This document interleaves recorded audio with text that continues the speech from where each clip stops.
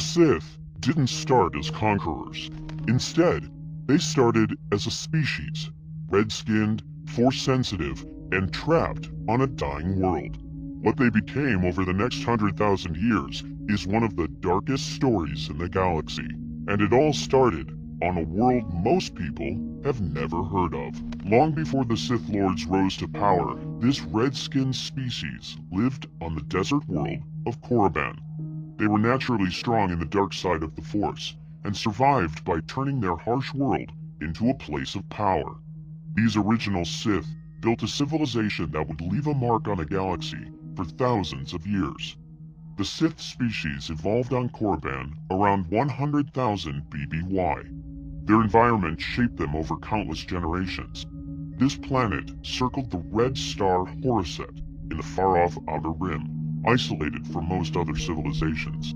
This isolation meant the Sith had to develop completely on their own, without any outside help or influence. Korriban's conditions were brutal. The world was dry, dusty, and cold. Water was hard to find, forcing people to come up with clever ways to save it. Valuable minerals were buried deep in the mountains and canyon systems, but digging them out was dangerous. Cave-ins and shaky ground killed people regularly. However, Korriban held something far more valuable than minerals. At the heart of Sith civilization stood the Valley of the Dark Lords, a place filled with powerful dark-side energy. The Sith evolved under the influence of this energy, developing a deep connection with the dark side itself. What made the Sith truly special was that almost every single member of their species could use the Force. Not just a few individuals, but basically everyone. In the Book of Sith, the Sith species was driven by hunger, rage, and the dark side itself. Their connection to the Force went beyond what other species experienced. Some sources suggest they could even draw sustenance directly from dark side energy. Whether literal or symbolic, this deep bond gave them advantages in survival, combat, and dark side techniques that other beings needed years of training to achieve. This connection manifested early in life. Sith children often developed Force awareness before they could walk or speak, weaving the Force into the fabric of daily existence. The dark side wasn't just something they learned, it was part of their biology, passed down through their bloodlines from one generation to the next. However, their natural Force sensitivity also made them targets. The planet's wildlife made daily life even more dangerous. The most well-known creatures were the Tukata, massive dog-like predators changed through alchemy to guard Sith tombs. Even more dangerous were the Terentatek, creatures created through Sith alchemy and designed to hunt Force users. The Terentateks fed on Force-rich blood, which meant they hunted Sith purebloods exclusively. The constant danger from these beasts meant everyone had to stay alert and be good at fighting. Beyond their Force abilities, the Sith species developed features that made them distinct from other humanoids across the galaxy. They had skin tones ranging from deep crimson to obsidian, with some individuals showing lighter red or pink hues. Their tough hides and physical build set them apart immediately. Their hands and feet typically had 3 clawed digits, with 2 pointing forward and 1 back, though individual Sith showed considerable variation. These digits ended in sharp claws that added to their fearsome reputation. 2 thick, fleshy tendrils hung from their cheeks or jaws, while additional tendrils called cartilaginous eyebrow stalks protruded from their temples. They had small noses with broad nostrils, sharp teeth, and sometimes cranial horn-like bumps. Along with prominent bone ridges, these details gave Sith purebloods a striking and intimidating look. Many also displayed glowing yellow eyes, a natural characteristic of their species. These biological traits were reinforced by a rigid social structure. Sith society was highly organized by rank under a caste system. Roles and responsibilities were assigned by birth. These castes were sometimes called subspecies, though members of different castes could still interbreed and produce healthy offspring. This structure gave Sith civilization stability and order that lasted for generations. At the top stood the Kisai. the priest caste who served as both spiritual and government leaders. They were scholars of Sith magic and alchemy, just as ruthless as the warriors, but more intelligent and watchful. They relied on cunning and knowledge rather than brute force.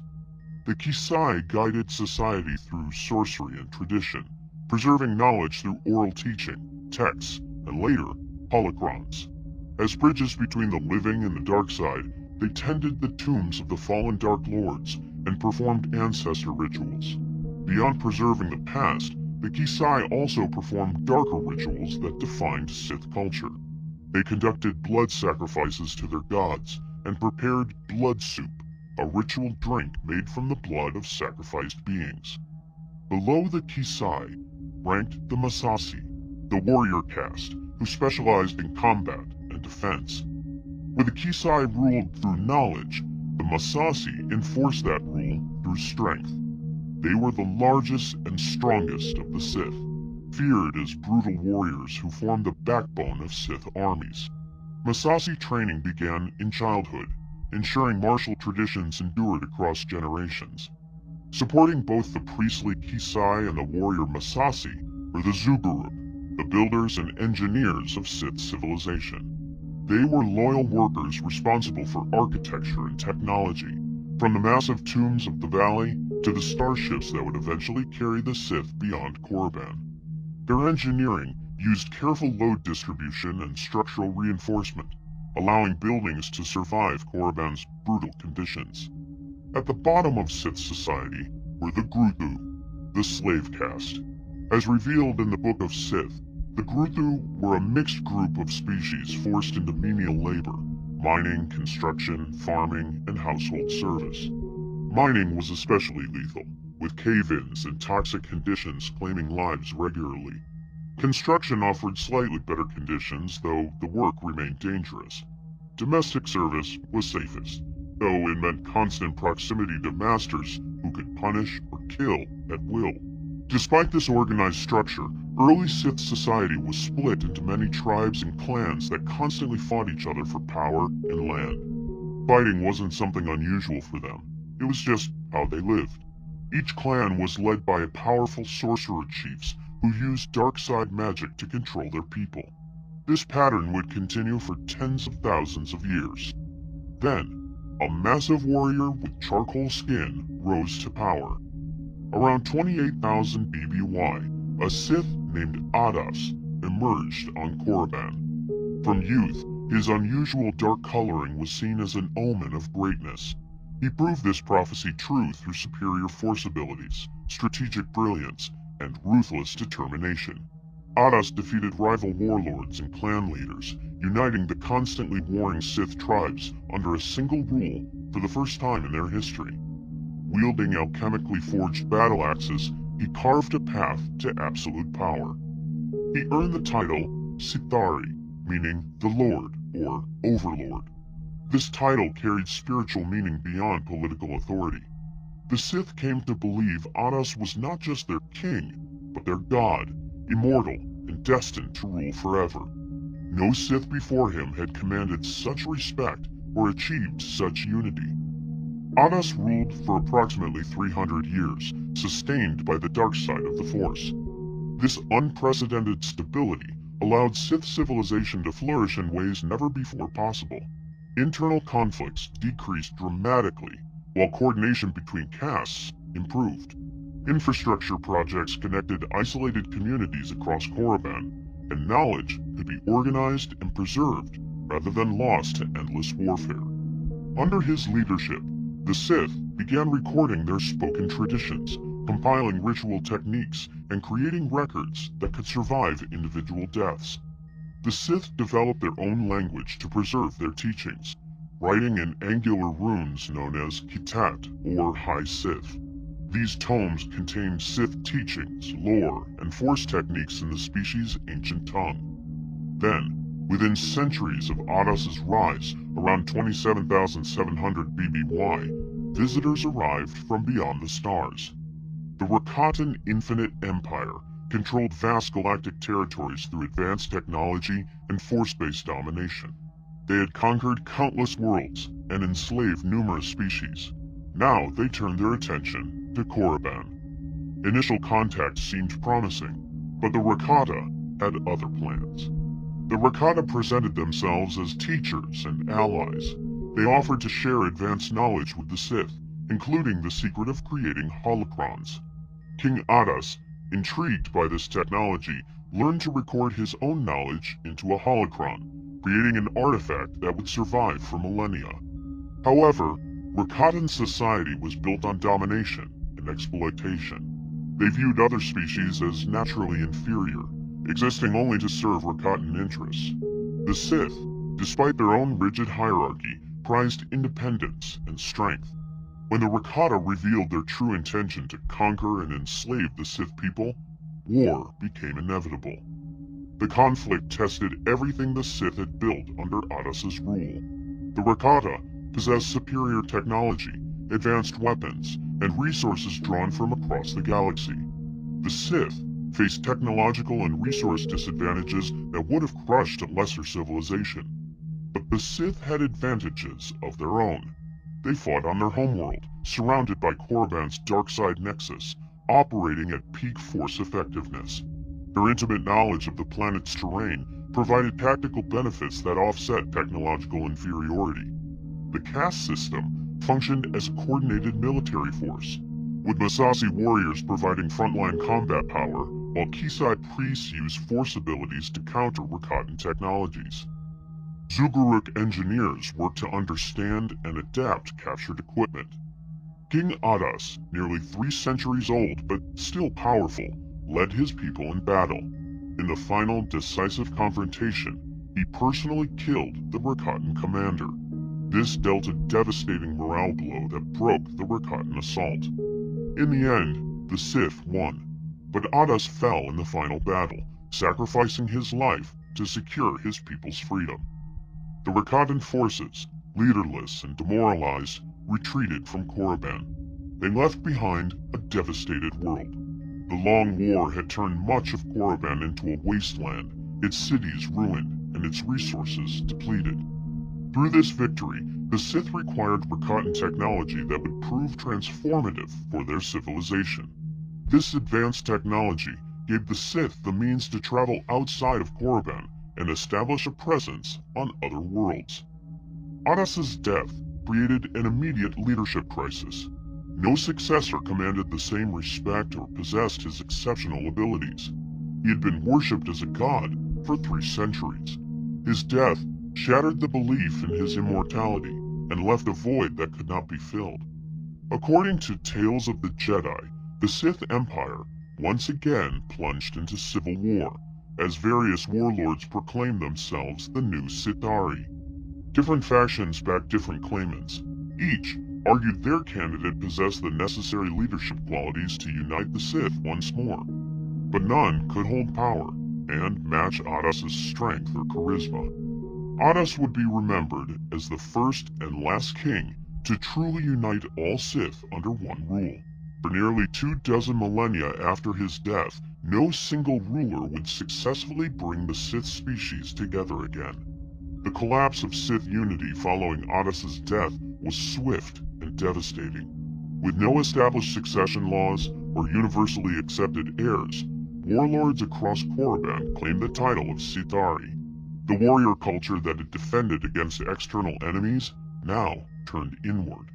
Regional power bases that Adas had united through conquest reasserted themselves. Different Sith lords controlled separate territories, each commanding their own Massassi warriors and Kisai priests.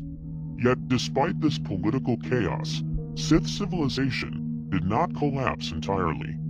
Over the next 20,000 years, successive Sith lords used the Rakatan technology Adas had acquired to expand beyond their homeworld. They conquered worlds throughout what would become known as Sith space, establishing strongholds on planets both within and outside the Stygian caldera. The Sith species, once confined to Korriban, now controlled multiple star systems. This expansion, however, brought new divisions. Not all Sith accepted the direction their civilization was taking. Some Kisai priests could not reconcile Adas's death with their belief in his divine power. Unable to accept that their God King had fallen, these heretics were cast out. They settled on the distant world of Tund, where they practiced their own isolated form of Sith sorcery, becoming known as the Sorcerers of Tund. Meanwhile, other conquered worlds became centers of Sith power in their own right. The temples of Malsahor and Thule were fortified against any counterattack. Zeost, which had been important even during Adas's reign, became a major Sith stronghold. The Sith remained powerful, but divided, their empire more a collection of rival domains than a unified civilization. Prolonged warfare across multiple worlds wore down Sith capabilities over the millennia as skilled practitioners died before fully training successors. Rival domains refused to share innovations with their enemies, and knowledge that might have advanced their civilization was instead hoarded or lost in the endless conflicts. Among the warlords who rose during this dark age, none proved more destructive than Dathka Grouch. Around 7000 BBY, Grouch declared himself King of Korriban and unleashed some of the bloodiest civil wars in Sith history. His reign was marked by necromancy, sorcery that brought dead warriors back to life to serve again in battle. Facing their own dead raised against them broke the morale of Grouch's enemies. His dominance came at a terrible cost.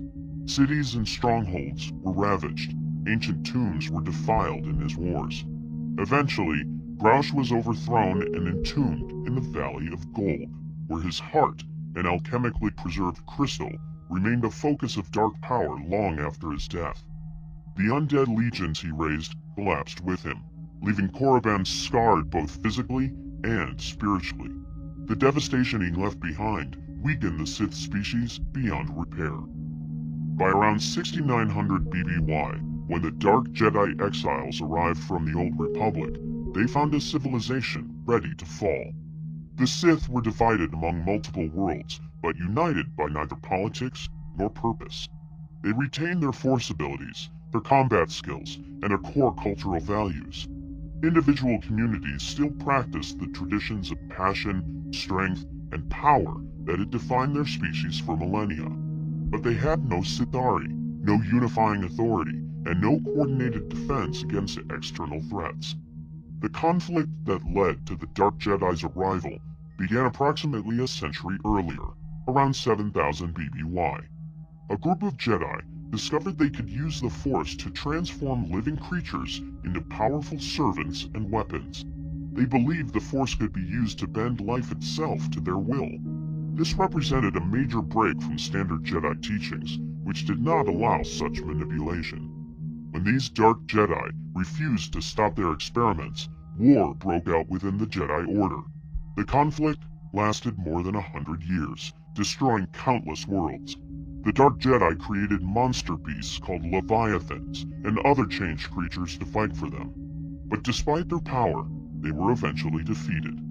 The final battle took place on the mine world of Korbos. There, the traditional Jedi crushed the Dark Jedi's remaining forces. Among the survivors was a former Jedi Master named Ajunda Paul, who had personally killed more than a dozen Jedi during the battle. But even his skills could not prevent their defeat. Rather than kill their defeated enemies, the winning Jedi chose exile. They took away all the Dark Jedi's weapons and loaded them onto a drone starship with no navigation equipment. The ship was programmed to carry them far beyond Republic space, to an unexplored region of the Outer Rim, where they could never threaten the Jedi again. The drone ship drifted through hyperspace, guided only by the dark side of the Force. The exiles had no way to control where they went. They had no weapons to defend themselves. Many believed they would not survive. But after coming out of hyperspace, their ship eventually arrived at a world strong in the dark side. They had found Korriban. The Sith species greeted these strangers with suspicion and fear. Sensing the Dark Jedi's power, the Sith tried to drive them away using illusions and sorcery.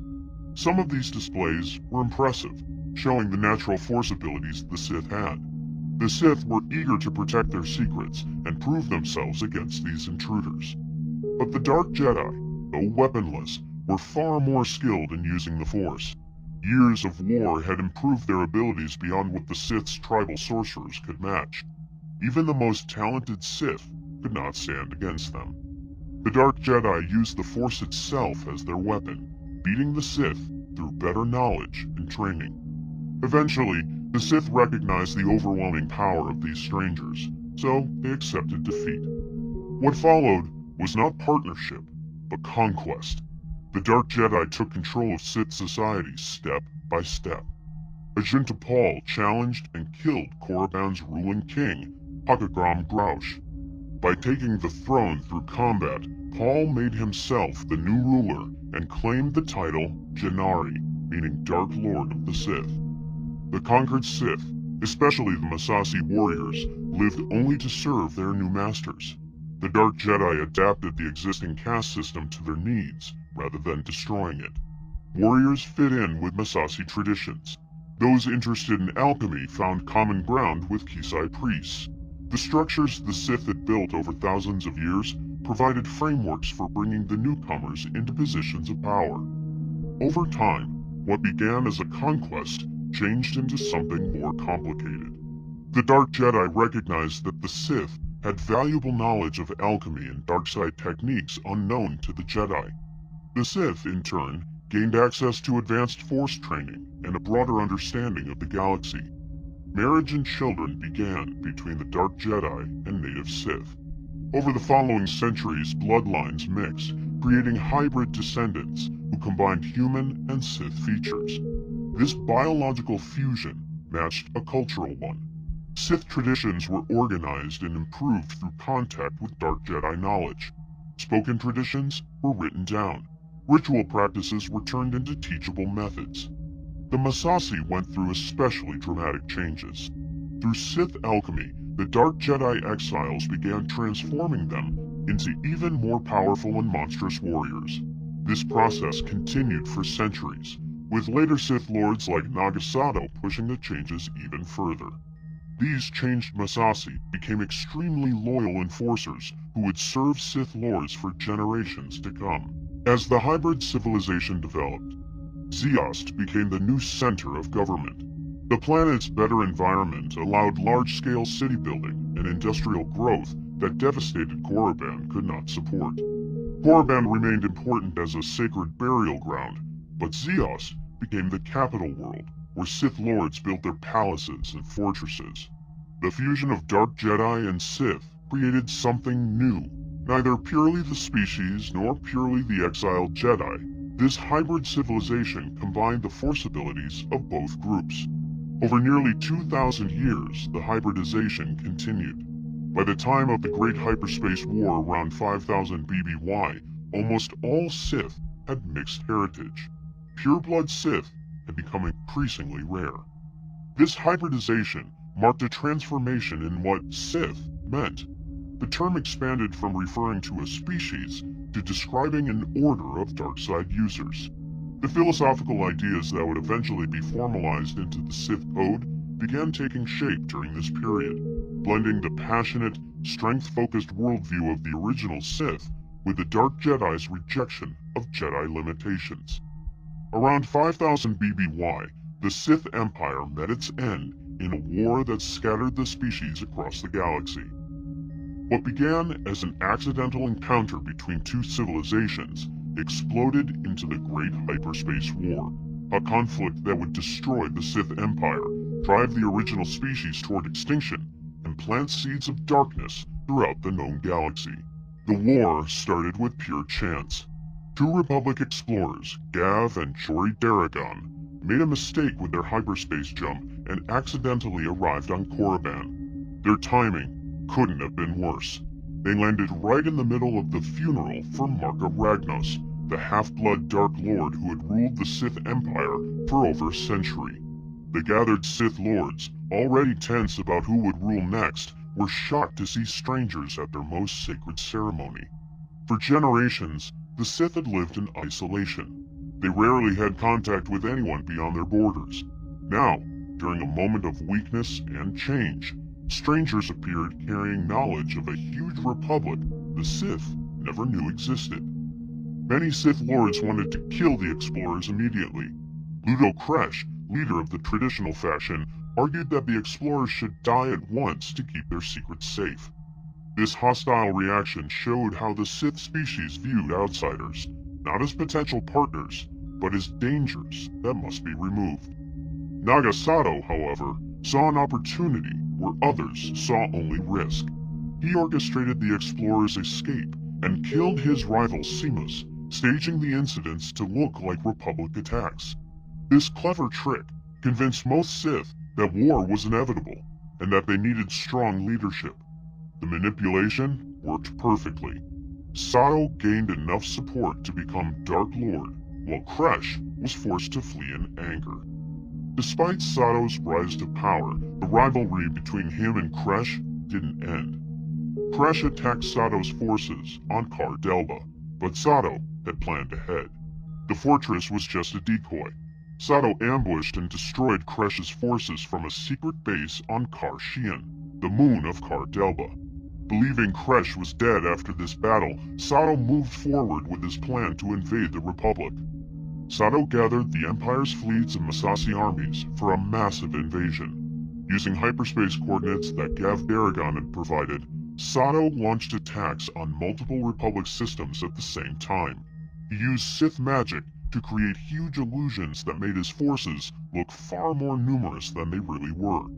Sato stayed in his meditation sphere at the Primus Golud star, controlling the war through mental projection and illusions while his armies struck across Republic space.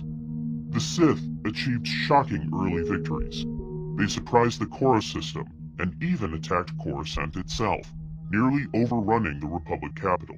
The Republic defenders struggled against what seemed like endless Sith forces and their strange weapons. On Coruscant, Sith landing forces led by Sith Lord Shar Khan pushed all the way to the steps of the Senate Hall, where a last group of Jedi kept fighting against wave after wave of Sith attacks. However, the Sith faced serious problems that illusions couldn't hide. Their smaller population and limited industrial power meant they couldn't match the Republic's vast resources. While the Sith controlled dozens of worlds with millions or billions of people, the Republic had thousands of worlds with trillions. This huge difference in resources meant that even when the Sith won battles, the victories cost them more than they could afford to lose.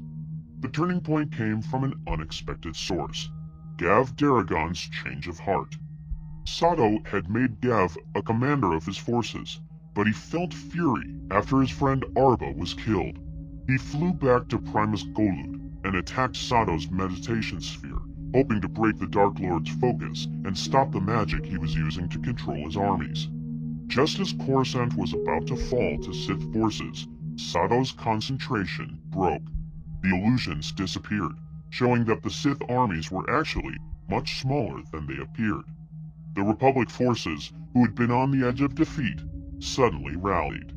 They launched a counterattack with what they had left of their military against the confused Sith, pushing them back into retreat. On the planet Kirek, the Massassi warriors kept fighting even after the illusions fell. Jedi Master Uru released poisonous cyanogen gas to kill the Sith in the area, sacrificing his own life, but the single-minded Massassi, in their rage, kept pushing forward anyway. When reinforcements from Ronica arrived to help the Kirek defenders, the Sith had to retreat. Following the collapse of Sato's illusions, Republic forces and reinforcements gained confidence. They pushed back the retreating Sith fleet all the way to Chorus Major. Jory Daragon, who had been there when Arba died, followed Gav from Chorus Major and called on Empress Tata's fleet for help. The Tatan forces and other Republic ships came out of hyperspace at Primus Golud to face Sato and what remained of his recalled forces. Sato had tricked Gav Daragon and trapped him on his damaged meditation sphere while Sato himself escaped to his Sith battleship. The Republic and Sith forces fought in space before Sato used his power to make the red supergiant star explode into a supernova. This killed Gav Daragon and many Republic ships, while Sato and his surviving forces jumped back to Sith space. When Sato returned to Sith space, he discovered that Ludo Kresh had survived his earlier defeat. Kresh had gathered his own forces, bringing together those Sith Lords who chose to stay behind. With their support, he took control and became the Dark Lord of the Sith Empire, while Sato was out trying to conquer the Republic. When Sato came back to Korriban to gather more Sith forces, Kresh revealed himself and told Sato that the title of Dark Lord had been taken away. The two Sith fleets fought in a battle driven by pride. Kresh's forces devastated Sato's already damaged ships. However, the battle ended when Sato ordered one of his doomed ships to crash into Kresh's flagship, killing the Dark Lord. The remains of Kresh's fleet held back, choosing not to keep fighting Sato's forces. Immediately after, Republic forces who had followed the Daragon Trail to Sith space came out of hyperspace near Sato's battered fleet. The Republic fleet crushed Sato's remaining ships, winning a decisive victory. After Sato refused Empress Tata's offer to surrender, he made a barrier with his remaining ships and headed for the Denari binary stars. He then used the Force and the remaining power on his ship to cause both stars to explode into supernovas, escaping while destroying his Republic pursuers in the process. At this point, the Empire no longer threatened the Republic, but Supreme Chancellor Pultimo wasn't satisfied. He ordered an invasion of Sith space to wipe out Sith civilization completely and make sure the Sith never returned. The Republic's and Jedi's mission was to leave no remnants of the Sith Empire. Hundreds of Republic warships invaded the Stygian caldera to attack the confused Empire, which was still in chaos after the death of their leader, Ludo Kresh. The Jedi Order also invaded with their Jedi shadows, looking to destroy everything they found about Sith teachings and ways. Together, the Jedi and Republic destroyed Sith Lords, their artifacts, talismans, and strongholds, eventually forcing the Sith to the point of surrender. During this period, Jedi Master Odan-Ur employed a rare and powerful technique against certain Sith. Known as Sever Force, it severed individual Sith of their connection to the dark side. This technique was used sparingly, reserved for specific enemies rather than as a battlefield tactic. Shar Dakan, now the acting Dark Lord with both Kresh and Sato gone, had his Massassi warriors crash into the invading fleets in death charges as a last desperate option. The heavy casualties these tactics caused forced the Republic into a temporary retreat. Eventually, though, the Sith were driven to defeat. Many lower-class Sith claimed their own lives in rituals rather than be captured. Within a few years, the Empire fell apart completely. The Sith worlds were absorbed into the Republic. At the end of the Great Hyperspace War, most people widely believed that the Sith were extinct as both a religion and a species. Despite the thorough destruction, scattered groups of Sith managed to survive in three major groups. The first and most important group fled deep into unknown space. At least a few hundred Sith, along with tens of thousands of prisoners from their early victories, used random hyperspace coordinates in desperation to escape the Jedi and Republic. For 20 years, this fleet drifted through deep space, making random jumps and sending out blind scouting missions. Their leader was a Sith named Tenebrae, later known as Vitiate. Born in 5113 BBY on the remote world of Medrias, he was the illegitimate son of Lord Drameth, a Sith ruler. He showed terrifying force abilities from early childhood. His black eyes showed no emotion, and even animals avoided him. By age 6, he had killed his own father and enslaved his village, bending thousands to his will.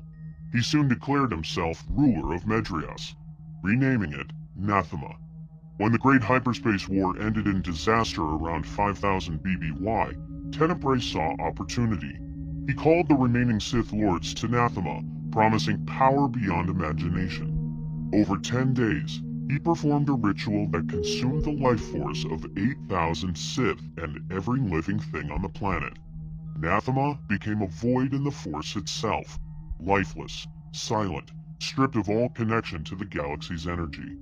The ritual transformed Tenebrae, giving him near immortality. Taking the name Vitiate, he declared himself Sith Emperor. During their 25-year journey, the fleet encountered the Chiss Ascendancy. Unlike other civilizations the Sith had conquered, the Chiss surprised them by looking for peaceful solutions. Chiss negotiators met with Imperial diplomats, and the Chiss became the first official allies of the exiled Empire. Eventually, the fleet found the long-forgotten Sith world of Dromund Kaas. There, under Vitiate's immortal rule, the purebloods preserved their traditions and authority, even as their numbers slowly declined through mixed marriages. For over 1,000 years, generations devoted their lives to building massive armies and fleets, all serving the Emperor's dreams of revenge. The second survivor was the most notorious, Naga Sato himself. After causing the Denari Nova that made everyone think he died, Sato fled with his remaining followers aboard a single ship to the Yavin system. There, on the jungle moon called Yavin 4, he set up his final hideout. Sato buried his Sith battleship deep underground and left his Massassi crew behind as guards. He ordered the Massassi to build a series of huge temples across the moon. These massive buildings were designed as dark side power sources. Using Sith technology and magic, Sato sealed himself in a special chamber beneath the main temple. He put himself in suspended animation, promising to wait until someone came who would continue his dark teachings. Planning to create guards to protect his legacy, Sato used Sith alchemy to perform horrible experiments on the Massassi he had brought with him. Through his alchemical knowledge, he transformed them into stronger and more violent creatures, but much less intelligent. Over the centuries after Sato went into hibernation, these primitive Massassi savages got even worse, becoming powerful but simple-minded beings. The third group of survivors was accidental. The crew of the ship Omen, mostly human and part Sith under Sato's command, got knocked off course during hyperspace travel. A Jedi starfighter had attacked them while they mined lignin ore before the Battle of Kirik, causing their ship to crash into its sister ship, Harbinger. These Sith found an unknown planet that the natives called Kesh. The survivors conquered the native Kashiri people, who started worshipping them as godlike beings called the Skyborn from their legends. The scattering after the Great Hyperspace War sped up the decline of the pure Sith genetic line. Intermarriage with human and near-human populations became increasingly common as survivors tried to blend into existing communities to avoid detection and persecution. The distinctive Sith pure-blood physical features became rarer with each generation. The genetic decline meant a huge loss of unique biological ability. The natural force sensitivity and dark side connection that characterized the original species couldn't be fully replicated through training alone. Later generations of Sith relied more heavily on discipline, philosophy, and ambition rather than the inborn abilities of their pure-blood ancestors. Nevertheless, the cultural and philosophical elements of Sith identity proved tougher than biological traits. Core beliefs about passion, strength, and power that defined the original species kept influencing practitioners regardless of genetic heritage. The survivors who scattered across known space carried with them the knowledge, artifacts, and ideas that would keep threatening the Republic for centuries to come. The knowledge arrived in 3 hidden places. On Yavin 4, Naga Sato slept in suspended animation, dreaming of the day someone would awaken him. On Dromund Kaas, the Sith Emperor Vitiate built a new empire in secret, far from Republic eyes. And on distant Kesh, the Lost Tribe adapted to their isolation, preserving their traditions across generations. 6 centuries after the Great Hyperspace War, that call would be answered. A Jedi Knight, talented and ambitious, would follow rumors and intuition to a forgotten jungle moon. There, he would discover a sleeping Dark Lord and learn secrets that would make him a king. His name was Frida Nad, and his discovery would unleash a new age of darkness. The Jedi Order survived the Great Hyperspace War, but the victory left a dangerous legacy. Sith artifacts, scrolls, amulets, and ancient texts filled with dark side knowledge remained scattered across the galaxy. The Republic believed the Sith threat had ended, but it hadn't. Around 6 centuries after the war, a young Jedi named Freedon Nad trained on Ossus, the Jedi's main library world. He stood out among his peers for his enthusiasm and dedication. His instructors praised his openness and willingness to fully embrace the Force. They agreed he showed great promise and could become a Jedi Master quickly, at least in spirit if not in technique. Then, the Jedi Masters denied him the rank of Jedi Knight. When the time came to promote apprentices, they passed over Nad completely. Disappointment settled on him, followed quickly by despair and hurt.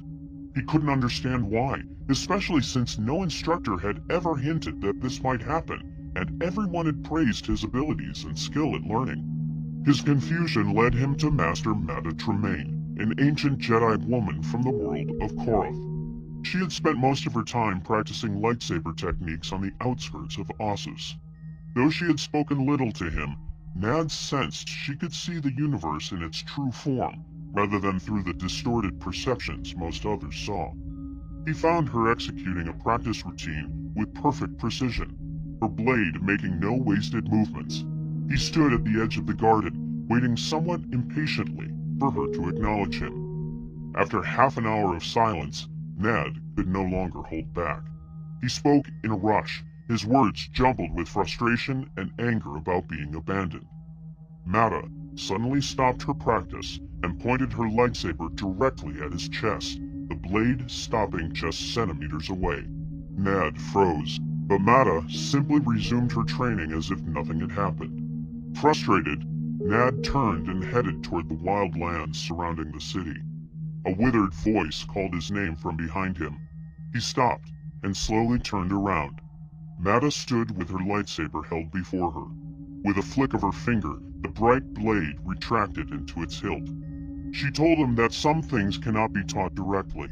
Some things he must find in himself. If the Master showed it to him directly and told him to look at it, he would not understand. Jedi must be willing to look into their own hearts and spirits. If he did not, he would never become a true Jedi. Nad pleaded with her, insisting he wanted to be a Jedi and was willing to do whatever it took if she would just point him in the right direction. Despite his persistence, the Jedi Master refused to give him any information. Rage suddenly filled Nad, pulling together all his anger and hurt into one focused emotion. He shouted that the Masters hid behind secrets. They didn't want apprentices to learn these techniques because that would threaten their authority. As he stepped toward her, anger filled his entire body. He declared he was a Jedi regardless of what they said, and didn't need their permission. Mata remained silent as she watched him approach. Nad accused her of refusing to answer rather than being unable to, blaming the Masters spoke in circles and expected apprentices to follow blindly. He refused to play that game, and they couldn't handle his defiance. He vowed to become the greatest Jedi who ever lived, with or without their help. Mata narrowed her eyes slightly and ignited her lightsaber. She told him to prove it, challenging him to show he was truly a Jedi. Nad responded that she couldn't scare him away like she had scared others. He was stronger than her and wouldn't be intimidated. He drew his lightsaber and ignited it, circling slowly to match her movement. If he let her win, it would prove she was right that he would never become a Jedi. Becoming a Jedi was all he had ever wanted, and he wouldn't let her or any other Master take it away. He lunged forward. Mata deflected his strike and thrust her saber at his ribs. Nad barely managed to block the attack. They exchanged several more strikes, and Nad struggled to keep up with her precise movements. Then, he saw an opening. Mata made a slight mistake that left her vulnerable. Despite her confidence, she had made an error. Now, Nad could prove himself. He swung his lightsaber at Mata's shoulder. She looked up as the blade came around, but instead of defending herself, she gazed directly into Nad's eyes. Her expression was calm and accepting, showing a strength Nad hadn't seen before. Soon, realization dawns to him. Mata had been testing him, and he had failed by seeing it as a threat. He tried desperately to stop his strike or angle it away from her, but it was too late. His lightsaber cut through Mada's shoulder. Her robes collapsed to the floor, empty. Nad stared at the lifeless cloth lying before him. He blamed himself for his own pride. But the more he thought about the situation, the more he realized that Mada had brought her death upon herself. She didn't have to do what she did to prove her point. She was the arrogant one. She was responsible for the pain he was feeling, and yet she wasn't around now to help him with it. She had taken the easy path, and she was the Jedi Master. How could they refuse to make him a Jedi Knight when the Jedi Masters were weaker than he was? In a rage that clouded his thoughts and directed all his emotions into his anger, he fled from Ossus. Plans of revenge for what the Jedi had done to him emerged from the darkest places within him, feeding his anger and giving him focus. As his world crashed down around him, he clung to his thoughts of revenge. One day, he knew, he would destroy those who had tried to destroy him. But he needed to learn more about the Force. He needed to possess more power than Jedi. From all of his studies, he knew of only one source that would readily accept his apprenticeship and teach him to use the Force without limits: the Sith. As Ossus disappeared into a tiny point below him, he set a course for Ashas Ree, an ancient system deep in the dark heart of what had once been the Sith Empire. He would return. He only needed time to become the greatest Sith sorcerer that had ever existed. 6 centuries after Naga Sato exiled himself on the jungle moon of Yavin 4, Freedon Nad followed rumors to the isolated system. In the centuries since the defeated Dark Lord had entered suspended animation beneath the main temple, the Massassi warriors Sato had brought with him had transformed into primitive but powerful beings through continued alchemical changes. When Nad arrived and fought them, his Force abilities reminded the Massassi of their origins. They showed him where the Dark Lord had sealed himself in suspended animation, waiting for someone to awaken him. Nad revived the ancient Sith Lord, and Sato instructed the Jedi in the dark side of the Force, the corrupted and destructive applications of power that the Sith had mastered. Freedon Nad then killed his mentor, and set about making himself a king on the primitive world of Onderon, a planet outside the boundaries of the Old Republic. Centuries before, the peaceful people of Onderon had been attacked by horrible creatures that crossed over from the nearby moon Duxon. The predators took a terrible toll on the population until the people constructed a walled city called Isis for their protection. Freedon Nad, with his knowledge of Sith magic, the term used for advanced darkside techniques, easily made himself the leader of these people. Over the decades, the city grew, steadily pushing back the jungle. One of the policies Nad put in place was to banish criminals outside the walls of Isis, where they would be devoured by the dangerous predators. However, some of these exiles managed to survive. They banded together and even learned how to capture the beasts and tame them. Riding on the backs of flying beasts and carrying handmade weapons, the survivors struck back against the city that had exiled them. This began centuries of unrest and rebellion, a scattered resistance war that even Freedon Nad's powers could not crush. After Nad's death, the sarcophagus containing his body became a focus of darkside energy that was used by his descendants. Nad's legacy passed from generation to generation. His spirit, however, was not finished influencing events. Nearly 4,000 years before the Battle of Yavin, the Jedi Order had grown into a recognized force for peace across the Republic. The Jedi acted as watchmen of new systems, helping them transition into the Republic and dealing with local problems.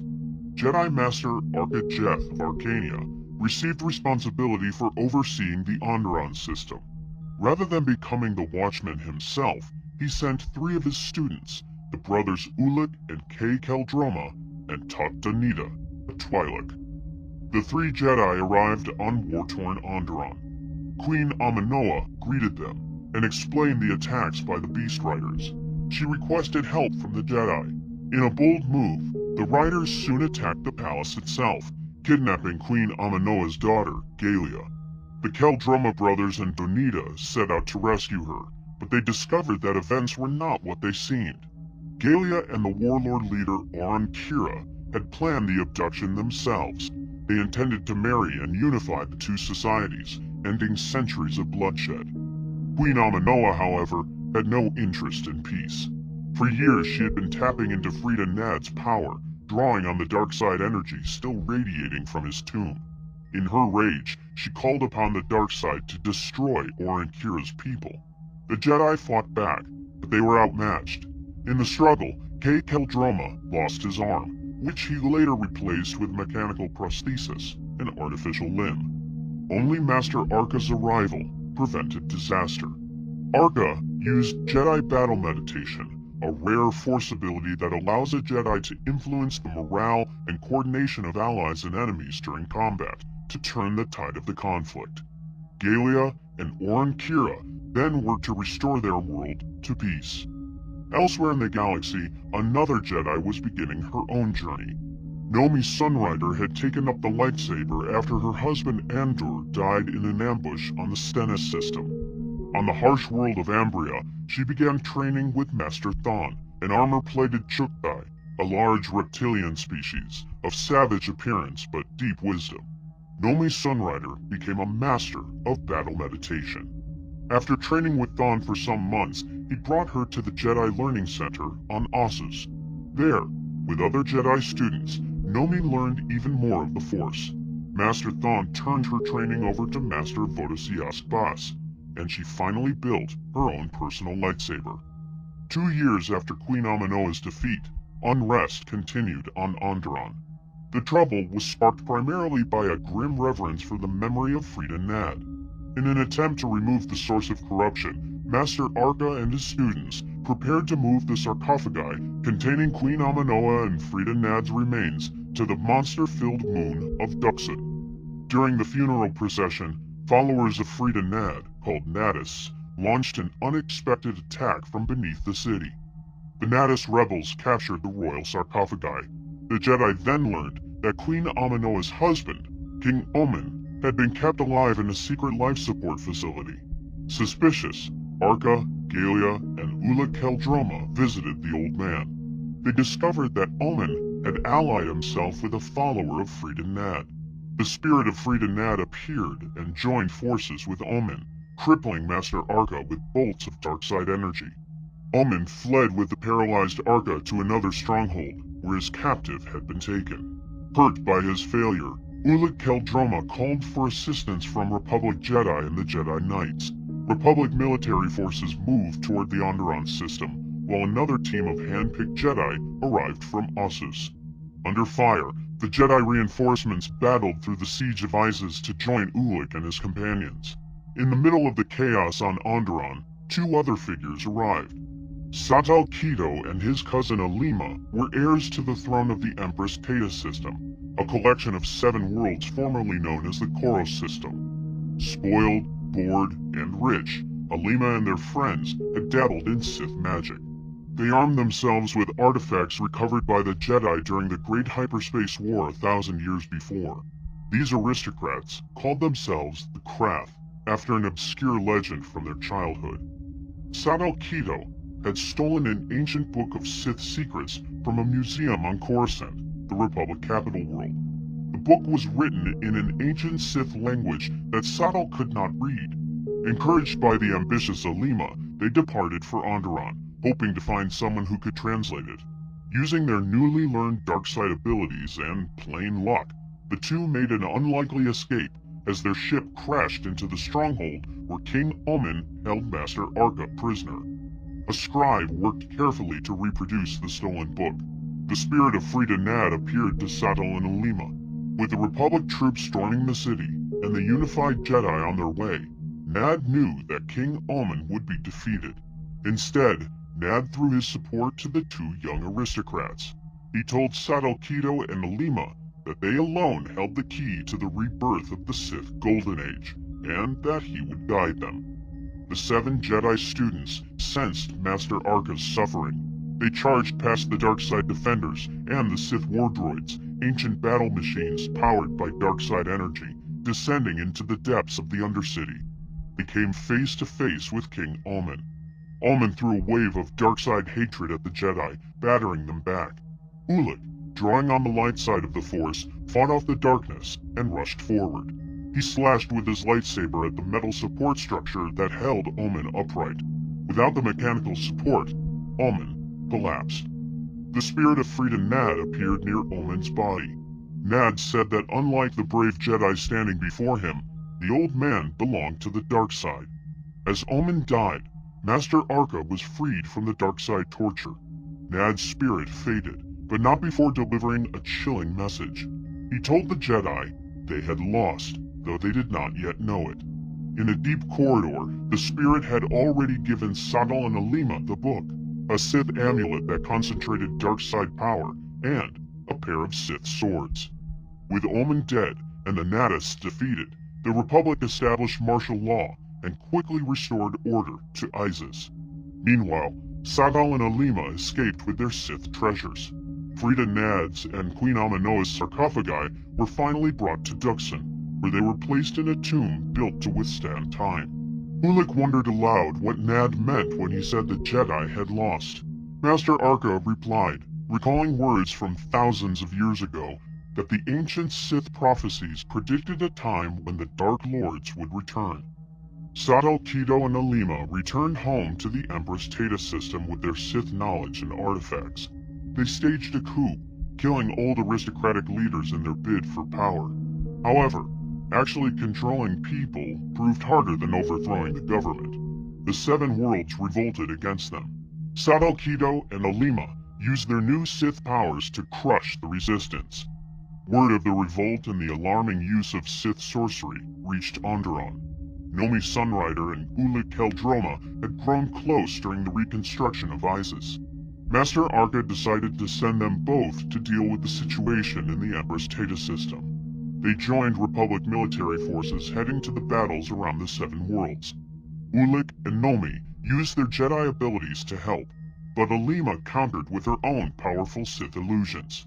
Force created false images that could confuse and mislead opponents. In a suicide attack, one of the Krath ships nearly destroyed one of the Republic fleet's main warships. The Republic fleet retreated.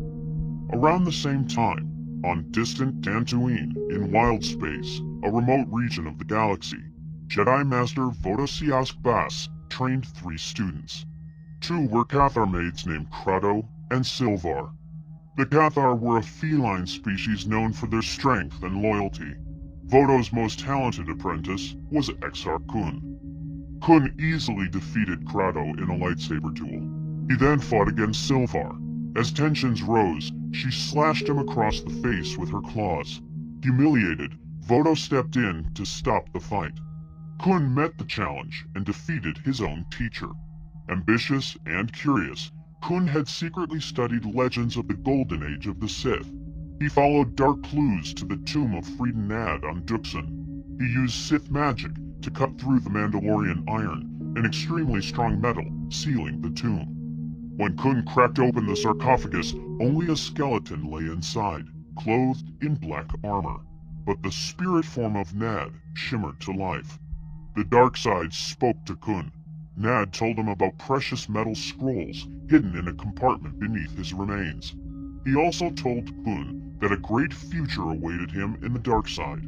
Continuing his search, Kun traveled to the Sith tomb world of Korriban. He investigated a spectacular temple. The ceiling collapsed, crushing him beneath the rubble. As he cried out for help, the spirit of Frida Nad appeared. Nad promised to save him, but only if he surrendered entirely to the dark side. Kun made what he thought was an empty promise to save his own life. Nad sent him further down the path he had already begun to walk. A giant black Sith hound whose power came from the dark side pushed away the rubble, healed Kun's broken bones, and left him lying on the dry clay of Korriban. Exar Kun let out a scream that seemed to echo across the galaxy, calling out to Master Vodo, whom he had abandoned. Master Vodo and all the other Jedi had gathered on the planet Deneba. They called a great meeting to discuss the trouble in the Empress Teta system. The assembly included the host Jedi of the period, Master Arca, Master Thon, Nomi Sunrider, and Ulic Keldroma. Jedi witnesses spoke about the dangerous Sith sorcery unleashed by the Krath and the risks of the dark side. In the middle of the assembly, automated war droids rained down through the atmosphere. They unleashed hordes of Krath war droids that attacked the Jedi Knights. The Jedi defended themselves in a fierce battle. Master Arca died even as he saved the life of his student Ulic Qel-Droma. This became the turning point in Ulic's life, breaking his spirit and leaving him vulnerable to the dark side's influence. As the Jedi Knights recovered from the attack, an anguished Ulic Qel-Droma made a vow. He would go to the Empress Teta system, infiltrate the Krath, learn their secrets, and destroy them from within. Master Thon warned him against the temptations of the dark side, but Ulic would not listen. His own pride did not allow him to see the danger in his plan to defeat the dark side by pretending to use it. Disguised as a fallen Jedi, Ulic infiltrated the iron-walled city of Sinagar, the Krath capital. He won acceptance into the Krath inner circle by killing an assassin who was targeting Alima. With innocent blood on his own hands, Ulic had taken another step toward his own fall. Alima intended to keep him near as a lover, though Saddle Keto was jealous and highly suspicious. Keto questioned and tortured Ulic, insisting that he was a Jedi spy. Finally, Keto injected Ulic with a Sith poison that affected the mind. Ulic became a Krath general in charge of military forces and Alima's personal ally. As months passed with no word from Ulic, Nomi Sunrider took action. She joined Qel-Droma and Taught Danita in an attempt to rescue the Jedi from the Krath. Nomi ended up as a prisoner inside the Sinagar fortress. Ulic, trying to maintain his cover, ordered Saddle Keto's execution. When Nomi escaped, Saddle Keto sent his men to kill Ulic, believing the Krath's new general to be a Jedi spy. Instead, Ulic killed Keto in a duel. He then took his place beside Alima as the new ruler of the Krath. On Korriban, Exar Kun had been healed and reborn in the dark side. The spirit of Freedon Nad urged Kun to travel to Yavin 4, the last stronghold of Naga Sato, who had instructed Nad himself centuries before. On the jungle moon, Exar Kun discovered the degenerate descendants of the Massassi. They tried to sacrifice him to a gigantic monster beneath the main temple. Kun once again called upon the dark side to save himself. Freedon Nad's spirit reappeared, pleased with Kun's victory. He claimed Kun as an ally and student, but Kun would hear none of it. Still burning with the Sith powers he had mastered, Kun lashed out and destroyed Nad's spirit for all time. Calling himself the Dark Lord of the Sith, Kun then took control of the Massassi. He had them construct huge structures based on Sith architecture, designed to focus dark-side energies. Beneath the largest temple, Kun found and repaired Nagasato's Sith battleship, taking it as his own. Using dark-side alchemy, Sith techniques for corrupting and twisting living things, Kun created freakish, two-headed creatures and hulking monsters. He formed a golden sphere that focused power, trapping the children of the Massassi inside it and allowing him to feed off their life energy. With his mind, he reached across the galaxy using dark side abilities, sensing the Sith magic being used in the Empress Teta system. Knowing that his purpose was to bring about a new Sith Golden Age, Kun traveled to Sinagar to destroy what he saw as an unwanted rival, Ulic Qel-Droma. The Jedi Knight Qel-Droma, Nomi Sunrider, and Taught Danita launched a second rescue mission to pull Ulic away from the Krath. Ulic responded to the Jedi attack with all his military forces. Blind to his own fall, he refused to join them. The Jedi Knights withdrew in failure. At that moment, Exar Kun burst into the palace. He and Ulic fought with a blazing clash of Jedi blades. During the fight, the Sith amulets both men wore began to shimmer. Before them appeared the image of the long-dead Dark Lord of the Sith, Marka Ragnos. This was the Sith ruler whose death had triggered the war between Nagasato and Ludo Kresh 1,000 years earlier. Ragnos commanded the two men to join forces. The alliance of Ulic Qel-Droma and Exar Kun could bring about the long-predicted return of Sith glory. No longer enemies, Kun and Qel-Droma clasped hands and promised to do what was necessary to create that future. Exar Kun and Ulic Qel-Droma brought their forces together. Kun worked to create Sith converts among weaker-willed Jedi, spreading his teachings on Ossus itself as if he were a prophet. Among those who believed was Kun's former training companion, the Cathar male Crado. Crado's mate, Silvar, remained loyal to the light. From the Jedi library on Ossus, Kun stole the original Sith holocron used by Naga Sato. A holocron was an ancient information storage device that could preserve the knowledge and personality of its creator. Caretaker Odan-Ur was killed during the theft, fulfilling a prophecy by Master Uru that Odan-Ur would die among his books. Kun then took his converts back to the Massassi temples on Yavin 4. There, he unleashed a powerful Sith spell that bound the fallen Jedi to him. He declared himself the sole master of all Sith teachings. Ulic Qel-Droma took control of the war's military strategy. He forged an alliance with the Mandalorian warrior clans. The Mandalorians were a culture of warriors who had left their homeworld and now searched the galaxy looking for worthy opponents to fight. Ulic defeated their leader, Mandalore, in open combat. The Mandalorian Crusaders agreed to become an arm of the Krath military. The Mandalorians and their basilisk war droids, large combat machines ridden into battle, worked with Alima's Sith illusions to strike at Republic outposts and shipyards, gathering supplies and weapons. Ulic could also count on a superweapon called the Dark Reaper. This ancient Sith device was capable of draining the life energy of thousands of beings at once. Ulic unleashed the Dark Reaper against hundreds of Republic troops on the outpost world of Raxus Prime. Believing the time was right, Ulic, Alima, and Mandalore launched an all-out assault on Coruscant itself. The capital's loyal Jedi force joined together against the invaders. Surrounded by the light side of the Force and other Jedi, Ulic was captured. After Alima fled, the prisoner was stripped of his weapons and taken to face trial for his crimes against the Republic. The trial took place in the Great Senate Hall on Coruscant. For a Jedi Knight, betrayal of the Republic was considered an unforgivable crime. Ulic, however, showed no regret. Master Vodo attended the trial, suspecting that Ulic wasn't acting alone. Vodo sensed the dark presence of his lost student, Exar Kun. During Ulic's sentencing, the doors crashed open. Exar Kun strode in, flanked by bestial Massassi bodyguards. Before the whole assembly, the new Dark Lord of the Sith used his powers to control the minds of observers and manipulate the President of the Senate. Master Vodosiask Bas stepped forward to battle his former student. Exar Kun, now armed with a double-bladed lightsaber, a weapon with energy blades extending from both ends of the hilt, stabbed and killed Master Vodo. Ulic and Kun left the Jedi and Senators behind, returning to their stronghold on Yavin 4. Vodo wasn't the only Jedi to die that day. Exar Kun had sent his corrupted disciples on a mission to assassinate their own masters, and the wave of deaths shocked the Republic. Kun's lieutenant, Crado, attempted to kill his former master Thon, but was defeated and fled to join Alima.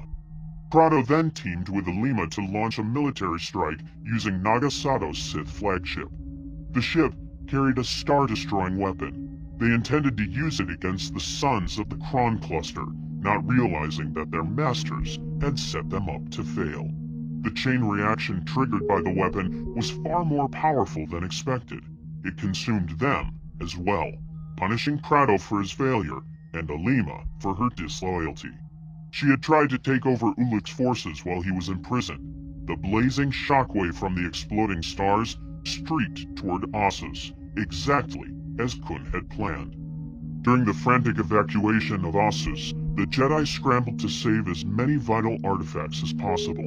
In the middle of this chaos, Exar Kun and Ulic brought their forces to the library world to raid anything that remained. A tree-like Neti Jedi named Master Ud Banar had taken over as librarian after Odan-Ur's death.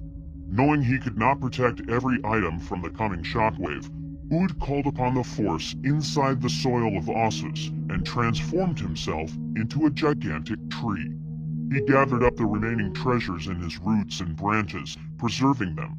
Exar Kun departed Ossus with whatever plunder he could carry. As the waves of supernova fire drew closer, Ulic Qel-Droma fought against the rallying Republican Jedi forces. His brother Kay tried to stop him, but Ulic unleashed his rage and struck him down. Staring at Kay's body and realizing what he had done, Ulic collapsed in horror. Nomi Sunrider and Tat Danita arrived too late to help. Overcome with grief, Nomi used a rare Force ability to sever Ulic's connection to the Force, stripping him of his powers. This technique was almost never used, as cutting someone off from the Force was considered an extreme punishment. No longer able to sense the Force, Ulic finally saw how much pain he had caused.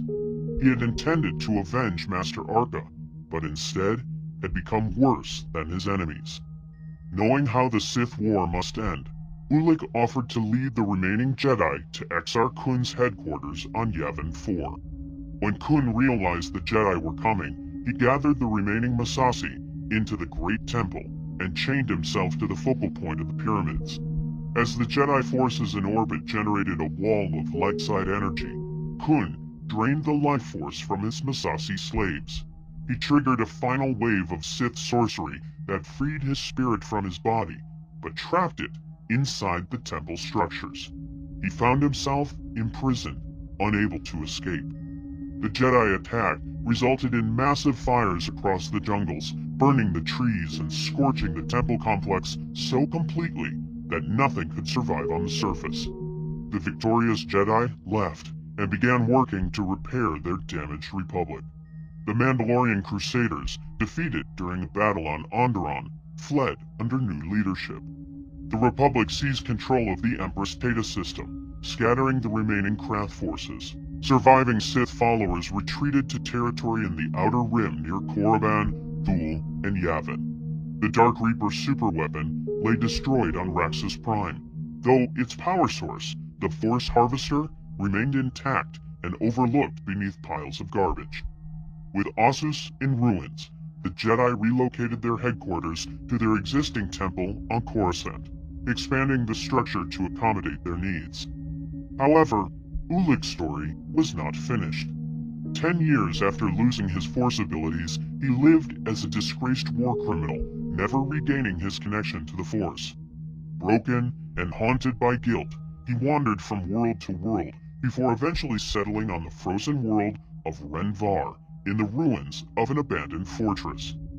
Nomi Sunrider was also deeply affected by Ulic's fall, as he had been the second man she had ever loved. She devoted much of her life to politics and rebuilding the Jedi Order, but her focus on these duties meant she failed to give enough attention to her daughter, young Vima. Without proper Jedi training, Vima eventually ran away from a Jedi gathering at Exus Station and set out to find Ulic, convinced the legendary warrior would take her as an apprentice. On Renvar, Vima persuaded the bitter hermit to teach her what he knew of the Force. Even without the ability to use his powers, Ulic taught Vima about honor and duty, and his heart softened toward the girl. Vima came to love him like the father she'd never known. Meanwhile, Silvar, the Cathar Jedi, had never overcome her anger. She blamed Ulic for the death of her mate, Crado, during the Sith War, and vowed to make him pay for his crimes. She enlisted the help of a scavenger pilot named Hogon, and tracked them to Renvar.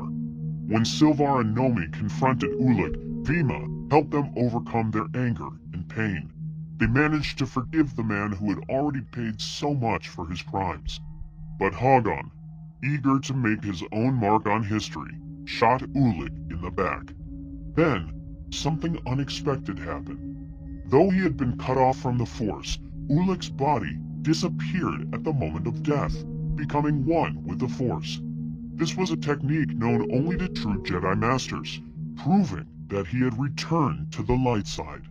In the end, Ulic Qel-Droma died a Jedi. With such a beginning to her career, Vima eventually became one of the greatest Jedi of her age. The Jedi had defeated the Sith once again, but the dark side could never be fully destroyed. Though threats like Revan and the Sith Triumvirate would soon follow, the Sith as a unified order would eventually fade into myth, only to rise again around 2000 BBY under Darth Ruin. In 3976 BBY, the Mandalorian clans united under a single leader who called himself Mandalore the Ultimate. Believing the Republic was weak and vulnerable, he summoned warriors from all the clans. They answered without question and launched an all-out war against the Republic, attacking colonies along the outer edges of Republic space. The Jedi Council refused to help, sensing something darker behind the Mandalorian attacks. They ordered the Jedi to stay out of the conflict.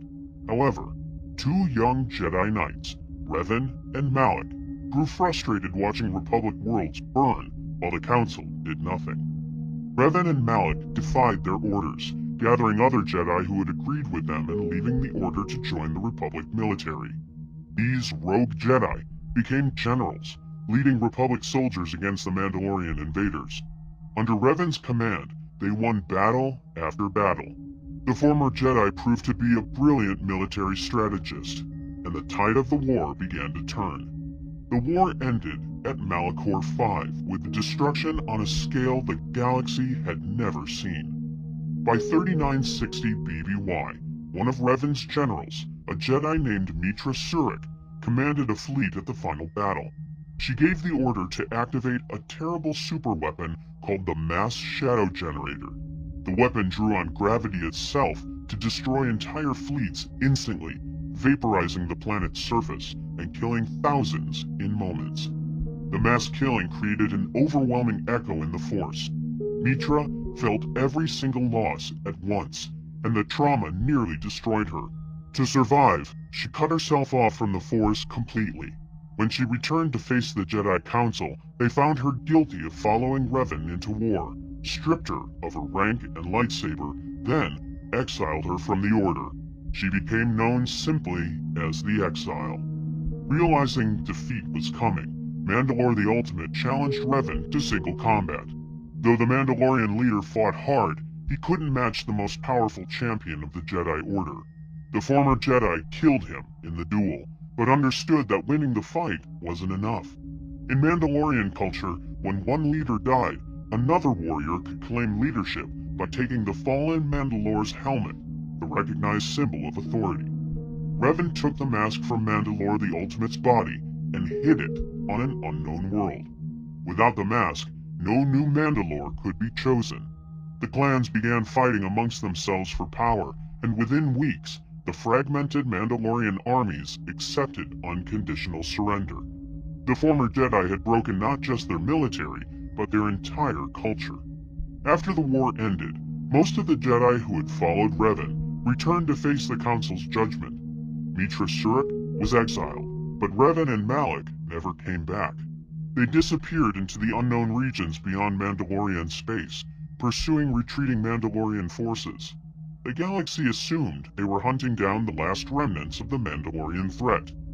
What they found instead would doom them both. Revan and Malak discovered a planet called Nathema, a world completely empty and stripped of the Force itself. Walking on its surface was horrifying. There was absolute silence, no color except brown and gray, and a complete emptiness where the Force should have been. Even the buildings and ships were intact, frozen in time, as if everyone had simply vanished. Nearly 1,000 years earlier, a powerful Sith Lord named Vitiate had performed a dark ritual that consumed the life force of thousands of Sith Lords in a single moment. He devoured everything on the planet: life, sound, color, even the Force itself. The ritual made him immortal and gave him incredible power. He declared himself the Sith Emperor and led survivors of the Great Hyperspace War into hiding, settling on a world called Dromund Kaas to rebuild in secret while planning revenge against the Republic.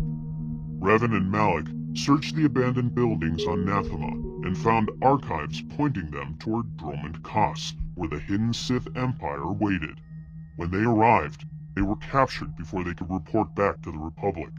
The Emperor sentenced Revan to be executed publicly, but that wasn't his real plan. The Emperor possessed the power to dominate minds completely, breaking the wills of even the strongest opponents and turning them into puppets who served him without question. The Emperor shattered their minds and bent them to his will. He twisted Revan and Malak into his servants. However, he underestimated their strength. They were powerful enough to partially resist his control, twisting his domination just enough to free themselves somewhat, though they couldn't break free entirely. The Emperor sent them back to the Republic as corrupted agents, expecting them to serve his purposes. In 3959 BBY, Revan and Malak returned to Republic space as conquerors, calling themselves Sith Lords. They had found an ancient space station called the StarForge, a powerful creation of the long-gone Rakata species. The StarForge could produce massive amounts of ships and weapons by drawing on the dark side of the Force. With this factory in their control, they built a fleet and declared war on the Republic. The Jedi Civil War had begun. The Republic expected peace after defeating the Mandalorians, but instead faced a new war led by the very Jedi who had saved them. Revan and Malak attacked Republic worlds with overwhelming force, using strategies and tactics that former Jedi had perfected during the Mandalorian Wars. Then, Malak betrayed his master. During a battle, Malak ordered his ships to fire on Revan's flagship, trying to eliminate him and take control. The attack nearly succeeded, shattering Revan's body and breaking his mind. A Jedi strike team led by Bastila Shan had been attempting to capture the fallen Jedi at that exact moment and found him barely alive. The Jedi Council made a choice that would change everything. They decided to save Revan's life, but wipe his memories completely, stripping away his identity, his past, and his knowledge of the Sith Emperor. Then they rebuilt him with a new identity, turning him into a weapon they could use against Darth Malak. The redeemed Revan eventually defeated Malak and destroyed the StarForge. The Republic proclaimed him as a hero and awarded him its highest honor, the Cross of Glory. The former Sith Lord married Bastila Shan, and they tried to live quietly on Coruscant. However, Revan's memories slowly began returning. He remembered the Mandalorian Wars and becoming Darth Revan, but something was still missing.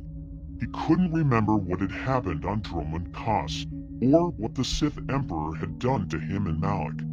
Revan began having nightmares about a world covered in eternal storms and darkness. He knew something terrible was still out there, something far more dangerous than the Mandalorians or the StarForge. By 3952 BBY, with Bastila pregnant with their son, the former Jedi left to find answers. He took his Mandalorian friend Canderous Ordo and his droid T3M4, searching for the storm-covered world from his nightmares. His search led him back to Nathema. When his ship arrived there in 3951 BBY, all his suppressed memories came flooding back at once. He remembered everything, the horror of Nathema, finding the archives, discovering Dromund Kaas, and what the Emperor had done to him. However, another ship was there. A Sith Lord named Scourge, serving a Dark Council member named Darth Nihilus, shot down Revan's ship, which crashed on Nathema's empty surface. Scourge captured Revan and delivered him to Nihilus, who imprisoned him in her stronghold on Dromund Kaas. For 3 years, the former Jedi was held in a dungeon, given substances daily to keep him weak and helpless, while Scourge interrogated and tortured him regularly. During this time, Revan learned about Sith society and politics, as well as the Emperor's plan to invade the Republic in a war that could destroy both civilizations. Meanwhile, back on Coruscant, Bastila gave birth to their son and raised him alone, not knowing if Revan was alive. 3 years passed before T3M4, who had escaped when Revan was captured, finally found Mitra Surik. The exile had regained her connection to the Force after years of wandering. T3 showed her a recording of Scourge taking Revan, and Mitra agreed to help rescue him. Mitra traveled to Dromund Kaas and tracked down Scourge. By this time, Scourge had learned that the Emperor was truly insane. The Emperor's ultimate plan wasn't just to conquer the galaxy, but to consume all life in it, repeating what he'd done to Nathema on every world until he stood alone. When Mitra confronted him, Scourge agreed to help rescue the former Jedi. Together, they freed him from his prison. Bastila had given Mitra Revan's old mask, hoping it would help restore his memories. When the former Jedi touched the mask, everything came flooding back. He remembered his past fully for the first time. With his memories restored, Revan helped Scourge and Mitra fight their way out, eliminating Darth Nihilus, who had been plotting against the Emperor. The three formed a desperate plan to eliminate the Emperor. The Emperor had just eliminated the entire Dark Council, all 12 members, for conspiring against him. The Empire was in chaos, and most of the Emperor's elite Imperial Guard were out patrolling the streets. If they struck quickly at dawn, they might catch the Emperor with minimal guards. The former Jedi explained that he now knew the Emperor's techniques for dominating minds, and could shield his own mind from that control while teaching the others to do the same. In 3948 BBY, Revan, Mitra, and Scourge prepared for their final assault. The night before the attack, Scourge experienced a vision while meditating. Unlike a normal dream, the vision was clear and detailed, showing him their defeat. He saw himself, Revan, and Mitra lying broken on the throne room floor while the Emperor approached to finish them. When he tried to discuss it with Revan, the former Jedi told him that visions showed only one possible future among many, and that what they saw could still be changed.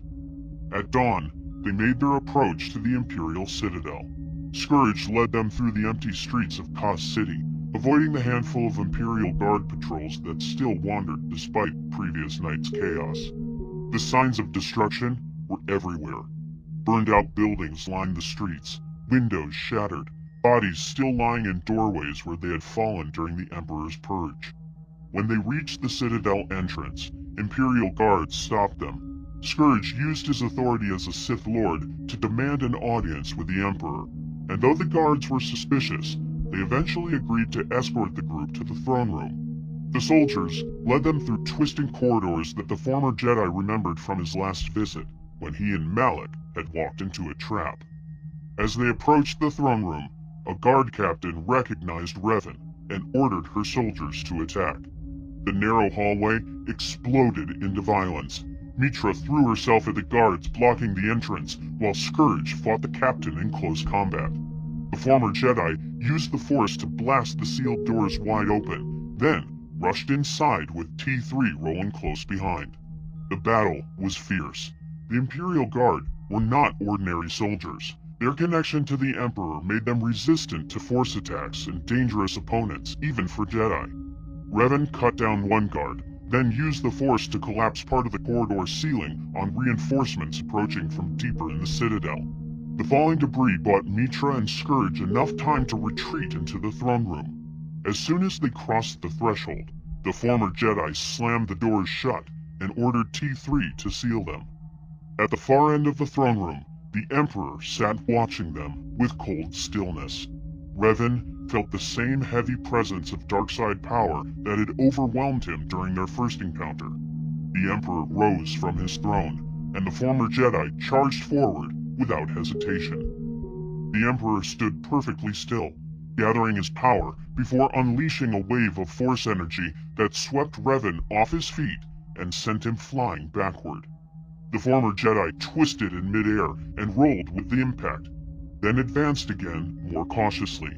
He could feel the Emperor trying to dominate his mind as before, attempting to crush his will and control him. This time, however, Revan was ready. He opened himself to both the light and the dark sides of the Force at the same time, then released that energy in its purest form. A brilliant flash lit up the air between them.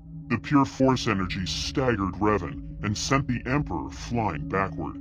Before the Sith Lord could recover, the former Jedi raced toward him. The Emperor rolled to one knee and hurled a bolt of dark-side lightning. Revan blocked it with his lightsaber, though the impact stopped his charge. 3 more bolts followed in quick succession. The former Jedi deflected the first, ducked under the second, then batted the third back toward its source. The reflected lightning struck the Emperor in the chest, sending him sliding across the floor. For the first time, the Emperor's emotionless mask cracked. He rose to his feet, his robes smoking where the lightning had burned him, and raised both hands high. Revan recognized what was coming, a storm of pure dark-side energy, the same technique Darth Nihilus had used against him. He quickly realized that he couldn't close the distance in time to stop the attack, so he prepared to catch and absorb it as he had done before.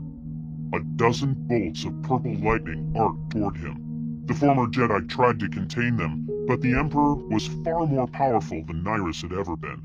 The electricity coursed through Revan's body with terrible pain.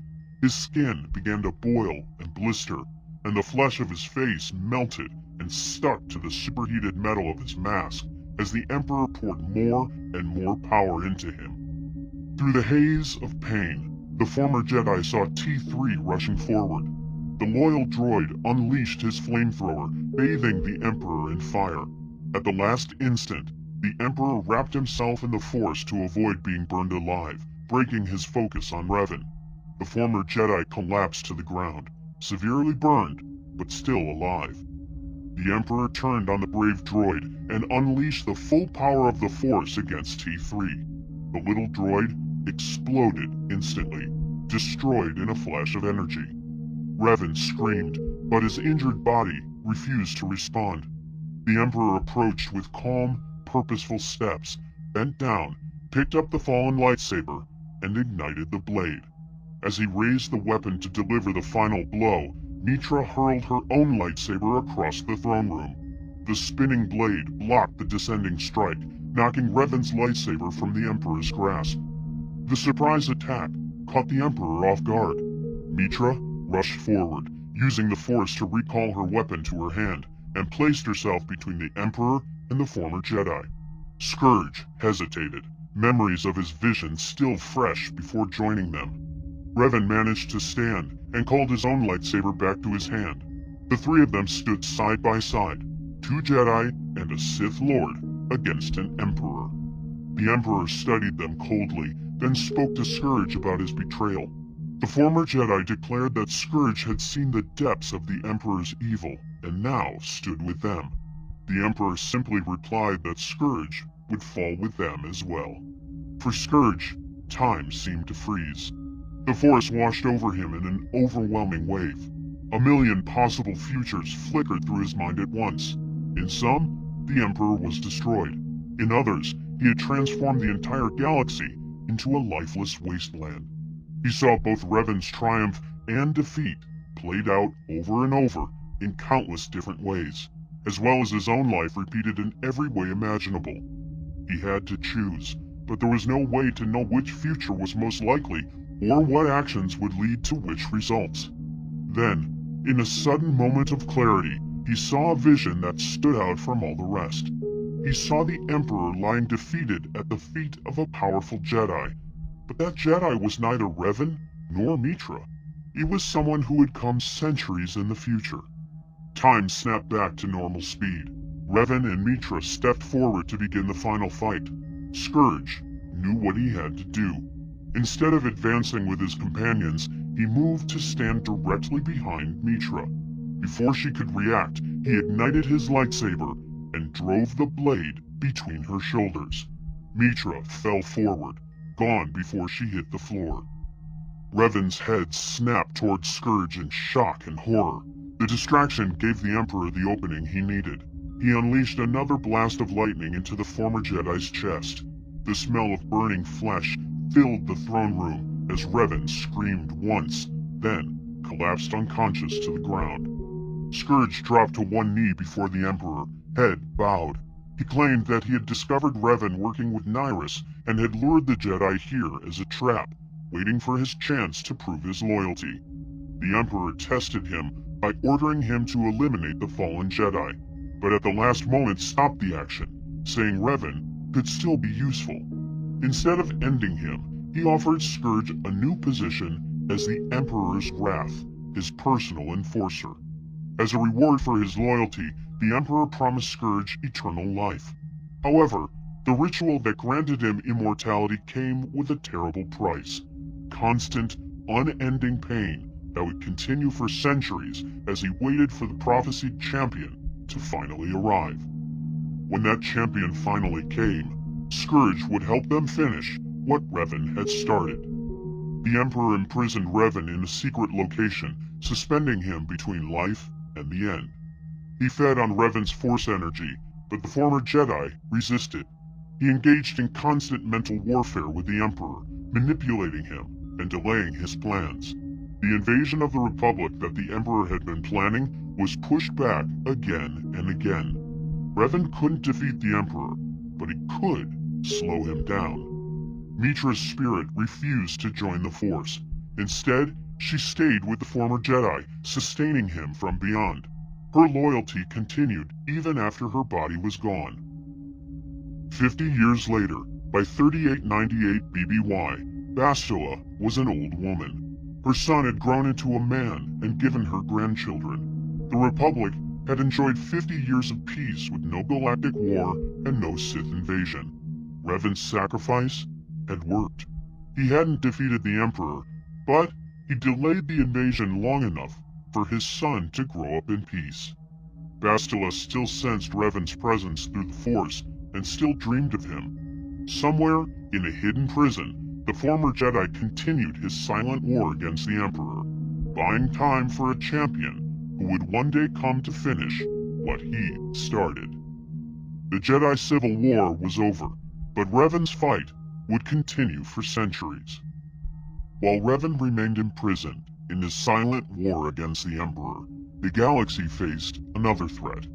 Years earlier, after Revan had defeated Darth Malak and destroyed the Starforge around 3956 BBY, the Republic expected peace. The Jedi Civil War was over, and the Sith threat seemed finished. However, the war had left the Jedi Order badly weakened. Thousands of Jedi had fallen in battle, and Revan and Malak had eliminated many more when they attacked the Republic. The survivors were scattered across the galaxy, and many had gone into hiding. When Revan disappeared a few years later, searching for the source of the dark side corruption that had twisted him and Malak, it created a power vacuum. The remnants of Revan's Sith Empire, including soldiers, officers, and dark side followers, were left without a leader. They began fighting amongst themselves for control, and this Sith Civil War created chaos across multiple systems. From that chaos, 3 particularly dangerous Sith Lords emerged. They called themselves the Sith Triumvirate: Darth Traya, Darth Sion, and Darth Nihilus. Each was twisted by the dark side in a unique and terrible way. Together they would nearly destroy the Jedi Order completely, bringing it closer to extinction than ever before. Darth Traya was once a Jedi Master named Kreia. She had been a historian who trained at the Jedi Temple on Coruscant. For years, she taught Padawans and challenged them with difficult questions about the nature of the Force and what it meant to be a Jedi. Her teaching methods were brilliant but controversial, asking questions that other Jedi considered forbidden, such as whether a Jedi who loses their powers remains a Jedi, or whether Jedi under enemy control can still be considered part of the Order. Kreia had been Revan's master at one point. When the Mandalorian Wars began, her students, including Revan, left the Order one by one to fight. Padawan after Padawan abandoned her teachings to follow Revan into battle. The Jedi Council, led by Master Atris, blamed Kreia for this and cast her out of the Order. Betrayed by the Jedi she had served, Kreia withdrew entirely. She followed Revan's path, but in a different way. She was drawn to Malachor V, the site of the terrible battle where the mass shadow generator had been used.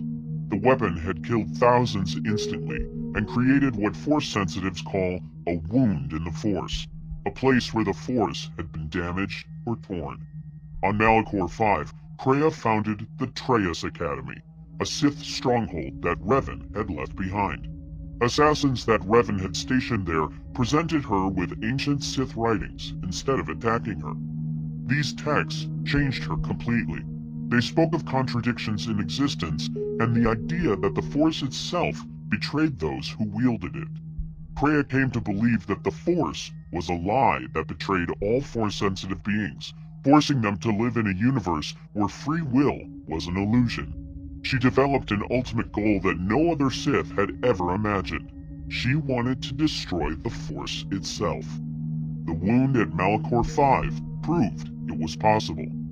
Kreia took the name Darth Traya, Lord of Betrayal, and began hunting for others like her.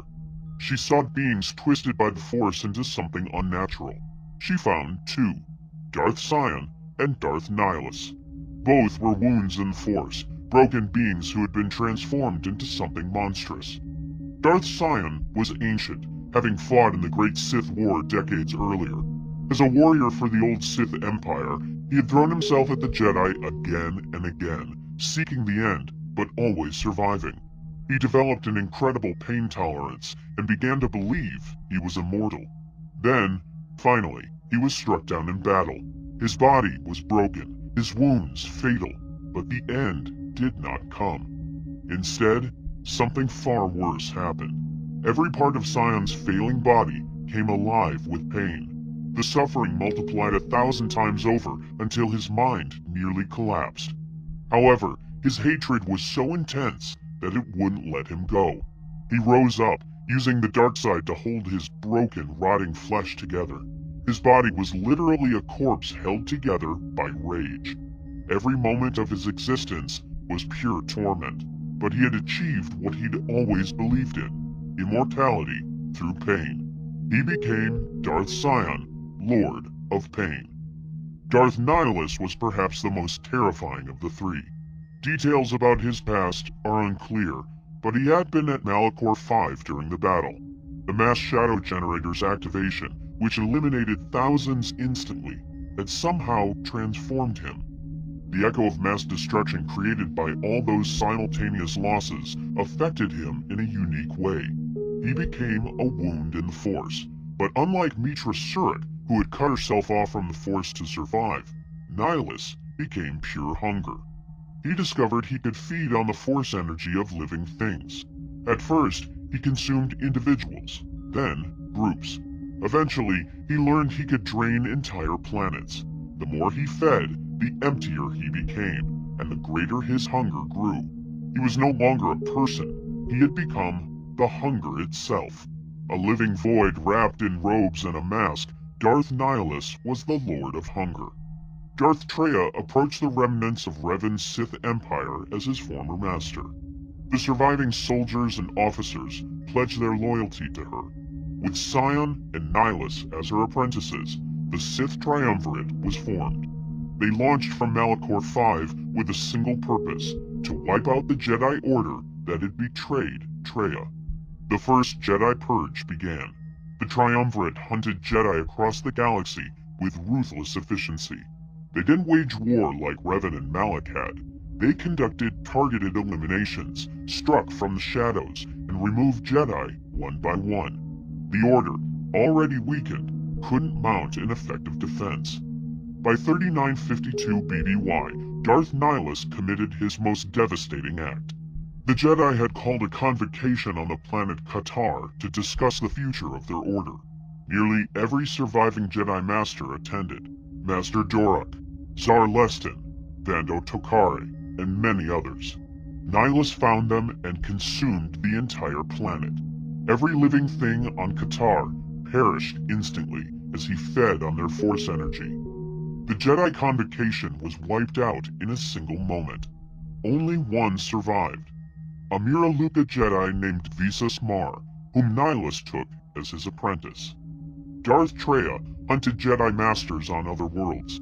On Dantooine, she eliminated Masters Zez Kyle, Kavar, and Vruk Lamar. The Purge continued, and the Jedi Order was brought to the brink of extinction. Historians would later describe this period as the Dark Wars, when the Jedi nearly vanished from the galaxy entirely. However, the Triumvirate did not remain united. Darth Sion and Darth Nihilus grew frustrated with Traya's teachings.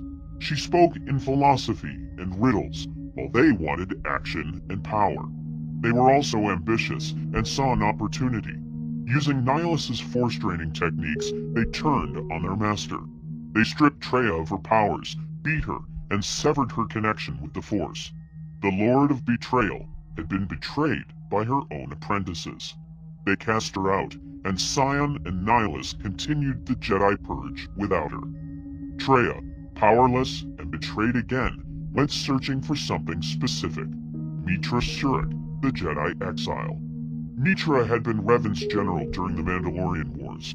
She had commanded the fleet at Malachor V and gave the order to activate the mass shadow generator on Revan's command. The weapon eliminated thousands of Republic soldiers, Mandalorians, and Jedi in moments. Mitra felt every single loss through the Force all at once. The trauma should have destroyed her, but instead, she did something unique. She cut herself off from the Force completely to survive the pain. When she returned to face the Jedi Council, they found her guilty of following Revan into war. They removed her rank, took her lightsaber, and exiled her from the Order. For years, she wandered the Outer Rim, severed from the Force, and believed to be powerless. However, Traya saw something different. Mitra was also a wound in the Force, living proof that life could exist without it. This supported everything Traya believed about the Force being unnecessary and destructive. Through a mental connection, Traya and Mitra revitalized their Force connections together. Traya manipulated the exile into finding the few surviving Jedi Masters and hunting down Traya's former apprentices. She tested Mitra, trained her, and guided her, while hiding her true identity as a Sith Lord. Mitra tracked down the remaining Jedi Masters first. When they gathered on Dantooine to discuss what to do about her, fearing she might be dangerous as a wound in the Force, Traya revealed herself and eliminated them. The last of the Jedi leadership was gone. Then, Mitra went after the Sith Triumvirate. First, she confronted Darth Sion on Korriban. He was drawn to her in a way he didn't understand. Her presence made him feel emotions he had long buried: compassion, respect, even love. These feelings threatened the hatred that kept him alive. He couldn't eliminate her, even though he tried repeatedly. Each time he struck her down, his body fell apart, but his rage brought him back. Yet, she kept returning, and each encounter weakened his hold on life. Next came Darth Nihilus. Mitra, along with the Sith's former apprentice Visas Mar, confronted him on his ship. Nihilus tried to feed on her Force energy, as he had done to entire planets. However, something unexpected happened. Mitra's wound in the Force repelled his hunger. He was trying to consume an emptiness, and it starved him. The most powerful Force-draining ability in the galaxy was useless against someone who was already severed from the Force. Weakened and unable to feed, Nihilus fell to Mitra and Visas in combat. Finally, Mitra returned to Malachor V and the Treyas Academy.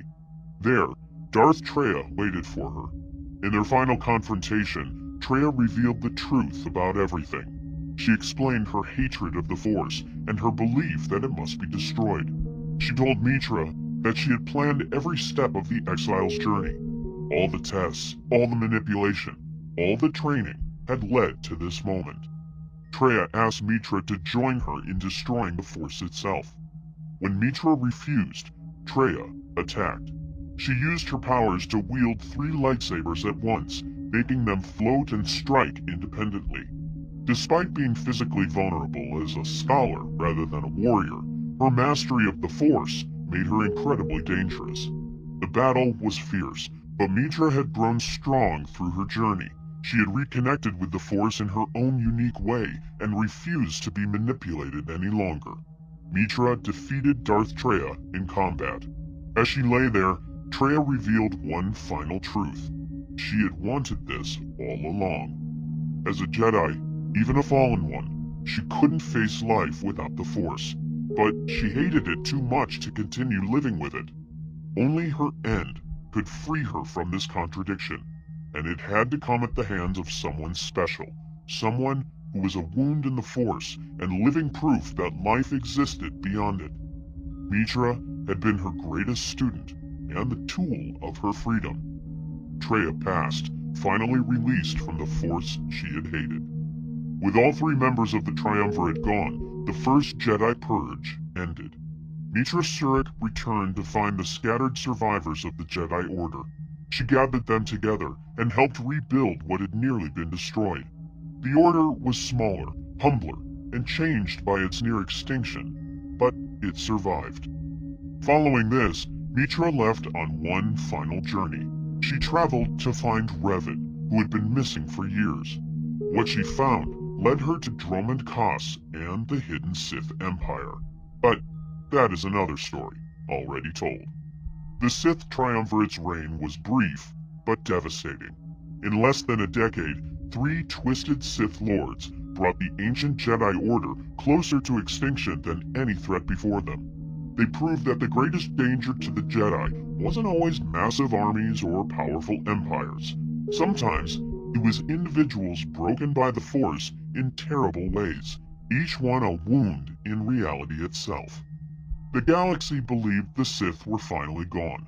The Triumvirate was eliminated, Revan's Sith Empire was destroyed, and the dark side followers had been hunted down. The Jedi thought they had seen the last of the ancient enemy, but they were wrong. On Dromund Kaas, deep in the unknown regions, the Sith Emperor Vitiate had established his hidden empire. After leading survivors of the Great Hyperspace War to this storm-shrouded world, he promised his followers they would rebuild their strength in secret and one day return to destroy the Republic. The early decades on Dromund Kaas were brutal and dangerous. The native creatures of the planet were powerful and aggressive, attacking the Sith colonists as they attempted to establish their first settlements. While the Emperor and his Dark Council focused on long-term strategies and dark-side rituals, the practical work of survival fell to non-Force users. A military commander named Odil Viken emerged as a critical figure during this period, recruiting ordinary citizens to form the new Imperial military. These soldiers courageously fought the native predators and carved out the space needed for a secure civilization. Viken would later establish the foundation for the modern Imperial Navy and earned recognition as the Empire's first Grand Moff. His success proved that even those without Force abilities could play important roles in the Sith Empire, a fact that would create some ideological tension in the centuries to come. Over the following 1,300 years, the Sith Empire grew stronger in absolute secrecy. The Emperor established the Imperial Citadel on Dromund Kaas as his seat of power, and created the Dark Council to govern the Empire's daily operations. This council consisted of 12 of the most powerful Sith Lords, each controlling a sphere of influence that managed different aspects of Imperial society. One controlled military strategy, while another oversaw the study of ancient artifacts. The structure allowed the Empire to function efficiently, while giving powerful Sith Lords enough authority to satisfy their ambitions. Meanwhile, the Emperor himself became increasingly reclusive, withdrawing into isolation as he pursued his dark-side research and performed rituals to extend his power even further. Imperial society developed a rigid hierarchy that placed Force-sensitive Sith at the top. Below them came the Imperial military and the ordinary citizens who served the Empire's needs. At the bottom were slaves, often aliens from various species who had been conquered or captured during the Empire's expansion into neighboring systems. The Sith themselves were divided into 2 main groups, each trained at academies on Dromund Kaas and later Korriban. Sith warriors focused on combat and direct confrontation, serving as battlefield commanders and champions. They relied on lightsaber mastery and physical power to destroy the Empire's enemies. Sith Inquisitors, by contrast, specialized in Force abilities and political manipulation. They operated in the upper levels of Sith society, using cunning and dark-side sorcery to advance their agendas. Internal conflict was constant and expected. Sith philosophy embraced conflict as necessary for growth and improvement. Apprentices were encouraged to challenge their masters when they felt strong enough, and Sith Lords constantly schemed against each other for power and position. Elimination was acceptable if the attacker proved themselves stronger than their victim. In 3681 BBY, after more than 1300 years of preparation, the Sith Empire finally revealed itself to the galaxy. The first strike came at Korriban, the ancient Sith homeworld that the Republic had controlled since the end of the Great Hyperspace War. A massive Imperial armada of 30 battlecruisers emerged from hyperspace and attacked the small Republic force stationed above the planet. Republic defenders were caught completely unprepared for an enemy they had thought had been extinct for over a millennium. During the Battle of Korriban, a Sith Inquisitor named Vindican and his young apprentice Malgus boarded the Republic space station to confront two Jedi defenders. The Jedi Master, a Zabrak named Kao Senderic, faced both Sith in combat while his Padawan, Sital Shan, tried to escape. Derek managed to severely wound Vindican before Malgus ended the Jedi Master's life. Then, in a display of Sith ruthlessness, Malgus executed his own wounded master for being too weak to finish the fight. The young human took the title of Darth for himself and promoted his ambitions over any loyalty to his teacher. The Battle of Korriban was only the beginning of a war that would last for nearly 3 decades. As the Great Galactic War spread across the galaxy, both the Republic and the Sith Empire committed massive resources to the conflict. The first wave of Imperial attacks seized multiple star systems in the Outer Rim, destroyed the Republic's shipyards over Sluis Van, and strangled the Rimma trade route, cutting off vital supply lines. The Republic was forced onto the defensive as Imperial forces pushed deeper into Republic space. Major battles erupted on dozens of worlds. The Empire attacked Bathawi approximately 10 years into the war, but the Republic managed to repel the invasion in what became their first significant victory. At the Battle of Alderaan, Darth Malgus led Imperial forces in an assault on the core world, devastating much of the planet's surface. The Republic defenders made a heroic stand that rallied spirits across the galaxy. They could not prevent massive casualties and destruction. Malgus himself became one of the war's most prominent figures. Born under the name Veridun on an Imperial world, he had been sent to the Sith Academy on Droman Kos after ending the life of a Twi'lek servant in his youth. During an expedition to Geonosis before the war began, he encountered a Twi'lek slave named Elena Daru. Malgus eliminated her master and claimed her as his own, and the two fell in love despite the Sith's cultural disdain for attachments and alien species. Elena fought alongside Malgus in many of his battles, becoming his most trusted companion. However, his relationship with an alien slave was unusual among the Sith and marked him as an unorthodox figure. He respected worthy opponents regardless of their species, and believed the Empire's bias against alien species was a weakness that limited its potential. During the Battle of Alderaan, Malgus suffered severe injuries that required him to wear a permanent respirator for the rest of his life. His face was scarred, and his breathing apparatus became his most recognizable feature. Despite these wounds, he continued to fight with undiminished determination. Malgus also experienced a vision during this period, seeing the Republic and the entire galaxy consumed in flames. From that moment forward, he believed he was destined to fulfill this vision, though he did not yet know how his role in the Empire's future would unfold.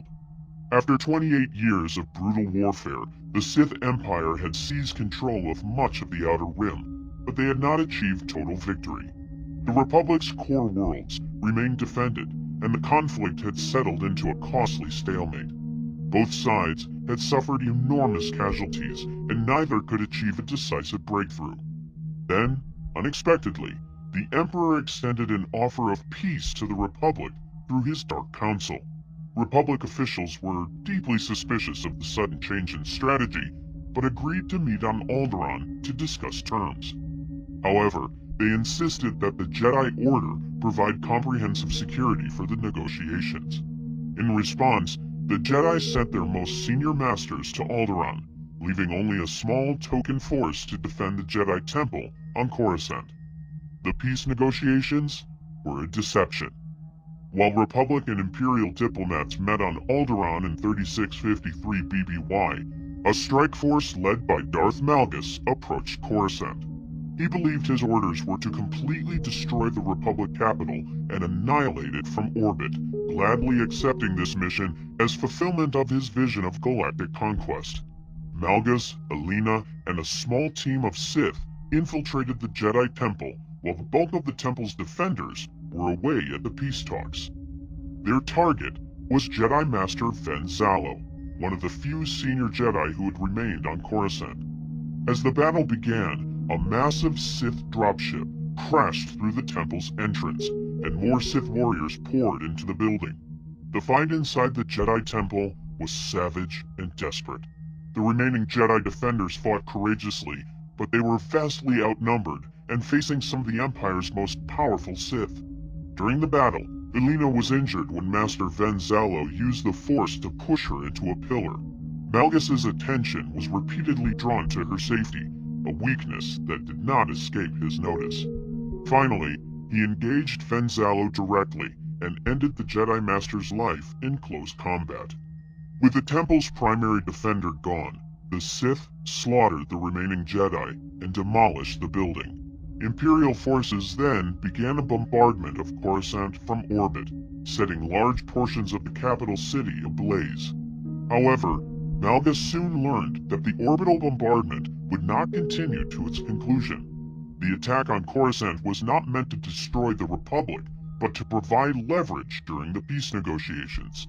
With their capital occupied and under threat, Republic officials had no choice but to agree to extremely unfavorable terms.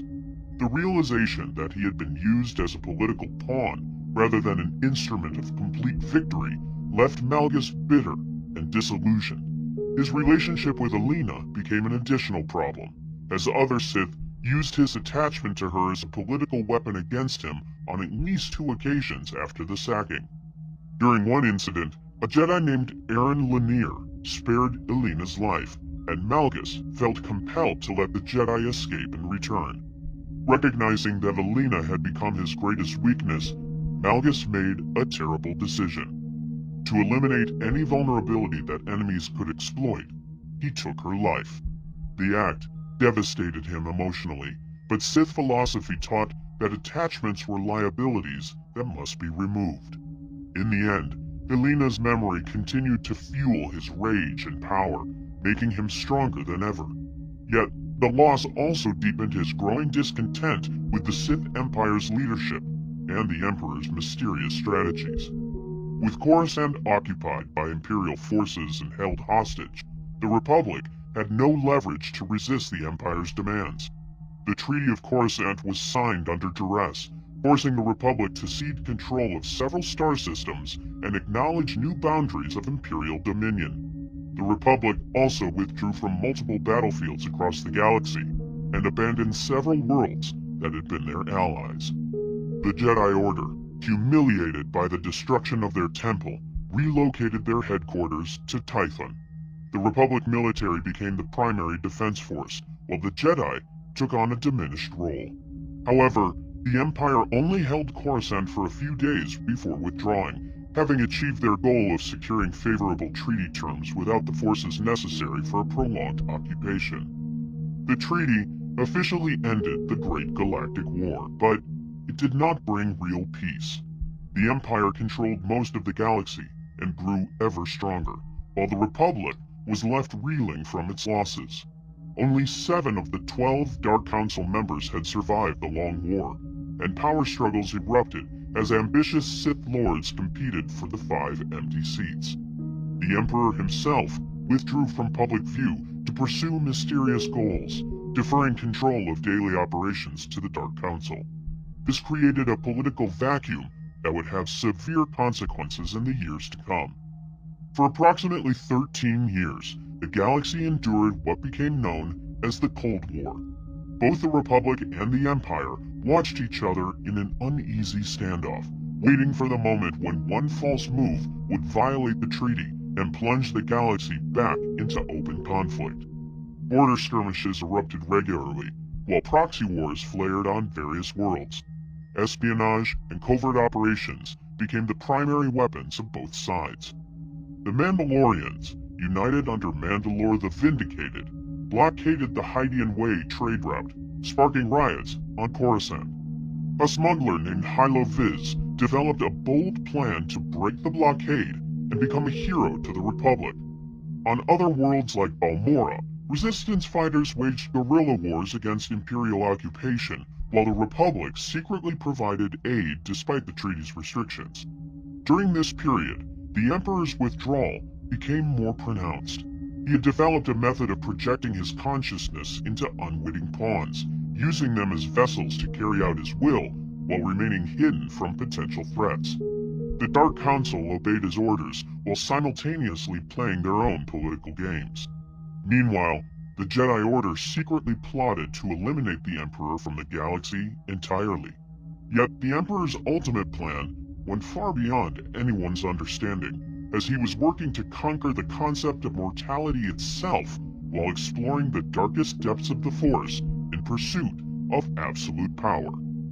By 3640 BBY, open war finally resumed between the Republic and the Empire. The renewed conflict erupted across multiple fronts as both sides abandoned the pretense of peace. During this period, a Republic strike team managed to free Revan from the Maelstrom prison, where he had been held for 300 years. The long imprisonment had shaken both his body and mind. Rather than returning to the Republic, he traveled to an ancient facility called the Foundry, where he planned to raise a droid army capable of destroying the Sith Empire. However, an Imperial strike team defeated him there, and he was presumed gone. Then, the Emperor's physical body was destroyed. The hero of Tython, a Jedi Knight who had proven themselves against the Empire, led a strike team to the Emperor's fortress, where the Sith Lord attempted to dominate their minds and turn them into his servants. One member of the strike team managed to break free from the Emperor's control, and allied with Lord Scourge, the same Sith who had betrayed Revan centuries earlier. Together, they tracked the Emperor to the Dark Temple and defeated him in combat, destroying his physical form. However, an Emperor's hand confirmed that the Sith Lord had survived the encounter. His consciousness persisted as a disembodied entity, no longer bound to a physical form, but still capable of influencing events across the galaxy. The loss of the Emperor's visible presence created chaos within the Sith Empire. The Dark Council suffered multiple losses during the resumed war, and various splinter factions began competing to fill the power vacuum. Darth Malgus, who had grown increasingly convinced that the Empire's leadership was too short-sighted and conservative, saw his opportunity. For more than 3 decades, he had watched the Dark Council's infighting and the Emperor's mysterious absence. He had come to believe that the Emperor was not the leader the Sith needed to achieve their destiny.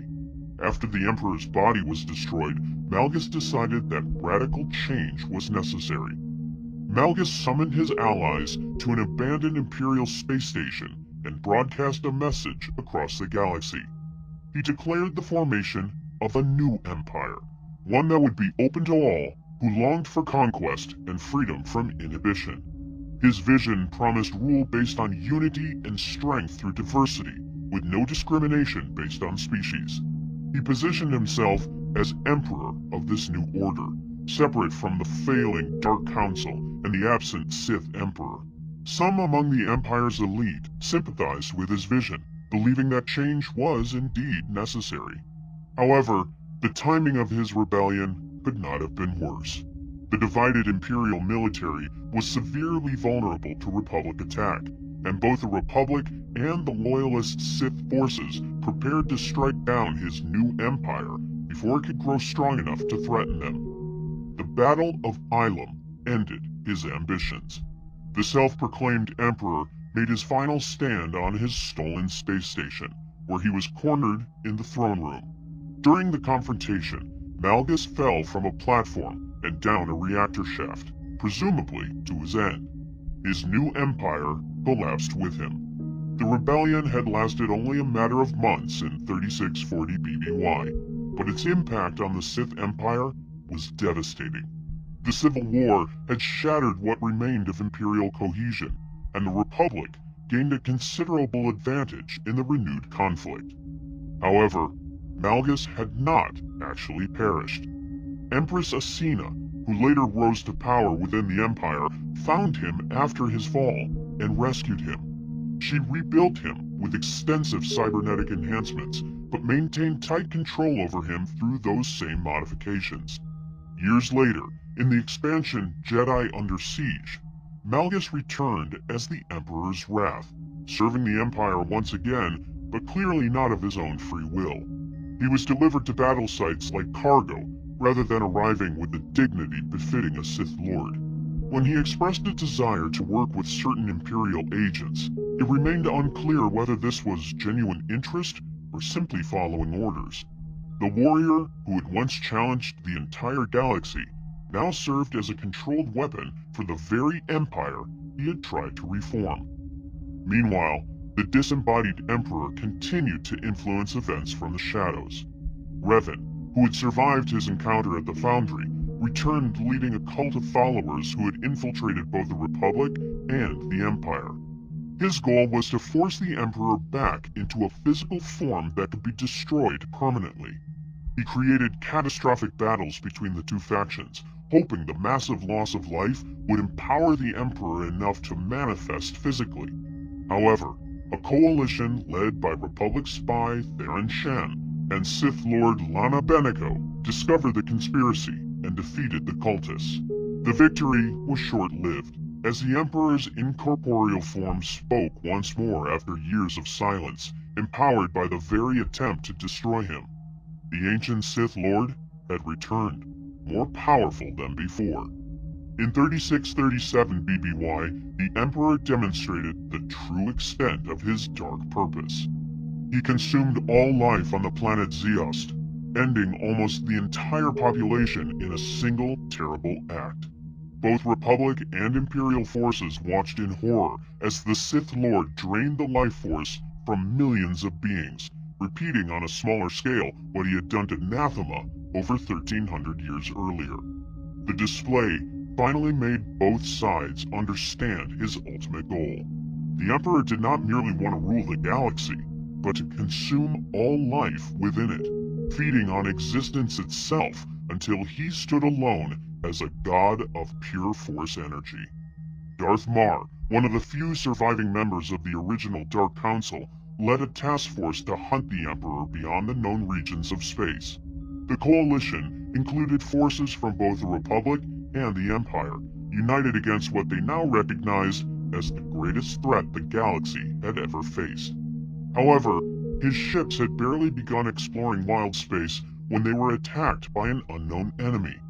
Prince Arkan of the Eternal Empire captured Mar and one of his companions, bringing them before his father, Emperor Valkorion. Mar immediately recognized Valkorion as the same being who had ruled the Sith Empire and destroyed Zeost. The ancient Sith Lord had created an entire second civilization in secret, ruling the planet Zakul for centuries under a different identity. He had built the Eternal Empire with a massive automated fleet that was far more powerful than anything the Republic or Sith Empire could field. When Mar confronted him, Valkorion ended the Dark Council member's life. He then attempted to recruit Mar's companion, known as the Outlander, to his cause. However, the Outlander struck Valkorion down, apparently ending him. Arkan blamed the Outlander for his father's fate, and claimed the Eternal Throne for himself. For 5 years, the Eternal Empire ruled the galaxy with an iron fist. The weakened Republic and Sith Empire were powerless against Emperor Arkan's forces, and quickly submitted to invasion. Both civilizations that had fought each other for decades were conquered by this third power that neither had known existed. Hope seemed lost, until the Outlander escaped from Arkan's prison and formed the Alliance, an organization built from Republic and Imperial defectors who were determined to break the Eternal Empire's grip on the galaxy. Throughout this time, Valkorion's spirit persisted, speaking with the Alliance commander's mind and attempting to guide their actions with promises of power and wisdom. The rebellion against the Eternal Empire was long and costly. When Arkan was finally deposed, his sister Vaylin took the throne. Her rule was even more brutal than her brother's, marked by bloodshed and chaos. The conflict reached its climax when Vaylin attacked the Alliance base on Odessen. After a fierce battle, the Alliance commander defeated Vaylin and traveled to Zakul to seize the Eternal Throne and the automated fleets it controlled. At this moment of triumph, Valkorion's spirit struck, attempting to possess the commander's body and return to physical form. However, the commander's will proved stronger than the ancient Sith Lord had anticipated. After approximately 1400 years of immortality gained through the ritual that consumed an entire world, the being who had been Tenebrae, Lord Vitiate, and Emperor Valkorion was seemingly destroyed. In 3626 BBY, in the events depicted in the Echoes of Oblivion storyline, the Emperor's final remnant attempted one last resurrection. Satel Shan laid a trap with her Jedi students, allowing the Emperor to believe he could dominate all of them. His arrogance led him to attack everyone at once, drawing him deeper into the center of her trap. There, he was confronted by everyone he had wronged over the centuries. Revan was present, either as a spirit or manifestation. Vaylin, his own daughter, commanded him to kneel. Mitra Surik's spirit refused to save him. Even echoes of Kreia and Bastila Shan joined the confrontation. In the end, surrounded by the consequences of his actions, the Emperor was destroyed permanently. The knowledge of that terrible ritual he had used to consume Nathema was lost to the galaxy forever. The Alliance's influence over the galaxy proved short-lived. Without a common enemy to unite them, tensions between the Republic and Imperial factions quickly escalated. A shadowy group called the Order of Zildrog infiltrated the Alliance's systems and destroyed the bulk of its fleet. With war becoming inevitable, the Alliance commander was forced to choose a side. By 3625 BBY, during the events of the Onslaught expansion, open conflict resumed between the Republic and the Sith Empire. Imperial forces launched a strike on Ossus to destroy a hidden Jedi colony. The mission was led by Darth Malgus, who had survived his fall and been rebuilt as a servant of the Empire. Whether his apparent loyalty was genuine or merely the result of Asina's control remained unclear. The war that had begun in 3681 BBY continued, though both sides were now shadows of their former strength. What followed was a long, slow decline that would consume over 16 centuries. The Sith Empire survived the Emperor's destruction initially, continuing to wage war against the Republic through sheer momentum and institutional strength. However, the civilization had suffered catastrophic damage from which it would never fully recover. The Malgus Rebellion in 3640 BBY had fragmented Imperial unity.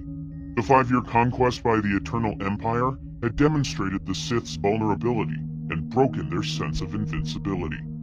Most critically, the Empire had lost the God Emperor who had ruled them for over 1300 years.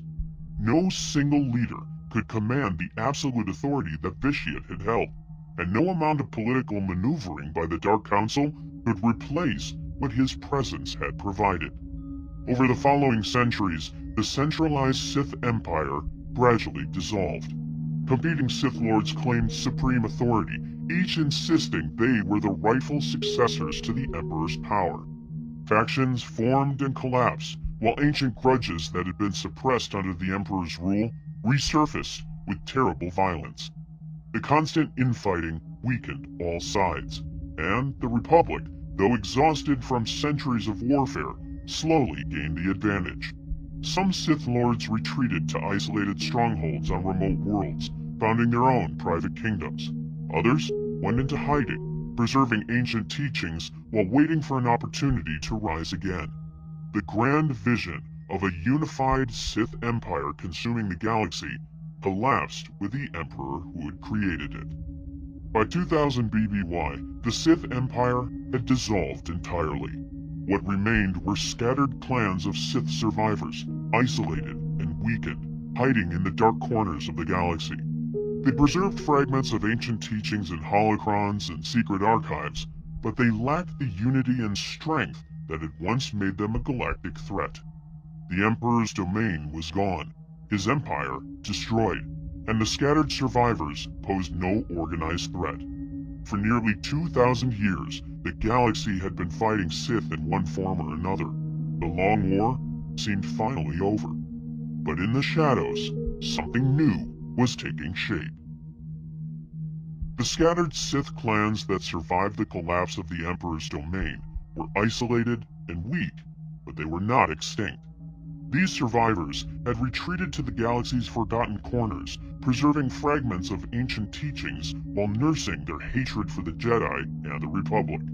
For over 16 centuries, they remained hidden, divided into distinct traditions and bloodlines that had little contact with each other. The Jedi knew some had survived, but political concerns often took priority over justice.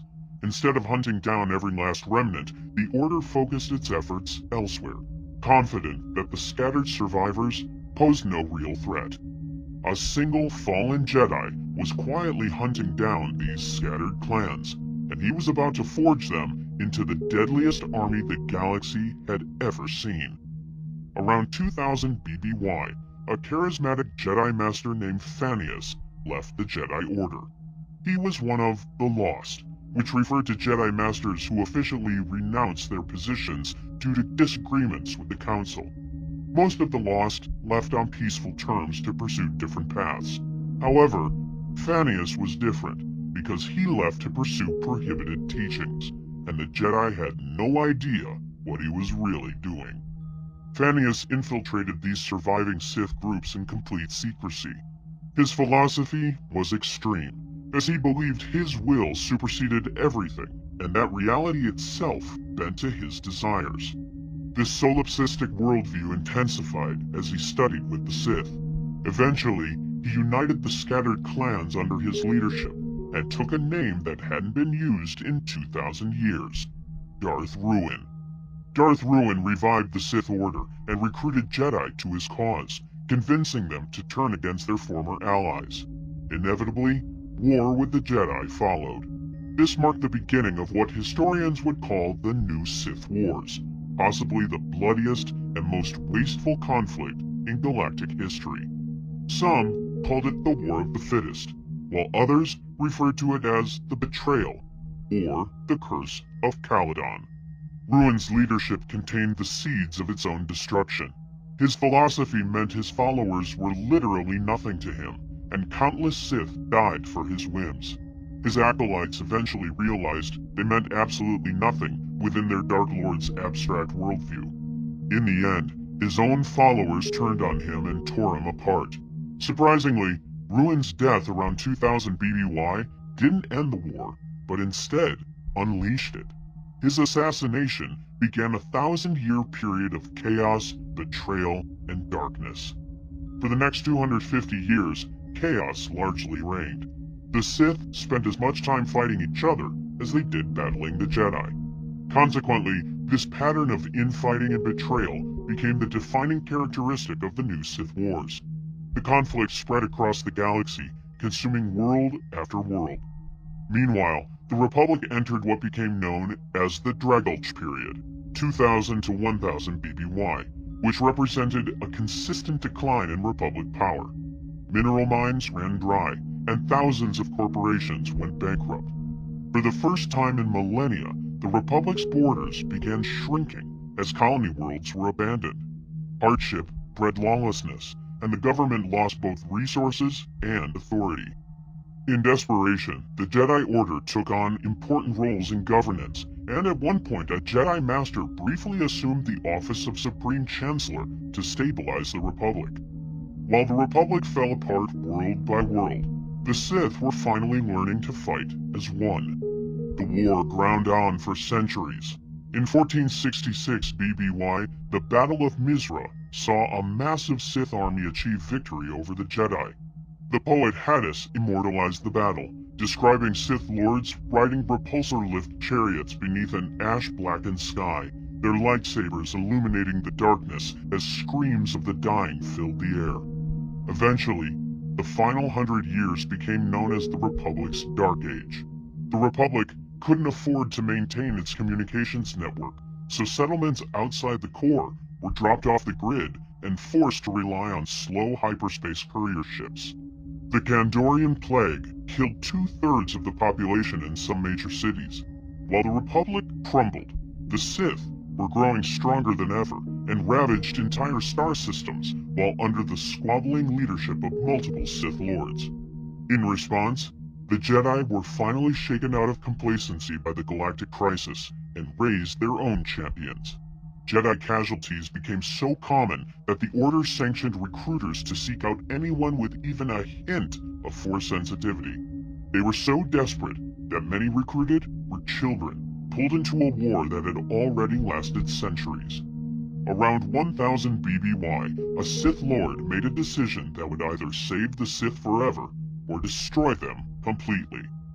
A Sith Lord named Khan rose to prominence and looked at the centuries of Sith infighting to identify the fundamental problem. The Sith spent as much time fighting each other as they did fighting the Jedi. The traditional Darth title, which was used by Dark Lords to claim supremacy over other masters, had always led to betrayal and internal conflict. Because of this, Khan wanted all Sith to be equals, so they could focus their resources on the Jedi instead of each other. As a result, Khan founded the Brotherhood of Darkness, an army of 20,000 Sith warriors dedicated to rule by the strong.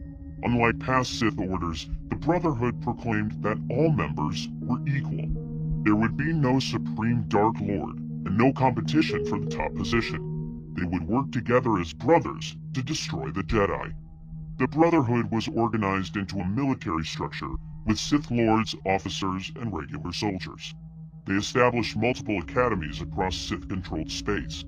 Lower facilities on worlds like Hanagar and Gentis trained warriors and marauders who channeled emotions into rage.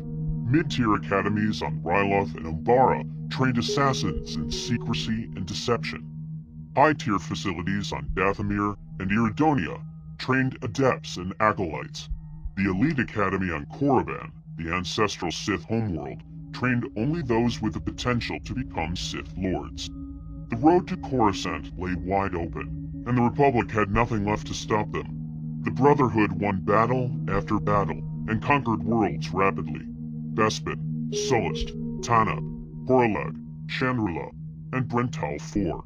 They controlled the Bormia sector, which sat at the intersection of two of the most important hyperspace lanes serving the core worlds. The heart of the Republic was within their grasp.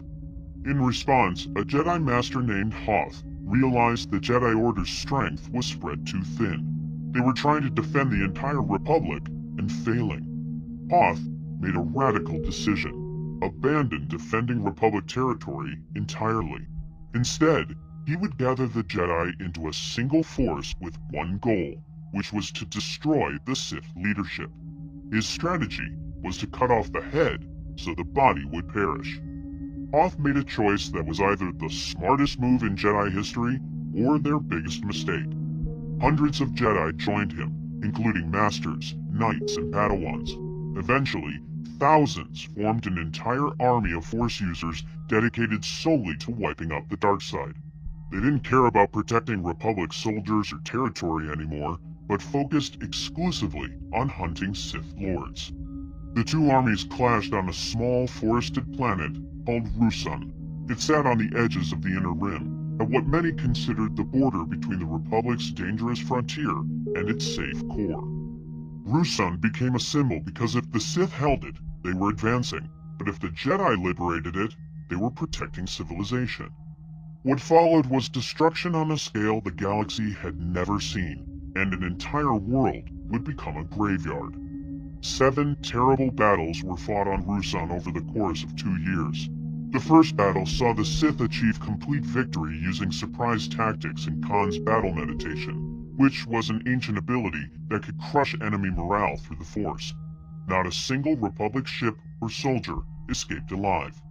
The second battle saw the Republic try to reclaim Ruusan and fail, driven back by superior Sith numbers. The third battle marked the emergence of the Army of Light. Instead of regular Republic cruisers, the Sith faced a fleet of Jedi-piloted fighters. Common Sith soldiers were no match for the Force, and the Jedi saved Ruusan. However, Khan responded by gathering the full numbers of the Brotherhood of Darkness into a single army and unleashing it on the planet's surface. The war moved from space to ground, and the devastation was terrible. 3 fleet battles scattered debris across the world, igniting wildfires that reduced much of the forest to ash and barren soil. The clash between armies of Jedi and Sith shook the planet's foundations. The power of the Force raged unchecked across battlefields like exploding stars. Towns and villages caught in the storm were wiped out. Civilians became refugees, and the once lush world became a wasteland. One student had found something terrifying in the ancient records, and he realized the Brotherhood was repeating every mistake that had killed the Sith before. The battles continued in an endless cycle, with neither side willing to admit defeat. The Army of Light outnumbered the Brotherhood 2-1, but the Jedi spread themselves thin protecting civilians, while the Sith concentrated their forces for devastating strikes. Morale on both sides collapsed, and supplies ran out. After 6 major battles spanning 2 years, nothing had been decided. The war had consumed both armies. Meanwhile, a student at the Korriban Academy was coming to a very different understanding of the dark side. His birth name was Deso, but he took the name Bane when he joined the academy. He studied the ancient texts in the archives and made a discovery that troubled him deeply. The Brotherhood of Darkness was wrong about everything. Bane found records of past Sith Lords, Nagasato, Exar Kun, and Darth Revan. Each had been powerful, and each had assembled armies of followers that they unleashed against the Jedi. Yet each time, the Jedi had won. The Sith always fell into infighting and betrayal.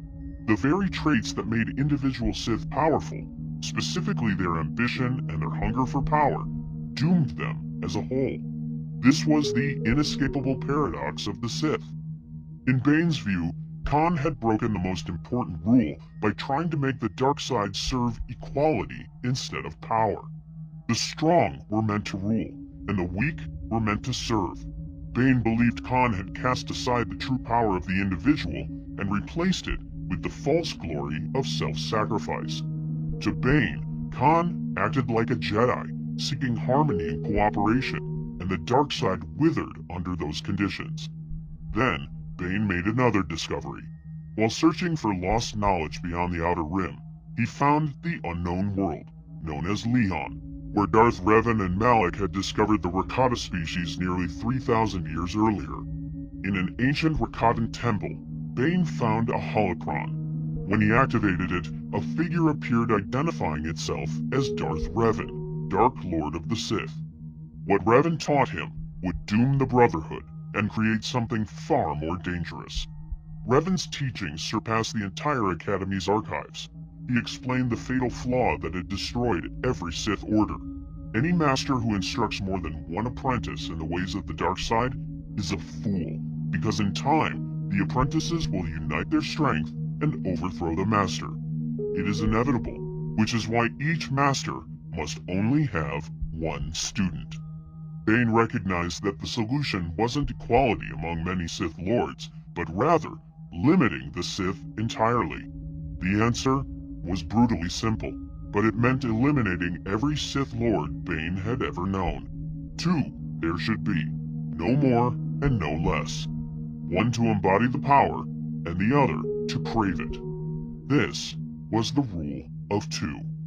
However, first he would have to destroy the Brotherhood of Darkness completely. Every Sith Lord on Ruusan had to perish. Bane manipulated Khan, pretending to want to join the Brotherhood while secretly engineering their destruction. He discovered an ancient ritual called the Thought Bomb in the archives and sent it to Khan as a peace offering. The Thought Bomb was a terrible weapon that required the combined will of many Sith Lords and would unleash pure destructive darkside energy. However, it came with a devastating risk.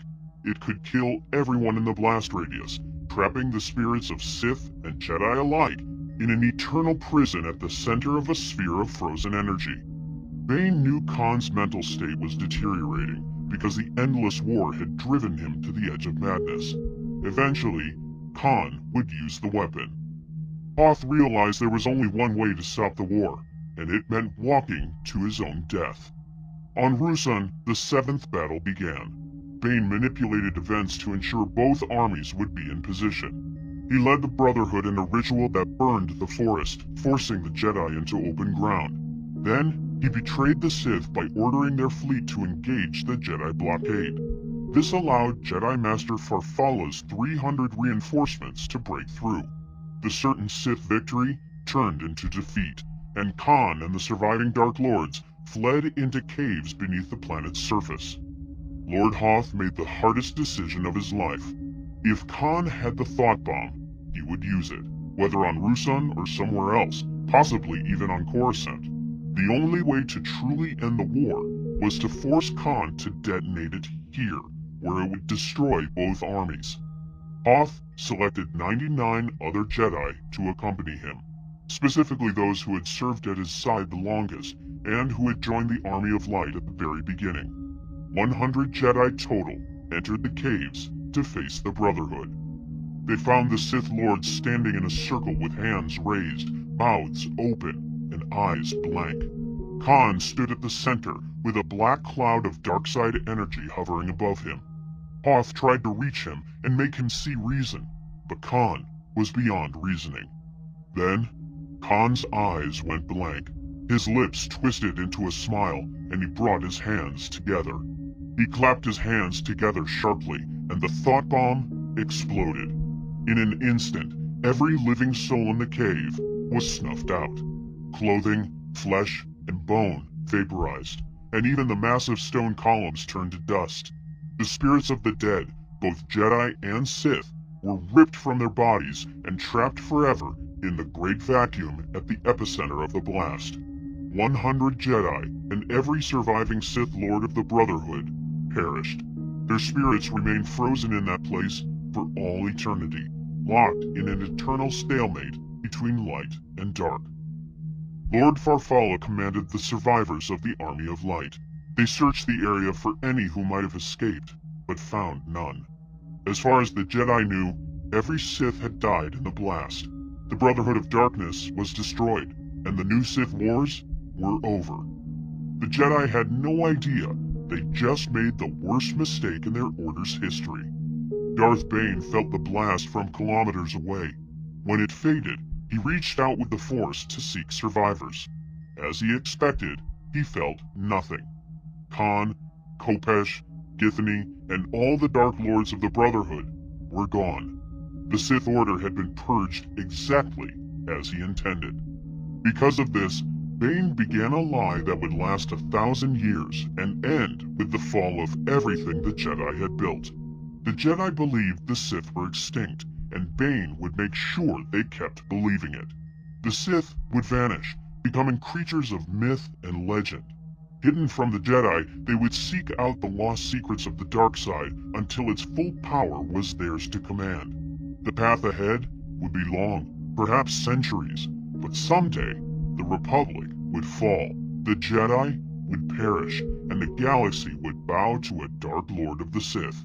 It was inevitable, according to the way of the dark side. Bane found his first apprentice shortly after, a 10-year-old child named Zana, whose grief and rage had awakened terrible power in her. She had killed 2 Jedi with the Force. When Bane found her, she looked up at him with eyes full of hatred. He offered to teach her the ways of the dark side, and she accepted. The rule of 2 was established. For the next 1,000 years, there would be only 2 Sith at any time, one master to hold the power, and one apprentice to crave it. They would operate in complete secrecy, hiding in the shadows while the Jedi believed their ancient enemy was extinct. Each generation would pass knowledge to the next, growing stronger and more cunning. Eventually, a Sith Lord named Darth Sidious would finally achieve what 1,000 years of planning had built toward, the destruction of the Jedi Order and the fall of the Republic. The new Sith Wars ended in 1000 BBY. In their aftermath, the Republic underwent massive reforms known as the Ruusan Reformations. The calendar was reset, and the Republic military was disbanded. The Jedi Army of Light dissolved, and the Order returned to its role as peacekeepers rather than warriors. The period before the Reformations faded into history as the Old Republic, which was a dark age that later generations would struggle to understand. The galaxy entered an age of peace and prosperity that would later be remembered as the Golden Age. It would last for 1,000 years until the shadows stirred once more, and the Sith returned to claim their revenge. But none of these events would have been possible without the dark purpose of one being who consumed an entire world to achieve immortality. He ruled for 14 centuries, built empires on 2 different planets, and nearly succeeded in devouring all life in the galaxy. That peace would last exactly as long as the Sith needed it to. While the galaxy celebrated the end of the wars, one man walked away from the ruins of Ruusan with a plan that would take 1,000 years to complete. In 1000 BBY, the Sith faced extinction. The new Sith Wars had raged for 1,000 years. Under Lord Khan, the Brotherhood of Darkness commanded 20,000 Sith Lords. Khan believed he had cracked the code that doomed every previous Sith empire: internal war. If all Sith were equal and shared power instead of competing, they would become unstoppable. He was wrong. By the 7th and final Battle of Ruusan, Khan's 20,000 Sith had been reduced to 100. In desperation, he unleashed an ancient weapon called a thought bomb, convinced it would destroy only the Jedi. Instead, it killed everyone. Every Force user within 5 kilometers, Jedi and Sith alike, fell, their souls condemned to eternal suffering. Only one Sith survived, Darth Bane, who planned the entire disaster. According to the novel Darth Bane: Path of Destruction, Bane had lied about what the weapon would do. He stayed far enough away to survive while the weak were eliminated. But surviving wasn't enough. He needed to rebuild the Sith in a way that would prevent them from destroying themselves again. The solution came from a ghost. Months before Ruusan, Bane had stumbled upon an ancient holocron on the planet Leon. Darth Revan had created it 3,000 years earlier and had held the answer. Revan's holographic form revealed the core problem. The dark side thrives on ambition and conflict, which wasn't a flaw but the very source of Sith power. Yet every Sith empire had collapsed from within, not from Jedi victory. The pattern repeated for thousands of years. When masters grew powerful, groups of weaker apprentices would team up to kill them. When multiple Dark Lords existed together, they betrayed each other. Each betrayal weakened the Order instead of strengthening it. Lord Khan tried to solve this by making all Sith equal. Equality went against everything the dark side represented. It removed the drive for individual power that made the Sith strong. The Brotherhood became weaker with each generation because power was spread across thousands of average followers. Revan offered a different solution: the rule of 2. Only 2 Sith could exist at any time: a master holding absolute power, an apprentice desperate to take it. The system was simple yet brutal. A master would train a single apprentice over many years. The apprentice would serve, learn, and grow stronger. Eventually, the apprentice would kill the master and take their place. Then, that apprentice would become the new master and train their own apprentice. This created 3 advantages that the old Sith empires never had. First, all the dark side's strength would flow through only 2 people instead of being spread across thousands. Second, each generation had to surpass the previous one. The apprentice could only become a master by proving they were stronger. Third, the Jedi would believe the Sith were extinct, letting them hide and grow strong while their enemies stopped looking. If the master was strong enough, the apprentice could never defeat them through training alone. If the master grew weak or lazy, the apprentice would strike them down and prove themselves worthy. Either way, the Sith would always be led by the strongest. Such a theory needed testing, which required Bane, an apprentice. Days after the thought bomb, the Dark Lord walked through Ruusan's forest searching for survivors. A 10-year-old girl named Zana knelt crying over her dead pet. Nearby, 2 Jedi Knights lay motionless, their necks snapped. The scene told Bane everything he needed to know. The Jedi had killed her companion. In response, she lashed out with pure grief and rage. No training, no technique, just raw power through the Force, and both Jedi were dead. This was exactly what Bane needed. Raw power, natural talent, and the ability to kill without hesitation. He questioned her, testing her spirit. She showed no fear and admitted freely to being a killer. When he offered to teach her the ways of the dark side, she accepted without hesitation. In that moment, the child became Xana, the first apprentice under the rule of two. But Bane claimed something else as well. According to the Book of Sith, he proclaimed himself Darth Bane, reclaiming a title that carried centuries of Sith authority. The name symbolized complete transformation, the death of who he had been. Dessel the Minor was gone forever. From then on, every Sith Lord would bear the title of Darth. How Bane trained his apprentice would become the foundation of Sith teaching for a millennium.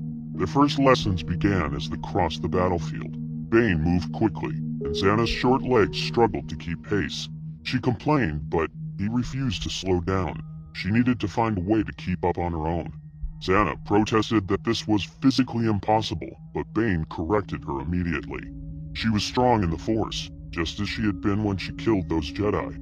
Now she needed to learn to control that power on purpose, not let it erupt in moments of desperation. Xana admitted she didn't understand how she'd killed them. It just happened. Bane explained that nothing simply happens. She had channeled the Force through anger and hatred, emotions that fueled the dark side. She needed to access them by choice, not by accident. He turned and continued walking, warning that if she fell behind, he would leave her on Ruusan. Xana tried to trip him with the Force, but Bane anticipated the attack and redirected the energy, knocking her to the ground. He was careful not to hurt her. He wanted her respect, not her fear. Once she stood, he explained the real lesson. A Sith must know when to unleash the dark side's fury and when to hold back. Patience could be just as powerful a weapon as rage, but only if anger remained under control. The child gathered the Force again, this time using it to refresh her exhausted body rather than lash out. She started running almost effortlessly now that she channeled the Force to boost her speed and stamina. After gathering supplies, the Dark Lord brought Xana to his ship and told her she wasn't coming with him. The apprentice was shocked, but Bane explained this was part of her training. To understand the dark side, she had to suffer through hardship and struggle. The strength of the dark side comes from within, and she needed to learn to draw on it without him always being there. Xana challenged him, asking why he was abandoning her when there were always supposed to be two Sith. Bane was pleased she had memorized the lesson, but he pushed further, asking why she had followed him. After careful thought, she answered, to unleash her full potential and learn the ways of the dark side. The Sith Master nodded, then asked what would happen if he had nothing left to teach her. She had no answer. This was when he revealed the ultimate truth of the Rule of Two. There would come a day when she learned everything he could teach. On that day, she would challenge him for the title of Master, and only one would survive. When her power surpassed his, he would become expendable. This wasn't betrayal, it was the basic rule of the Sith. The apprentice must eventually surpass and replace the Master. His instructions were simple. Reach the planet Onderon in 10 standard days. If she couldn't find a way on her own, she wasn't worthy of being his apprentice, and he would find someone else. Bane climbed into his ship and left, leaving Xana alone on Ruusan's surface. As he flew away, he sensed her anger building like a fire, and that brought a smile. Remarkably, Xana survived. She found a transport shuttle, and when the crew tried to take her to the Jedi fleet instead of Onderon, she killed everyone on board and took control. 10 days later, she arrived, and her master was waiting. Over the next decade, Bane taught his apprentice far more than combat. The training that followed tested Xana in ways she never expected. Her master believed the dark side showed itself through suffering, and he made sure she suffered often. One early lesson took place on Ambria itself, near the shores of Lake Nath. Bane told her to bring him a Neek alive and free to move, coming of his own free will. The small reptilian plant-eaters were native to the planet. The task proved far harder than she imagined. The nervous creatures would run at her approach, disappearing into cracks in the rocks, She couldn't trap one because Bane's orders required it to come willingly. She tried drawing them out with food, but the wary creatures refused her offerings. She tried to control one's mind, as she'd seen Bane do with the Drexel, but the Neeks had been changed by Lake Nath's dark side energies, making them immune. Eventually, she realized she would have to tame one through pure patience. Each morning, she sat cross-legged at the cave entrance, practicing meditation for hours. For 3 days, she was completely alone. Then, on the 4th day, the Neeks began showing themselves, darting past well beyond reach. By the 2nd week, they would sit and stare from a few meters away. By the 3rd week, one curious youngling came close enough to touch. She began bringing food, letting bits sit in her open palm. The same bold Neek would approach with fear, slowly gathering courage to snatch the food before running away. Over time, she positioned herself farther from the cave each day. The Neek would search for her, moving beyond its home territory. Bit by bit, she drew it closer until one day it followed her all the way back to camp. The journey took 4 hours. When she arrived at nightfall, Bane was waiting by the cooking fire. The moment the Neek chirped up at her, Bane reached out with the Force and snapped its neck. He told her she had done well, then ordered her to toss it in the stew. She had learned 2 lessons that day. Patience was a weapon of the Sith, and emotional ties were deadly weaknesses. While the Jedi celebrated victory and disbanded their military forces, Bane spent years building a network of spies and informants across hundreds of worlds. He used his wealth to bribe officials and hire agents. None knew that they worked for a Sith Lord. His political manipulation was simple yet effective. He would find radical separatist groups opposing the Republic, then encourage them to strike before they were ready. These groups would fail, but their actions forced the Jedi to waste time putting down rebellions. This kept the Jedi constantly distracted while the Sith operated unseen. Xana learned to play her part perfectly. She would infiltrate organizations, gain trust, and manipulate from within. On one mission to Sereno, she spent months developing a relationship with a revolutionary leader. She fed him ideas he believed were his own, convincing him to kidnap a former chancellor. She knew the mission would fail. That was the point. The kidnapping failed, the revolutionary was killed by the Jedi, and Sereno's noble houses cracked down hard on all separatist movements. The Jedi believed they had stopped a dangerous threat, never realizing they were manipulated into destroying a movement that might have succeeded if given more time to grow. This was the real power of the Rule of Two, not just physical strength or force abilities, but patience, planning, and the ability to make enemies serve your purposes without them knowing they were being used. 10 years after Rusin, her master's body was covered with creatures called Orbalisks.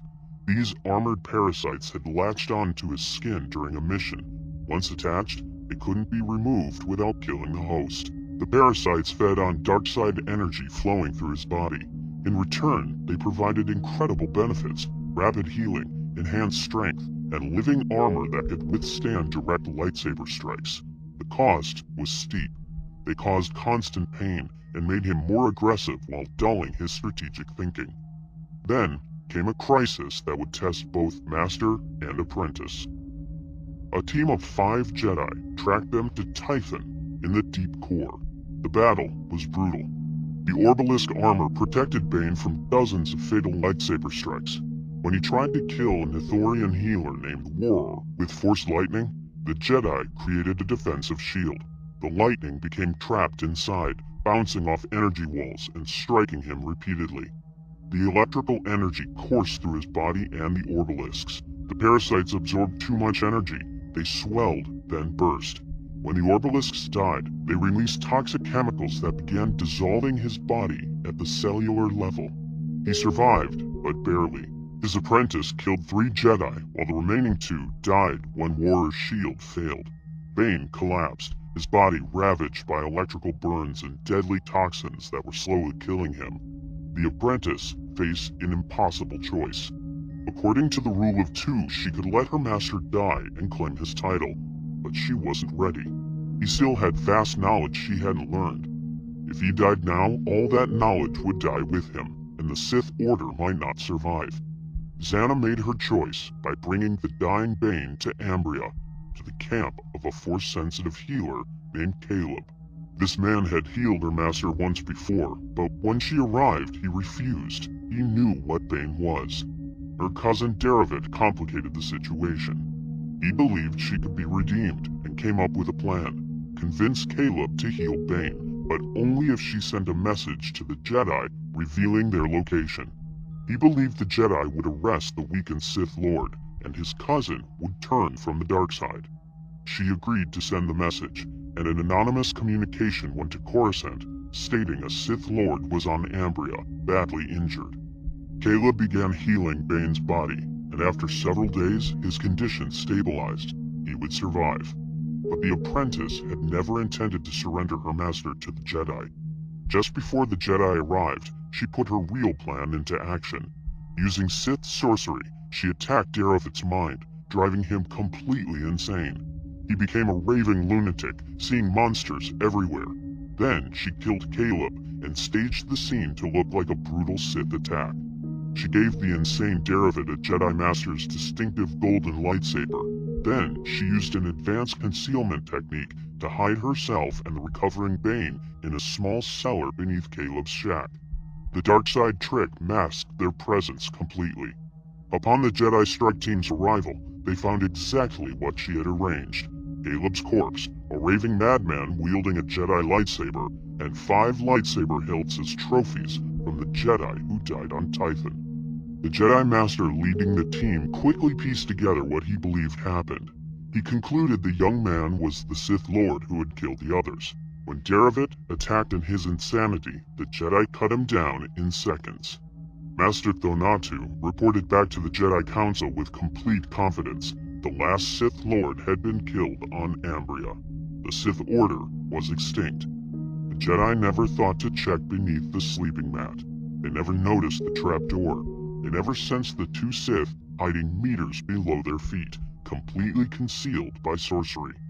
3 days after the Jedi left, the apprentice repaired their ship and loaded her master aboard.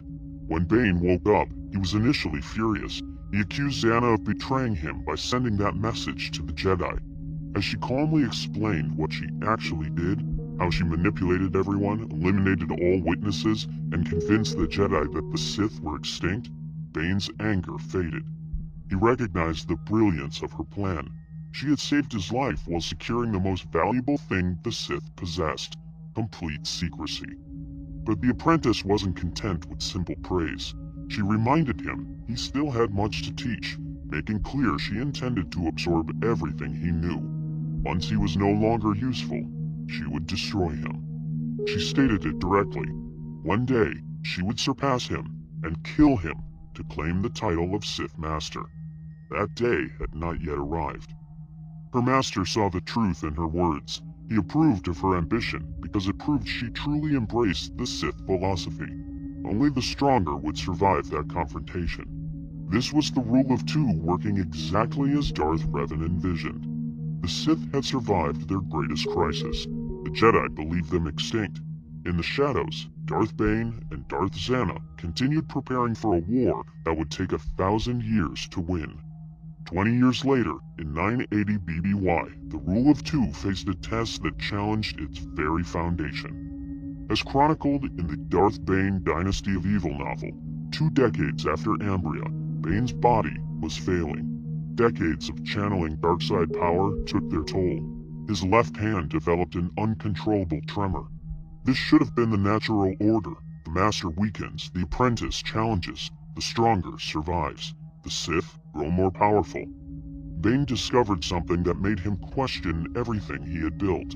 On the deep core world of Prakith, he found Darth Undedu's holocron, an artifact containing the secret of essence transfer. This ritual would let a Sith abandon their dying body and transfer their consciousness into a new vessel. It was the secret of eternal life, and he wanted it. This was the ultimate betrayal of his own philosophy. By seeking immortality, the Master was trying to cheat the system he created. The apprentice was supposed to replace the Master. That's how the Sith grew stronger. If the Master never died, the rule of 2 became meaningless. He sent Zannah to the mining world of Doan to investigate a Jedi's death. It was a convenient distraction. While she was occupied, he traveled to Prakith and claimed the holocron. But someone on Doan had been waiting, a person with a personal grudge. Sarah was Caleb's daughter. 20 years earlier, she had witnessed her father's kindness and his murder. She blamed the man who brought darkness to her father's door. She had spent 20 years preparing for revenge.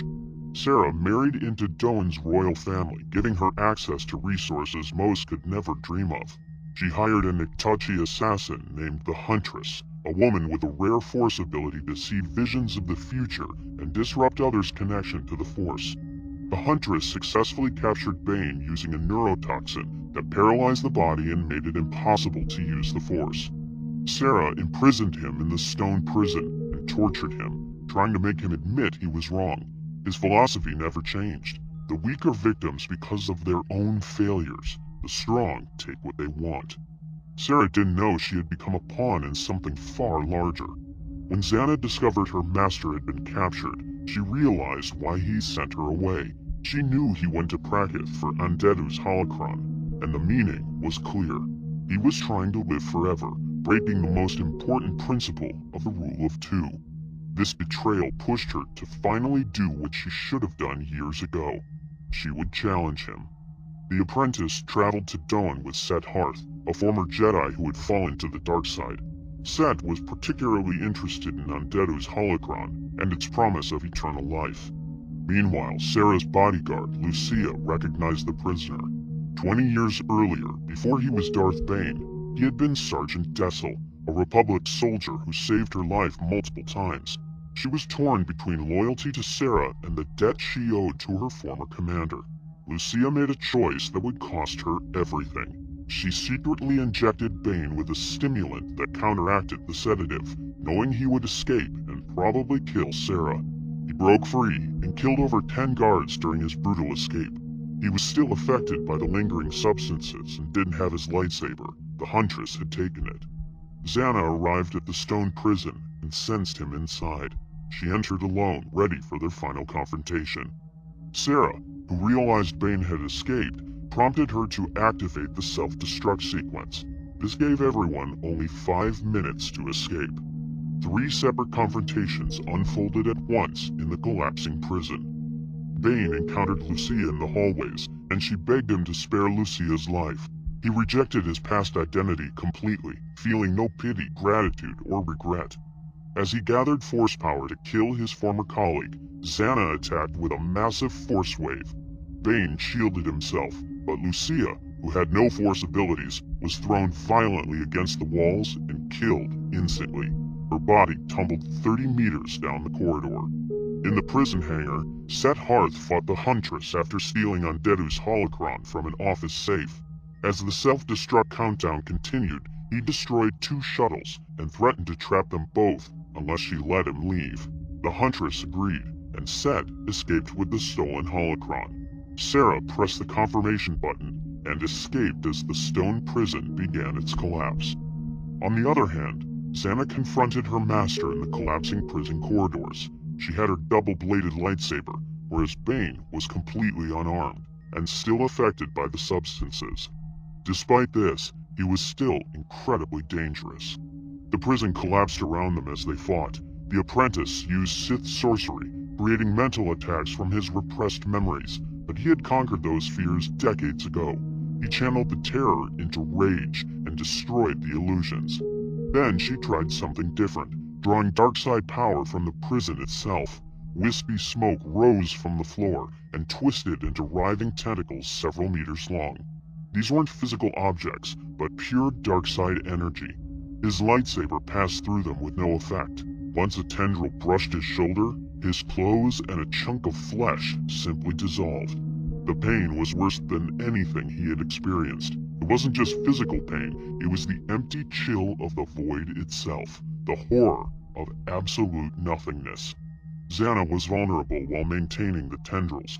The effort pushed her force abilities to their absolute limit, slowing her reactions. This allowed Bane to charge directly at her, weaving between the tendrils. His leg sweep took her feet out, and as she fell, he grabbed the double-bladed weapon from her grasp. She was now unarmed and helpless at his feet. As he raised his arm for the killing blow, one of her dark side tendrils intercepted mid-swing and wrapped around his elbow. His entire forearm dissolved instantly, and the severed arm fell to the ground. The pain was so intense that he couldn't scream. Immediately, he collapsed and everything went black. In his last moment, he reached out with his remaining hand and clutched Xana's wrist. With his last act, he invoked the ritual of essence transfer. The ritual works at the speed of thought. Bane's physical body was consumed by heat and reduced to ashes in a fraction of a second. His consciousness was no longer in his body. Suddenly, the Dark Lord was aware of his surroundings through Xana's senses. He could see with her eyes, hear with her ears, and feel through her skin. However, his apprentice was still there too. When she screamed in horror, he screamed with her. The black tendrils vanished as Xana's concentration shattered. Their two identities locked together inside her mind, fighting for possession of her body.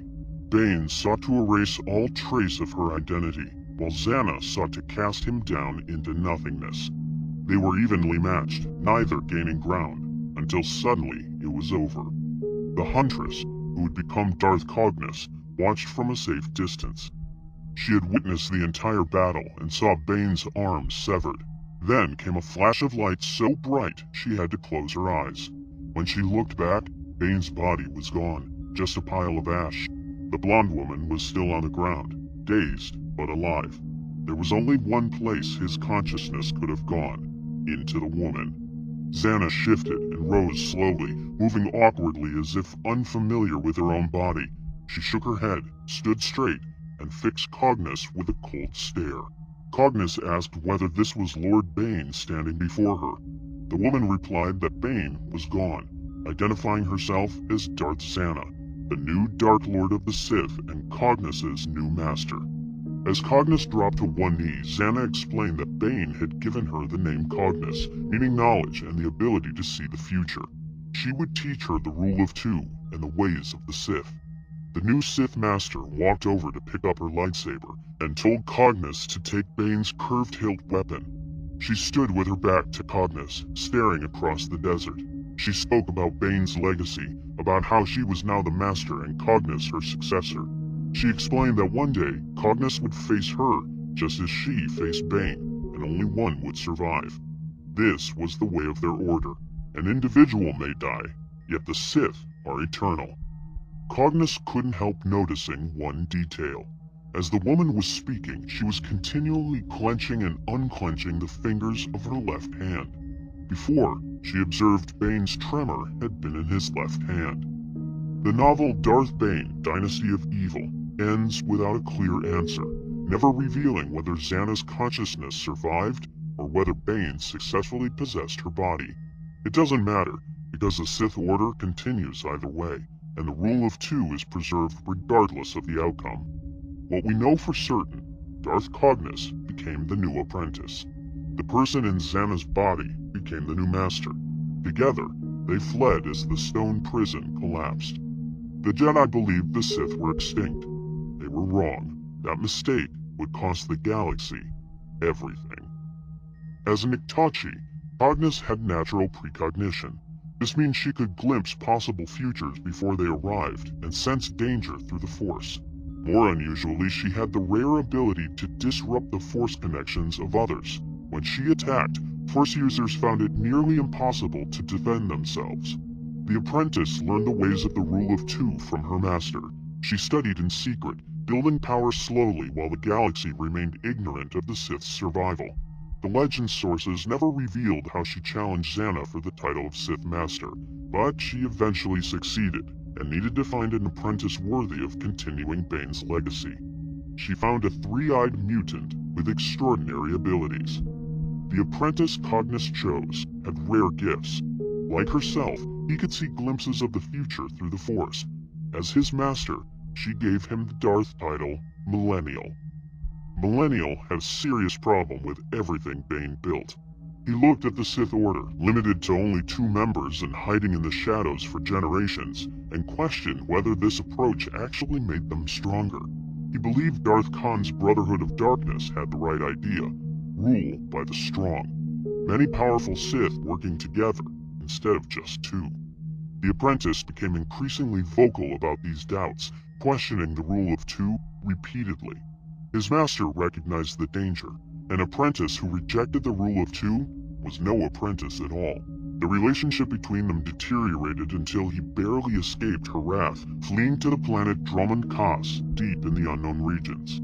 In a Legends article entitled "Evil Never Dies," it was revealed that he created something new.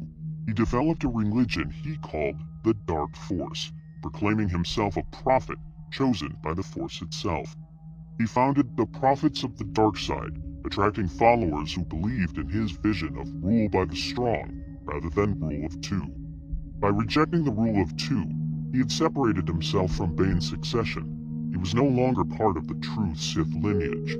For this reason, Cognis took a second apprentice. That apprentice's name has never been recorded. The details of her later years and eventual death remain unknown, but the Sith lineage continued through her. What happened in the centuries after Cognis is mostly unknown. Around 533 BBY, a new threat to the rule of two emerged. This threat came not from a renegade apprentice who rejected Bane's teachings. It came from a master who believed he could perfect them by blending the light side and the dark side together.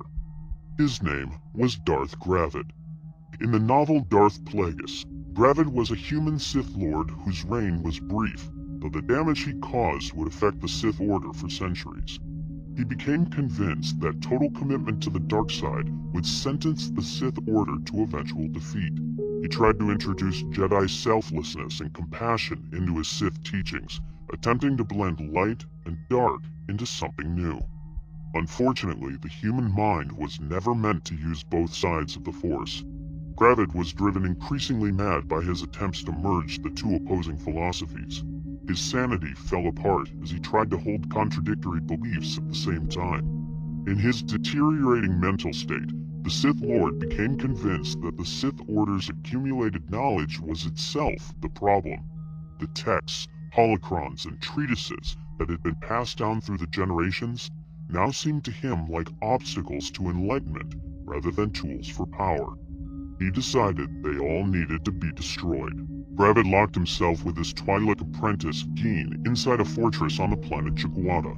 He raised force fields to prevent interference. Then he began systematically destroying the Sith archives. The destruction was massive. Gravid succeeded in destroying more than half the repository of artifacts before his apprentice could intervene, burning texts and shattering holocrons until centuries of accumulated Sith wisdom vanished. Geen saw what her master could not. Showing incredible will and courage, she managed to get through the force fields. The duel ended with the apprentice killing her master with her bare hands. The cost of victory was terrible. She lost her arm, shoulder, and the entire left side of her face and chest in the battle. She became the new Dark Lady of the Sith, though her body was shattered and she would spend the rest of her life dependent on prosthetics. But she accomplished what mattered most. The Sith Order survived.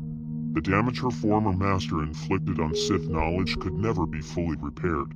Crucial knowledge had been lost, and techniques and rituals that had been perfected over thousands of years existed now only as fragments, or not at all. This forced a major change in how the Sith preserved their teachings.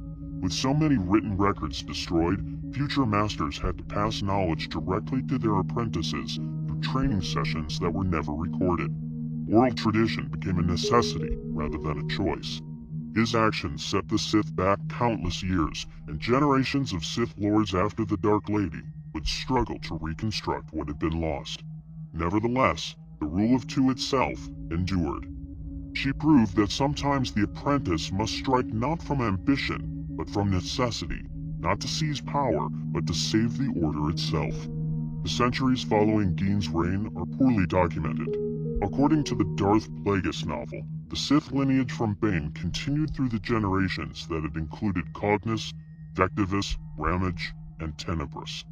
Somewhere in those lost centuries lived Darth Vectivus.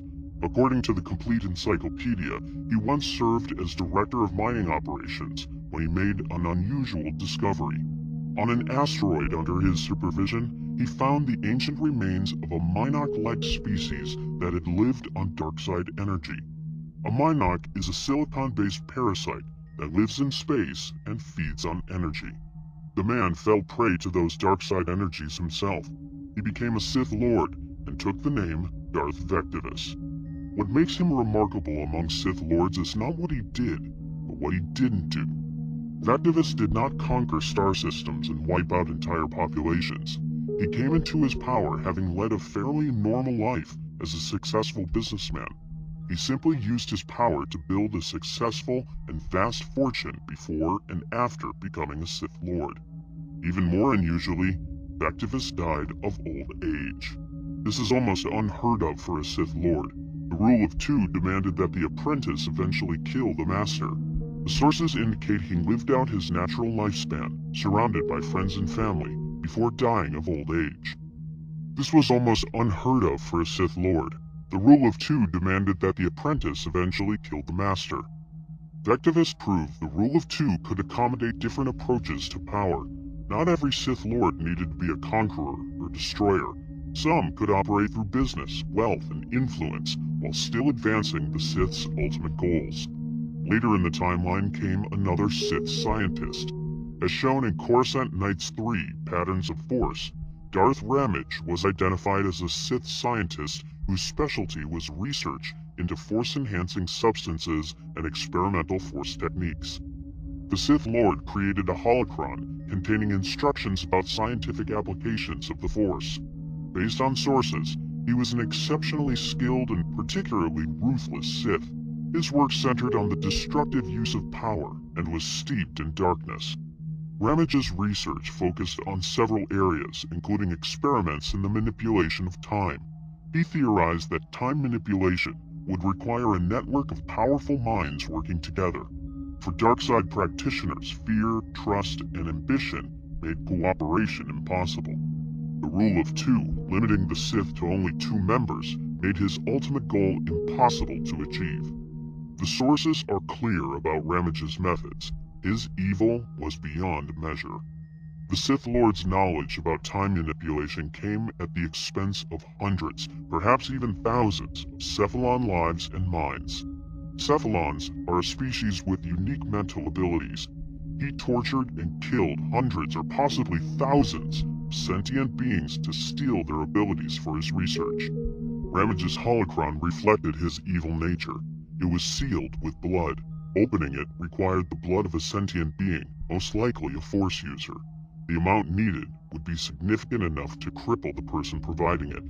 Only someone willing to commit a dark act could access his knowledge. Ramage's reputation survived for approximately 1,000 years. Even centuries later, he was remembered as one of the most brilliant Sith scientists in history. He represented the scientific and experimental branch of Sith philosophy. Where earlier Sith Lords like Bane and Zana focused on combat and sorcery, Ramage treated the Force itself as a phenomenon to be studied and manipulated through scientific method. The lineage would continue through Ramage to eventually reach Darth Tenebrous, a Bith whose species was legendary for intellectual ability. Between 167 and 124 BBY, an unnamed Twi'lek Sith Lord trained a Bith scientist named Rugus Gnome. This master accomplished something that would reshape the coming decades. For the first time in more than 800 years since the Battle of Ruusan, he opened a small rend in the fabric of the Force, allowing the dark side to be felt by the Jedi Order once again. Whether this was intentional provocation or accidental exposure, sources do not say. It marked a turning point. The Sith were no longer completely invisible to their enemies. Eventually, the apprentice killed his master and claimed the title for himself. The Bith scientist became Darth Tenebrous. As a member of the Bith species, he brought unique advantages to the Sith Order. The Bith were legendary for their intellectual ability. Their massive heads housed brains of extraordinary size and processing power. Where other species thought in straight lines, the Bith mind worked in vast computational networks, calculating probability streams and future outcomes with startling precision. He took this natural gift and weaponized it for the dark side. Tenebris became a Sith physicist who approached the Force not as mystical energy, but as a natural phenomenon to be studied, measured, and predicted. Through years of analysis and meditation, he developed the ability to see potential futures. However, this gift came with a price. The more he studied the future, the more he became convinced of something terrible. According to the legend source The Tenebrous Way short story, his analysis showed him the inevitable end of the Bainite Sith and rule of two. His calculations indicated the coming of a shadow so vast it would darken the galaxy entirely, marking the end for both Jedi and Sith as the universe had known them.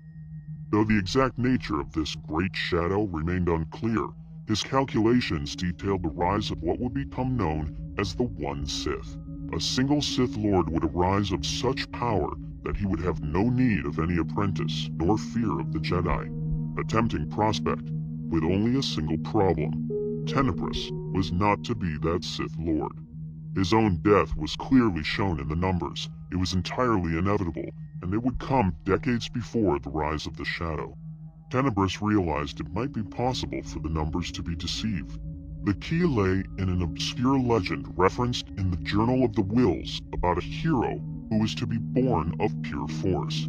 After 3 years devoted to exploring all possible interpretations, Tenebris determined such a birth was indeed possible. With proper execution, this chosen one might have a midichlorian count as high as 15,000, perhaps even more. Midichlorians are microscopic life forms that live inside cells and allow beings to use the Force. By using subtle variation of the ancient Sith essence transfer technique, he could ensure his own consciousness would be present at the creation of this being. At the moment of creation, he would seize it and become it. With this single stroke, decades after his body's death, he would become the most powerful Force user in the history of the galaxy. It was all there in the numbers. He could not possibly fail. First, he needed the right apprentice, one with very specific skills surrounding the direct perception and manipulation of midichlorian activity. His search led him to the ice world of Megiddo. On Megiddo, a moon administrator named Kar Damask supervised mining operations for the intergalactic banking clan. Moons are tall, thin humanoids known for their financial skills. Kar was an unrecognized genius with latent Force abilities. Years passed before Tenebris found a lower caste moon female whom he recruited as a disciple. She wasn't strong enough to be an apprentice, but she was strong enough to serve his purpose. Her task was to romance Kar Damask and bear a child, one whom Tenebris and Sith science predicted would be born strong in the Force. In due course, she gave birth to a son they named Hago. Darth Tenebris had planned every moment of this. For years, Hago's mother monitored every detail of the boy's development, recording everything and encouraging him to share even his most secret thoughts. The boy was not yet 5 years old when he began to sense he was somehow different. Not only smarter than his playmates, but able to manipulate them as well. He learned to read intentions and body language with supernatural skill. As his abilities increased, other children became playthings rather than playmates. One afternoon, a moon youngster pushed past Hago to reach a staircase. Hago grabbed his peer by the upper arm and made a simple suggestion. If the other boy was in such a rush to get downstairs, then he should jump out the window. Locking glances, Hago repeated the suggestion, and the victim took it to heart. Many questions were asked after the youngling's broken body was discovered in the courtyard. Hago kept the truth from everyone except his mother. She told him he had a gift that must remain secret. No one held him responsible for the playmate's death. Soon after, the steady stream of playmates began to dry up, and his father began to grow distant.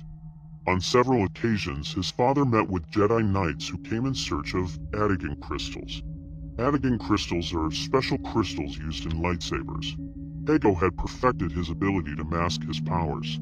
He sensed in a Jedi a kind of power similar to his own, though clearly at cross purposes. From early on, he knew he could never be one of them. Even more puzzling was when he came to sense a power closer to his own in a Bith visitor named Rucus Gnome. Gnome was a starship engineer who arrived in a luminous vessel of his own design. Before long, Hago began to suspect his mother was the reason for Gnome's frequent visits. During one of Gnome's visits, Hago was summoned to his father's office. Carr said that Hago was of their blood, though they could no longer raise him as their son. With a nod toward Gnome, Carr explained that in truth, he belonged to their visitor. A decade later, Hago would learn the full truth. While Carr had done his best to keep his Force abilities to himself, Tenebris had identified him as a suitable genetic source. His parents safeguarded the secret until his power began to reveal itself. Then, a deal was made. Hago would be given up in exchange for Carr Damask's lifelong dream of being accepted into the upper level of the Intergalactic Banking Clan. 5 years later, Carr was recalled to Munilist to become director of the Treasury Branch, and Hago's mother vanished, never to be seen again. Soon enough, his apprenticeship to Sith Lord Darth Tenebris began. In addition to being widely respected as a savant engineer, Rugus Gnome headed a shadowy organization that had gathered intelligence on dealings of nearly every criminal, smuggler, and pirate in the galaxy. With young Hago pretending to be Gnome's accountant, the two Sith traveled widely, facilitating chaos whenever possible. Tenebris taught his apprentice the core philosophy.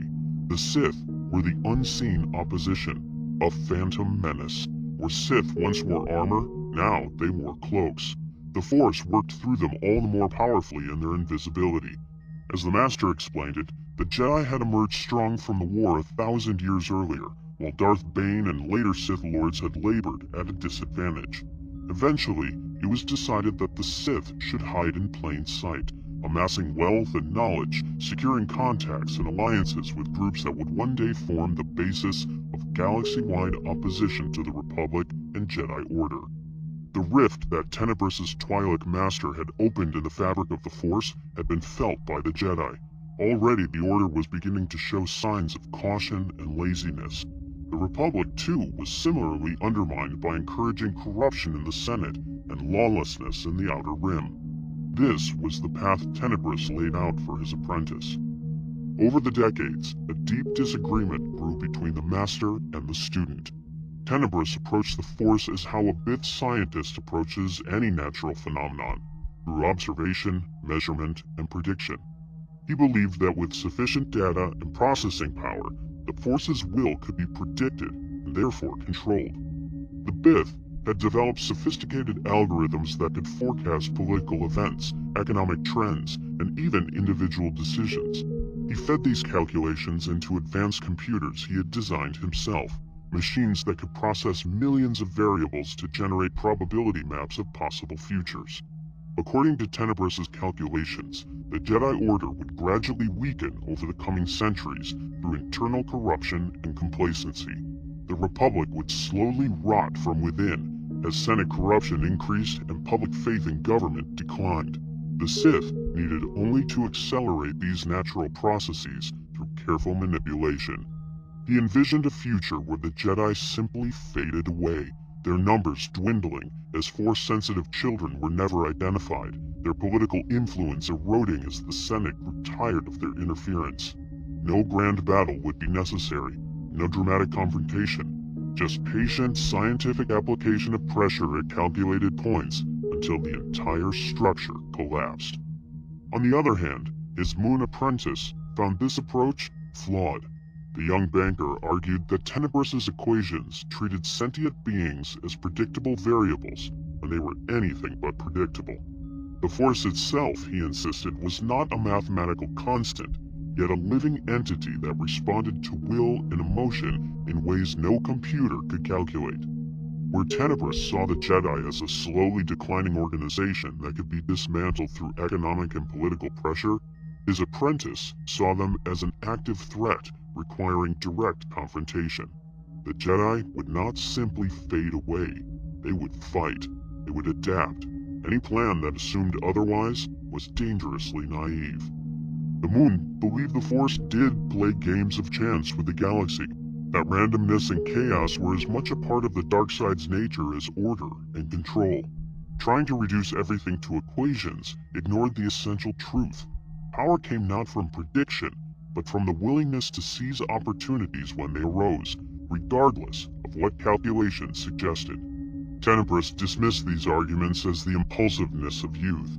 For him, his apprentice had not yet developed the patience to see how seemingly random events were actually part of larger patterns. Given time, the Moon would understand that the Force's apparent chaos was simply complexity beyond his current ability to calculate. This disagreement would never be resolved. Tenebris would die believing his apprentice lacked vision. His apprentice would build an empire, believing his master had lacked the courage to truly seize power when the moment demanded it. The shadow Tenebris had foreseen remained a mystery. He believed this shadow was the one Sith, a single being so powerful that the rule of two would become useless. His plan to manipulate the Force into creating a chosen one was his attempt to become that shadow himself.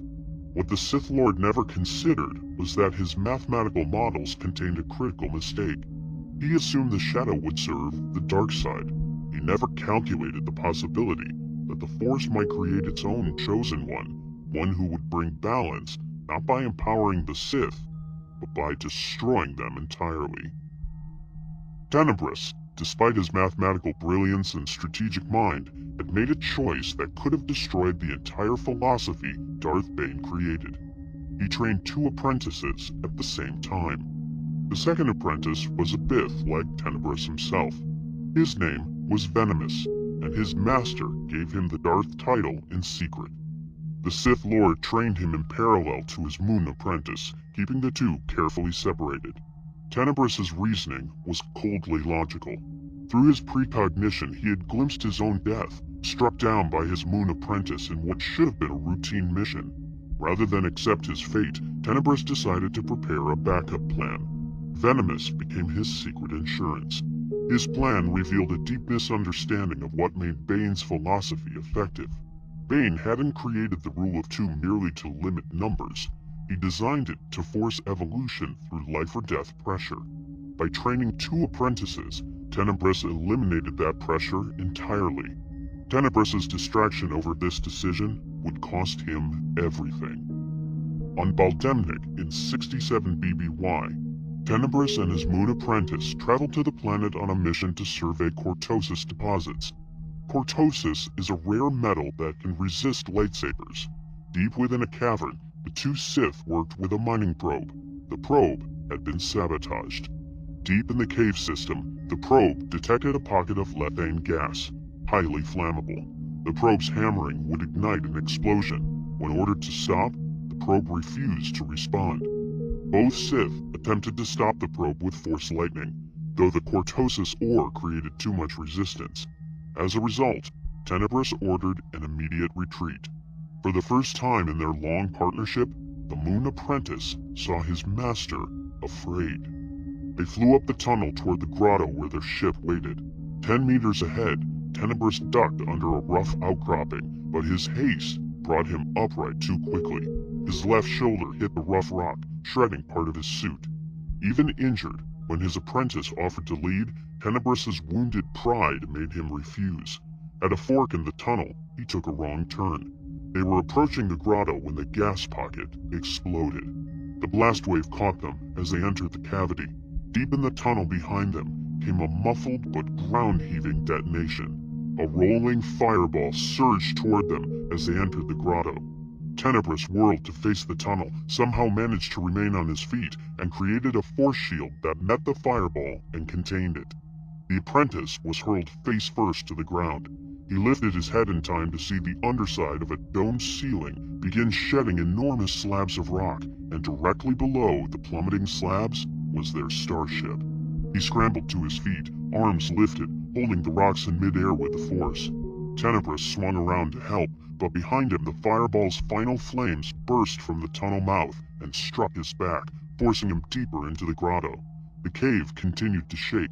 Cracks spread like a web from the opening overhead, triggering collapses throughout the grotto. Now, the master was positioned beneath the fall. In that instant, the apprentice perceived the danger Tenebris had foreseen earlier, his death at his apprentice's hands. While his master was busy holding up the slabs threatening to crush their ship, the Moon quickly changed focus. He aimed his raised hands at the plummeting slabs above the Bith, and brought them down with the downward motion of both arms, so quickly and with so much momentum that Tenebris was buried almost before he realized what hit him. His success in bringing the ceiling down on his master proved the Bith had grown slow and expendable. He then raced to Tenebris' side, removing both respirators. The Bith's single lung had been pierced, and blood gurgled in his throat. Tenebris managed to say that his apprentice should stop and save his strength. The moon held the Bith's pained gaze and stated that he did all that he could. The Sith Lord explained that his apprentice was fated to bring the Sith plan to completion. It falls to him to bring the Jedi Order to its knees. At long last, the mantle is given. Suddenly, the dying Bith fell silent. His apprentice sensed his mind replaying recent events, calculating odds, reaching conclusions. In that moment, Tenebris's black eyes shone with yellow light as his free hand clutched at the ring collar of his apprentice's suit. At last, he learned the truth. His apprentice had sabotaged the mining probe. The explosion, the cave-in, his positioning beneath the falling rocks, none of it had been an accident. His own student had planned his death. The moon pried the Bith's thin hand from the fabric and grinned faintly. His apprentice explained that Tenebris should go to his grave, knowing he was the last of the old order, the rule of two as Bane intended. The new order would begin now and remain under his control for 1,000 years. He had no intention of being killed by his own apprentice someday. Tenebris coughed spittle and blood, then acknowledged his apprentice's victory for the last time, praising the skillful use of surprise and misdirection. With a chopping motion of his left hand, the student broke his master's neck. Tenebris was paralyzed and unconscious, but not yet dead. The moon had no interest in saving him, only in observing the behavior of the Bith's midichlorians as life faded. The moon's name was Hago Damask, and he would be known to history as Darth Plagueis. Darth Plagueis was different from every Sith Lord who came before him. Where others sought power through conquest or political control, the Moon Banker pursued something far more ambitious. He wanted to control life itself. As chronicled in the legend source Darth Plagueis novel, the Moon Banker known as Hago Damask lived 2 lives.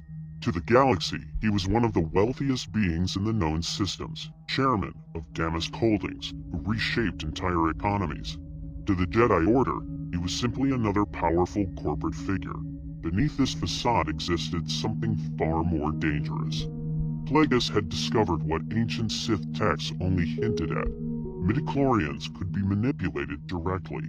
If successful, this knowledge would grant the ability to create life from nothing and prevent death entirely. Such experiments required resources, secrecy, and time. Therefore, he established his primary facility on Abora, a remote island on Munilist. Protected by Sun Guard mercenaries, the facility contained a medical laboratory, a vast library, and holding cells for experimental subjects. Shortly after killing Tenebris, Plagueis discovered a problem. His former master had been training a second apprentice in secret, a Bith named Venomous. This broke the rule of 2 completely. When the 2 met, Plagueis attacked without warning. The moon manipulated Venomous's own midichlorians against him, and the Bith collapsed unconscious within moments. Plagueis could have killed him, but the moon saw an opportunity instead. Venomous represented a perfect test subject. Plagueis had the unconscious Bith transported to Abora and placed in a Bacta tank, a healing liquid. For over a decade, Venomous would serve as the moon's living laboratory. The experiments Plagueis conducted on Venomous yielded remarkable insights into the nature of life itself. Through direct midichlorian manipulation, Plagueis discovered he could command these tiny organisms to speed up healing far beyond normal rates. He learned to control cellular repair at will. Most importantly, he found that with enough focus and force power, he could slow or even stop aging completely. The Bith floating in the Bacta tank became living proof that Plagueis' theories worked. Venomous should have died dozens of times from the experiments performed on his body. Plagueis would cause serious injuries, then use midichlorian manipulation to heal them. He would slow Venomous's heart nearly to a stop and then restart it, cause organ failure, and then reverse it. Each experiment pushed the limits of what the Force could do through direct biological control. Throughout his experiment, Plagueis learned remarkable knowledge. Midichlorians responded to commands issued through the Force. With the right technique, a Force user could extend their own life forever by constantly renewing their cells at the midichlorian level. Death from aging could be prevented completely, and even injuries that were fatal could be healed in moments. Still, this groundbreaking knowledge came at a terrible cost to Venomous. The test subject remained unconscious permanently, his body a tool for Plagueis' ambitions. For over 11 years, he existed in this state, neither truly alive nor dead, kept going only by the Sith's experiments and the Bacta-Tank's life support systems. Alongside this, Plagueis conducted experiments in Force conception. He attempted to create life through midichlorian manipulation without biological parents. The Moon would focus his will on samples of living tissue, trying to cause pregnancies through the Force alone. Some experiments showed promising results where cells would divide and early development would begin. These weren't natural processes, but life created through pure manipulation of midichlorians. Behind these initial successes, the Force resisted these efforts. Plagueis began noticing a pattern. Every action created a reaction. When he pushed too hard, the Force itself seemed to push back. Experiments that should have worked would fail for no clear reason. Tissue samples that showed life would suddenly die, and equipment would break at critical moments. This led to an important realization. The Force kept a balance between light and dark. As long as the Jedi existed and held on to the light side, the Force would resist any attempt to tip the balance too far toward darkness. Therefore, the Jedi had to be destroyed, not through direct fighting, but through careful manipulation over decades. The facility on Abora represented the peak of centuries of Sith planning. Unlike the Sith Lords before him who focused on politics and combat, Plagueis treated the dark side like a science to be studied and controlled. The vast library contained texts and holocrons recovered from across the galaxy, many predating the Rule of Two. The medical laboratory held equipment designed specifically for Force experiments. The holding cells contained other Force-sensitive beings besides Venomous, though none proved as useful as the Bith. When Sidious finally saw the Abora facility years later, he grasped the true scope of his master's ambitions. This wasn't simply a Sith Lord training an apprentice, but a scientist attempting to unlock the deepest secrets of life and death itself. The Force conception experiments, the midichlorian manipulation, the endless testing on Venomous, all of it was part of Plagueis' grand design to achieve immortality and reshape reality according to Sith will. The experiments also revealed why the Rule of Two had been necessary. Such work required absolute secrecy and decades of uninterrupted research. An army of Sith could never maintain the required discipline. Only two beings, master and apprentice, working in perfect coordination, could accomplish what Plagueis envisioned. For 1,000 years, the Sith had been working in secret. Each generation added to this plan, infiltrating governments and corporations, manipulating trade routes and creating resentment between the core worlds and the Outer Rim. By the time Plagueis became a Dark Lord, the Republic was already weakened from within. Plagueis determined that two things remained necessary. First, the Sith needed a human face in the political arena. Only a human could rise to Supreme Chancellor, given the species bias dominating Coruscant. This human would need to be brilliant, charismatic, and utterly ruthless. Second, the Sith needed to engineer a crisis large enough to justify creating an army. In 65 BBY, on the peaceful world of Naboo, Plagueis found what he was looking for. A 17-year-old human named Palpatine, the eldest son of a noble house. On the surface, the teen seemed unremarkable, but the Dark Lords sensed something others missed. The young human had an extraordinarily high midichlorian count and radiated a darkness that he himself didn't fully understand. Without wasting any time, the Moon arranged to meet the young human. Their first conversation lasted only minutes, but Plagueis probed gently with the Force. This human had raw power that rivaled any Force-sensitive being he had encountered, and showed remarkable control for someone with no training. Plagueis began a careful campaign, positioning himself as a mentor figure who could guide Palpatine's political ambitions. Their conversations ranged from politics to philosophy to the nature of power itself. The Sith Lord never mentioned the Force directly, but simply encouraged Palpatine to embrace his true nature. The transformation happened faster than expected. Within a year, Palpatine's relationship with his family had fallen apart completely. His father, Kosinga, arranged to have his son removed from the university and transported to Chamel Minor, where he would live under supervision. The confrontation occurred aboard the family starship. Kosinga revealed his plan to essentially imprison his son, and an argument erupted. Palpatine's father called him a disappointment and admitted he'd wanted to kill the boy from birth. His son's response was quiet but final. The walls he'd built around his power for 17 years suddenly collapsed. What happened next was pure violence.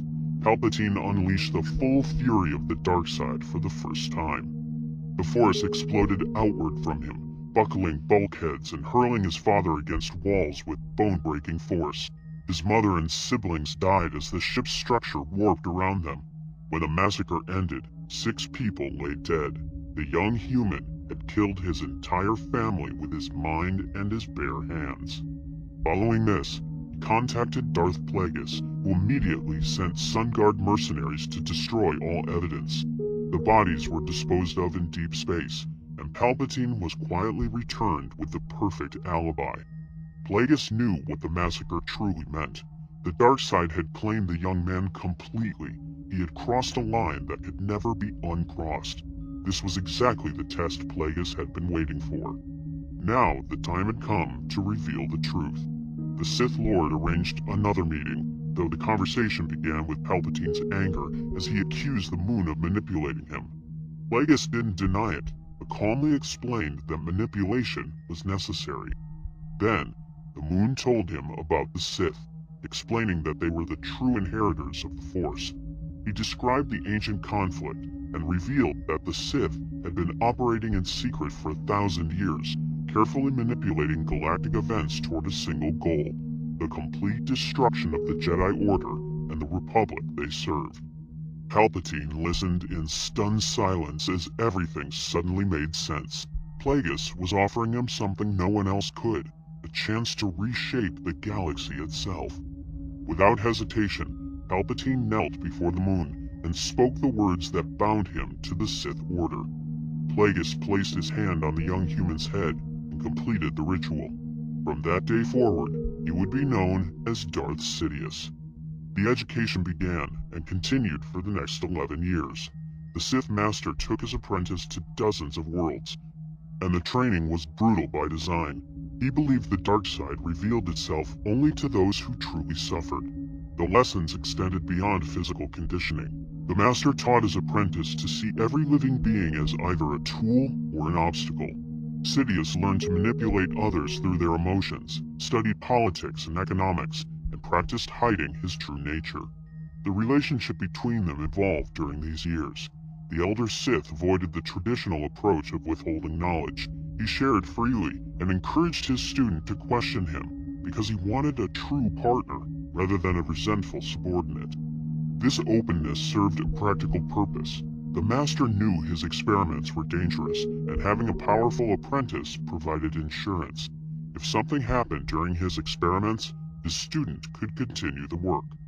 By 54 BBY, the young Sith had transformed completely. His control over the Force had grown massively, and most impressively, he had mastered the art of concealment. No Jedi who met him ever sensed the darkness beneath his civilized exterior. Meanwhile, the political pieces continued moving into position. Senator Vidar Kim represented Naboo in the Galactic Senate until tragedy struck. His family died in a suspicious speeder crash carried out through intermediaries.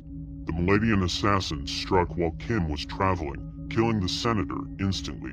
Before Kim's son, Ronar, a Jedi Knight, could question her, the Maladian killed herself with poison. Within weeks, the young politician was appointed to represent Naboo. At 28 years old, he became one of the youngest senators in the Republic's history. The appointment brought Sidious to Coruscant permanently. His public persona maintained the image of an idealistic young senator while he studied the Senate's weaknesses and assembled a network of supporters. Then came a crisis that would test everything. Senator Pack's team and the Grand Protectorate suspected the Naboo senator worked directly for Hago Damask. Team's agents lured him into a trap and transported him to an abandoned factory, intending to send a message by killing him. The Sith apprentice remained calm throughout. Before he could act, Sun Guard mercenaries crashed through the window. His master had been monitoring the situation from the beginning and had dangled him as bait on purpose. It was another test. The revenge was swift. The young Sith took his master's lightsaber and traveled to the Malastare embassy, moving through the building systematically. Every guard died within seconds. By the time he reached the banquet hall where Pack's team and the senior Grand officials had gathered, dozens of corpses littered the building. Something else happened that night. While Sidious dealt with the Grand, his master had been attending an initiation ceremony that became an ambush. The hooded members were actually Maladian assassins in disguise. A blade caught the moon in the side of the neck, taking away a large chunk of jawbone and cutting his windpipe. What followed showed his true power. Despite his terrible injuries, he launched himself to his feet and unleashed the full fury of the dark side. When he tried to summon Force Lightning, his second heart, Moons Have Two, failed from the strain. He rallied again, but his arms and shoulders were slashed, and he was moments from being overwhelmed when Sidious burst into the room with his aide. Together, they brought swift death to the remaining assassins. The Sith Master survived, but was permanently changed. The injuries to his throat and jaw never healed properly, and he would wear a breathing mask for the rest of his life. More importantly, the attack had shaken his confidence. He finally saw the truth. The Force was pushing back. All his experiments in midichlorian manipulation had crossed boundaries the Force wouldn't allow. The Maladians were merely the tool. This led to new understanding. The Force kept a balance between light and dark. As the Jedi grew more passive, the dark side grew stronger in response. The reverse was also true. If the Sith pushed too hard, the Force would engineer circumstances to restore balance. The solution was patience and precision. They had to wait for moments when the light side faltered, and only then could they act without fear of consequences.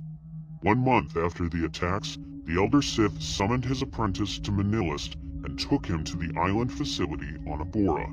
What the young Sith found there exceeded anything he'd imagined. The facility radiated dark-side energy like a beacon, with a vast library of texts and holocrons, a medical laboratory, cages containing experimental creatures, and a corridor lined with cells holding Force-sensitive beings. At the center of it all was Venomous. The Bith floated in a towering Bacta tank, kept in a permanent coma. He'd been the Master's primary test subject for over 11 years. The Moon finally explained his ultimate goal. He told his apprentice about the experiments in Force conception, about his success in creating life through midichlorian manipulation without biological parents, about pregnancies achieved through the Force alone. He also explained the consequences. The Force had resisted these efforts violently, and he now knew that controlling life and death required winning the Force's cooperation. That was why the Jedi had to be destroyed. As long as the Order existed and kept its hold on the light side, the Force would resist any attempt to tip the balance. The Jedi weren't just political obstacles, but barriers preventing the Sith from achieving true mastery. The plan going forward was clear. The Master would continue his research while healing. Sand Hill would be taught to control the intergalactic banking clan, essential for financing the coming war. The Sith would begin funding weapons makers and encouraging conflicts in the Outer Rim. Sidious would serve as the blade driven through the heart of the Senate, while his master would serve as the guide from the shadows. Together, they would be partners working toward a shared goal. The Elder Sith had no intention of training a successor who would eventually kill him. His goal was immortality. Through midichlorian manipulation, they would keep each other alive forever. They would command the Force itself and extend their reign without end. The rule of two would end with them, not because one would kill the other, but because death itself would be conquered. The years that followed tested this vision in ways neither Sith Lord expected. While traveling through the Outer Rim on business, Sidious visited the planet Dathomir. In a settlement market, he encountered a Night Sister who carried a humanoid infant. The child was a male Zabrak, his hairless head covered with small horns, his body tattooed in red and black patterns. The woman explained she had birthed twins and wanted to save one from the clutches of the Night Sisters. The infant was strong in the Force. Sidious accepted the child, learning his name was Maul before the woman disappeared into the crowd. When Sidious reported the discovery to his master, the Moon saw potential. The infant could be trained as an assassin, not an apprentice or someone who could aspire to become a true Sith Lord, but simply a disposable tool for tasks too dangerous to risk their own exposure. Maul was to be hardened to pain from infancy and raised to be fierce yet utterly loyal. For the next 20 years, Sidious shaped the infant into the perfect killer. According to the Darth Plagueis novel, Maul survived dangerous missions, endured starvation, and faced assassin droids in combat.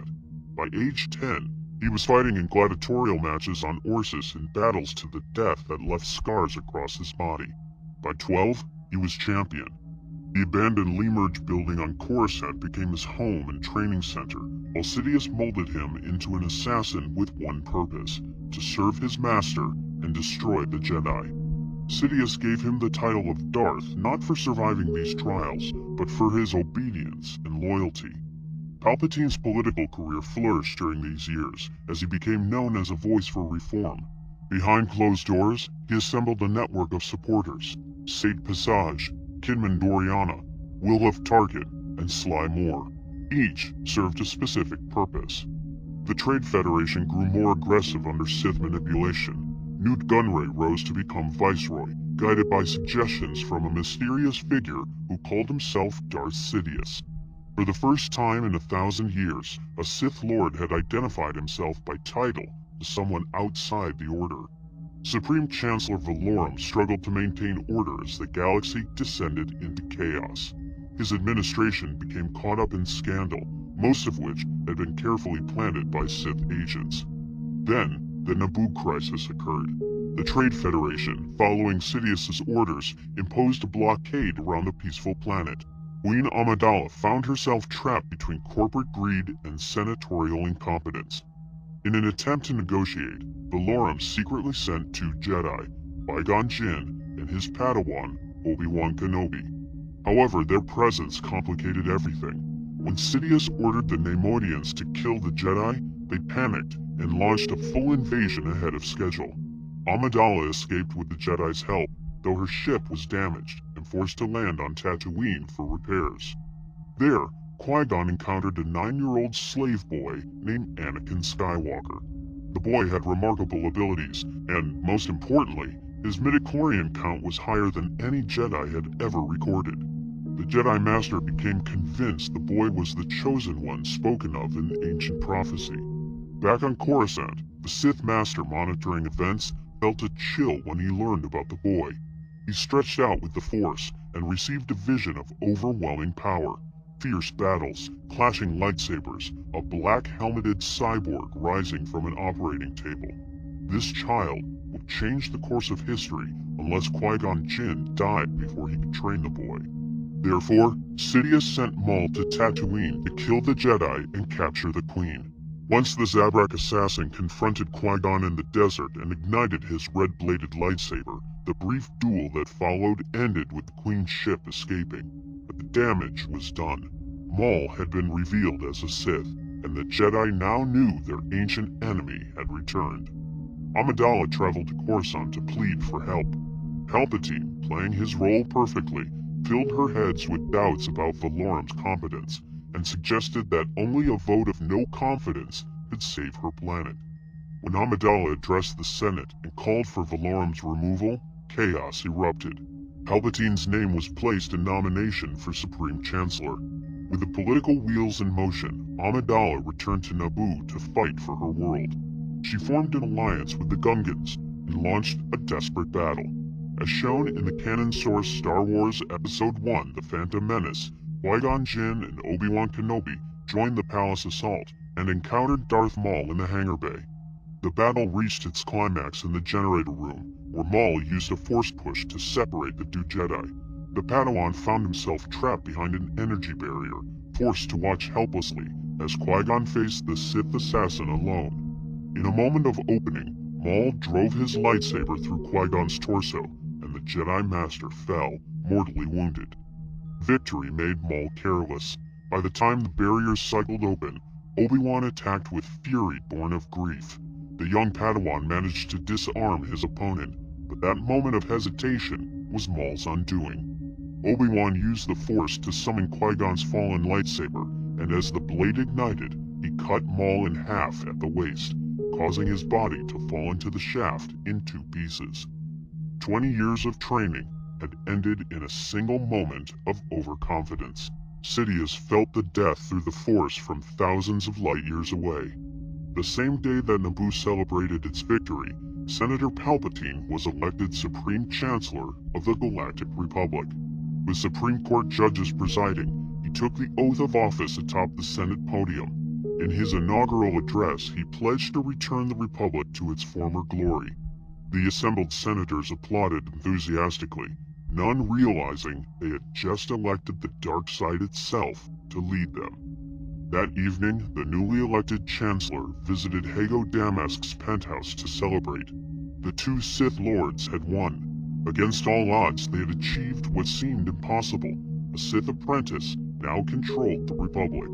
They drank expensive wine and discussed the future. The younger Sith prepared remarks about honoring his master's contributions and ruling together as partners. The night wore on as bottle after bottle was opened. The moon's wariness grew as the wine took effect.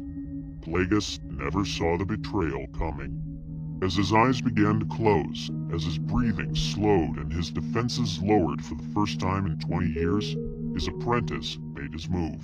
Crackling blue lightning erupted from Sidious's fingertips.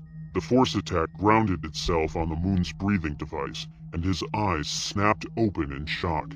He gathered the Force around him, then stopped.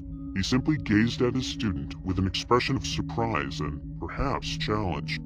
The apprentice unleashed another wave of lightning. As his master struggled for breath, he spoke, explaining that he had never intended to share power. Everything had been manipulated from the beginning. The partnership had been an illusion maintained for one purpose only, to extract all of the Elder Sith's knowledge and then discard him. The betrayal was complete. The younger Sith mocked his dying master with a litany of complaints, explaining that no true Sith could ever care about another. The rule of 2 demanded this outcome. The moon had been a fool to think that things could be different. As his master's body convulsed, Sidious made clear he had won because he was the better Sith. More patient, more cunning, more ruthless. The Elder Sith slid to the floor and died. His decades of work on achieving immortality meant nothing in the end. Darth Plagueis the Wise had failed to realize that wisdom alone was not enough. Power demanded constant vigilance, and trust was a weakness. Sidious had finally claimed his victory. He stood at the window, looking out over Coruscant as dawn broke. His spirit soared briefly, then fell. Something was shading his sense of triumph, a vague awareness of a power greater than himself. Outside, the summits of the tallest buildings were gilded by the first rays of daylight. A new day was dawning for him, for the Sith, and for the galaxy. The official story would be simple. Hago Damask had died from a malfunction in his breathing apparatus. No autopsy would be performed. Senator Palpatine would gain even greater sympathy, his joy at being elected diminished by the sudden death of a powerful ally. The Supreme Chancellor traveled to Naboo for Queen Amidala's victory celebration as his first official duty. He stood among Yoda, Mace Windu, and other Jedi Masters at Qui-Gon Jinn's funeral, watching the Jedi Master's body reduced to ash. He knew it was just the first casualty in a war that had not yet begun. a war in which 10,000 Jedi would follow Qui-Gon to the grave. The larger concern was Anakin Skywalker. This 9-year-old child was unlike anything the galaxy had ever seen, something dangerous, something the Force itself might have created. The Dark Lord knew what needed to be done. The boy was too young to be trained in Sith arts right away, but he was the perfect age to bond with a father figure, someone who would listen to all his troubles and coax him slowly toward the dark side over years of careful manipulation. Palpatine would let the Jedi train his future apprentice. He would let Obi-Wan instruct Anakin in the ways of the Force.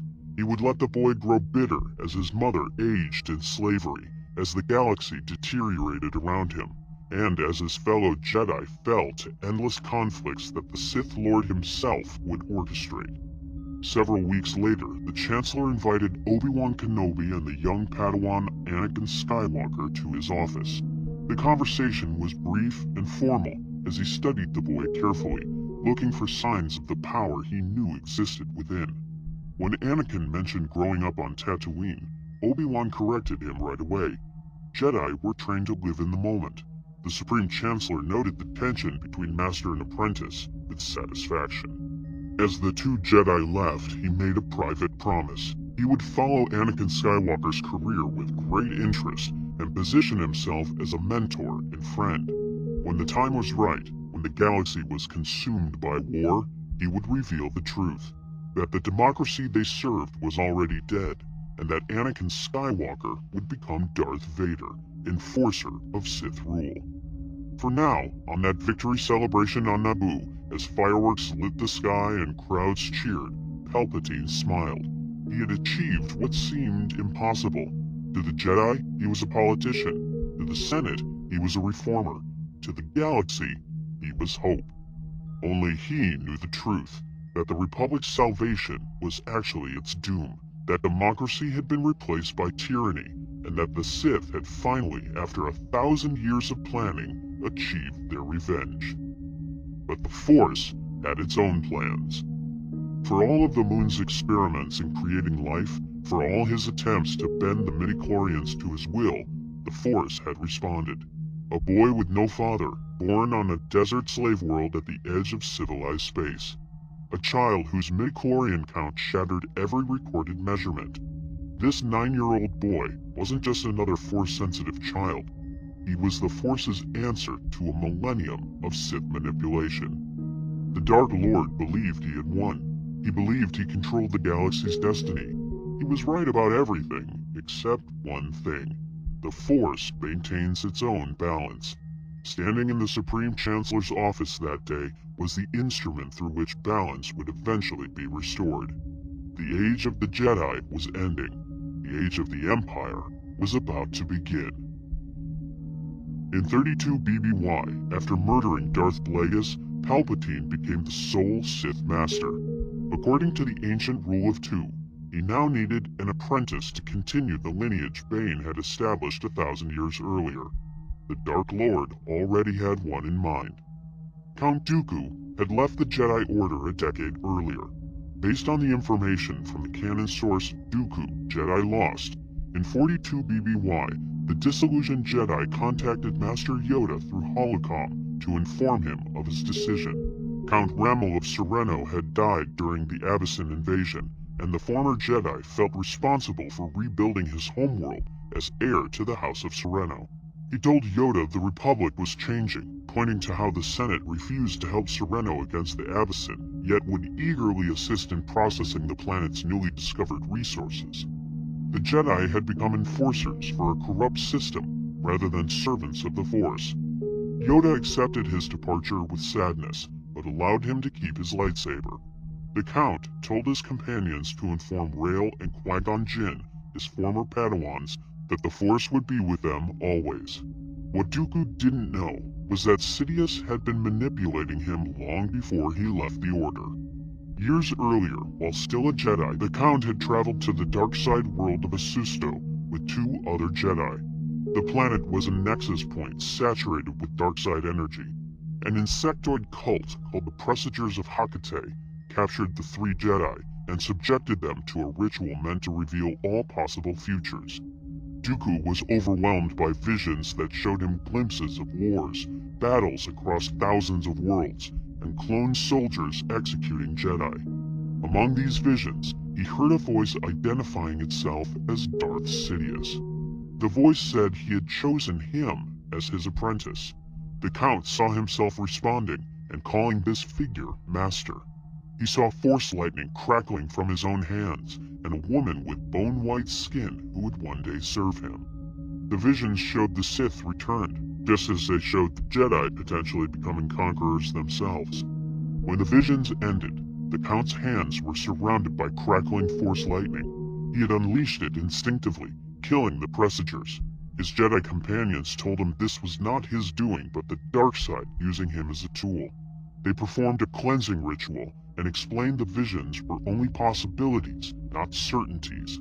Master Lene Castana assured him the future he saw would not come to pass, calling him a good man. She was wrong about everything.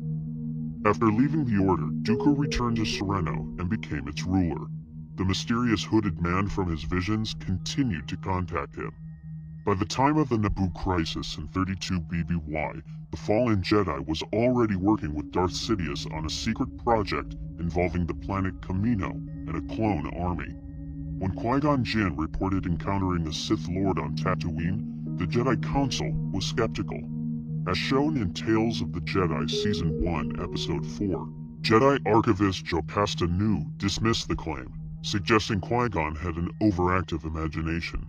The Council did not want to cause unnecessary alarm.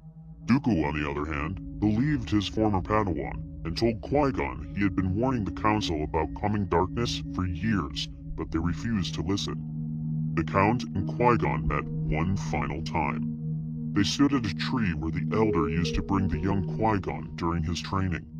Dooku was worried about his former apprentice facing the Sith, saying he would not be there to protect him. The Jedi Master reassured him that Obi-Wan Kenobi filled that role now.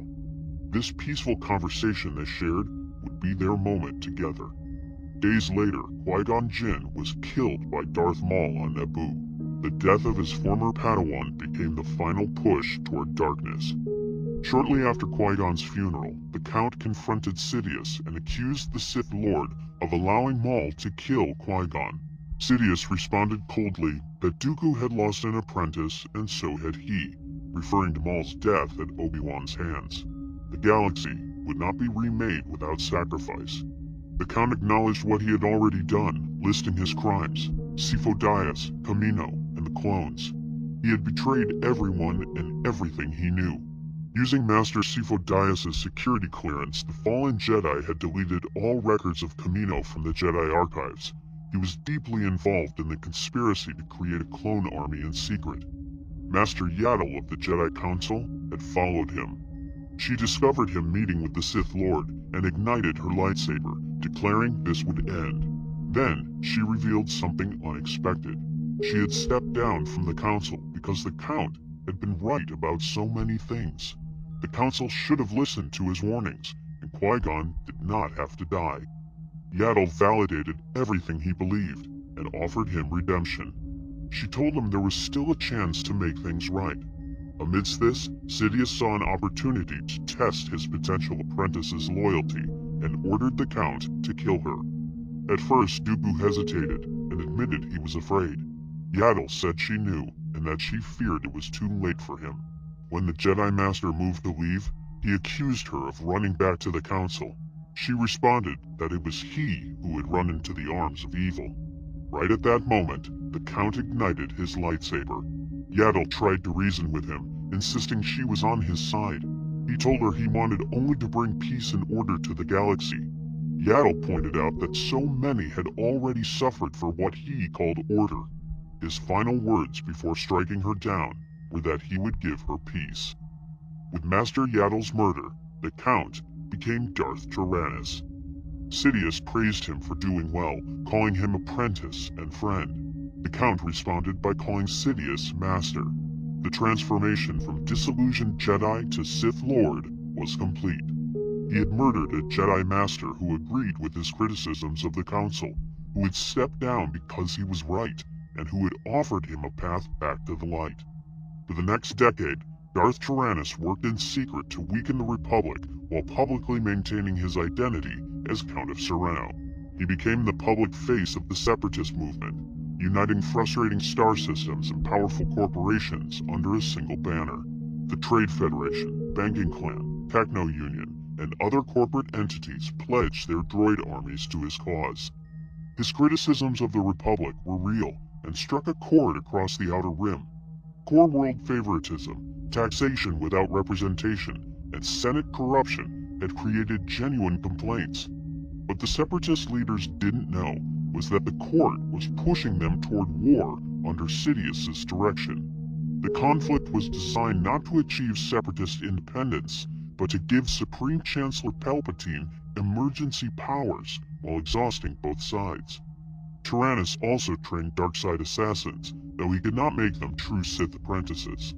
The most notable was Asajj Ventress, a Dathomirian warrior he trained to serve him without question. When Sidious sensed Ventress growing too powerful, he ordered Tyrannus to eliminate her. This showed the harsh reality of the rule of two.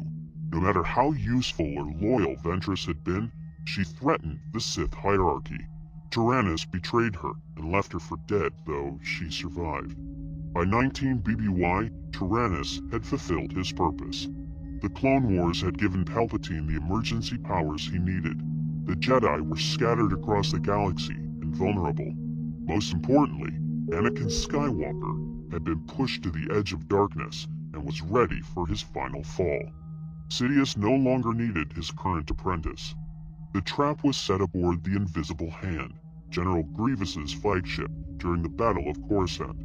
As chronicled in the movie Revenge of the Sith, Sidious allowed himself to be captured by his own forces, knowing Anakin and Obi-Wan would come to rescue the Chancellor. When the two Jedi burst into the observation room, they found Palpatine bound to a chair, appearing helpless. The Chancellor warned them that the Count was a Sith Lord, and they were no match for him. Obi-Wan refused to admit defeat, reminding Palpatine that their specialty was dealing with Sith Lords. When Tyrannus demanded they surrender their lightsabers to avoid making a mess, the Jedi Master insisted they would not let him escape this time. The duel began with Tyrannus fighting both Jedi at once. He blocked their attacks masterfully, even pausing mid-combat to say he had been looking forward to this confrontation. He used the Force to push Obi-Wan back, then later Force-choked him and threw him against the railing. As Obi-Wan fell unconscious, Tyrannus used the Force to drop a section of the platform onto his body, pinning him. An infuriated Anakin faced Tyrannus alone. The Sith Lord sensed great fear, hate, and anger in him, noting something like disappointment that the Jedi never used these emotions. Provoked by this observation, Anakin became more aggressive in his attacks and overwhelmed Tyrannus's elegant defense with raw power fueled by rage. The turning point came swiftly.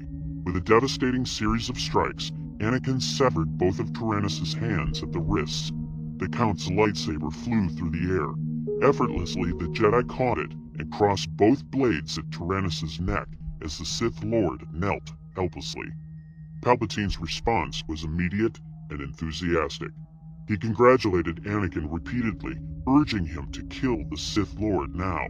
Tyrannus looked up at his master as he started to realize that he was nothing but a pawn for his plans. Anakin hesitated, believing he should not do this. However, Palpatine remained firm, simply commanding him to do it. In the end, the Chancellor's orders forced Anakin to execute the defenseless prisoner. Afterward, Anakin expressed regret. He said Tyrannus had been an unarmed prisoner and that killing him was not the Jedi way. Palpatine dismissed these concerns by pointing out that Tyrannus had cut off Anakin's arm years earlier on Geonosis, and revenge was natural. He reminded Anakin of what happened to his mother and the Sand People. They needed to leave before more security droids arrived. Darth Tyrannus died, and all his years of service, all his sacrifices, all his belief that he was helping to reshape the galaxy had been a lie. He was simply a stepping stone to Anakin's corruption and fall to the dark side. From the Rule of Two's perspective, Tyrannus served as Sidious's apprentice for about 13 years, from 32 BBY to 19 BBY. He had been used for orchestrating the Clone Wars, and positioning Palpatine for absolute power.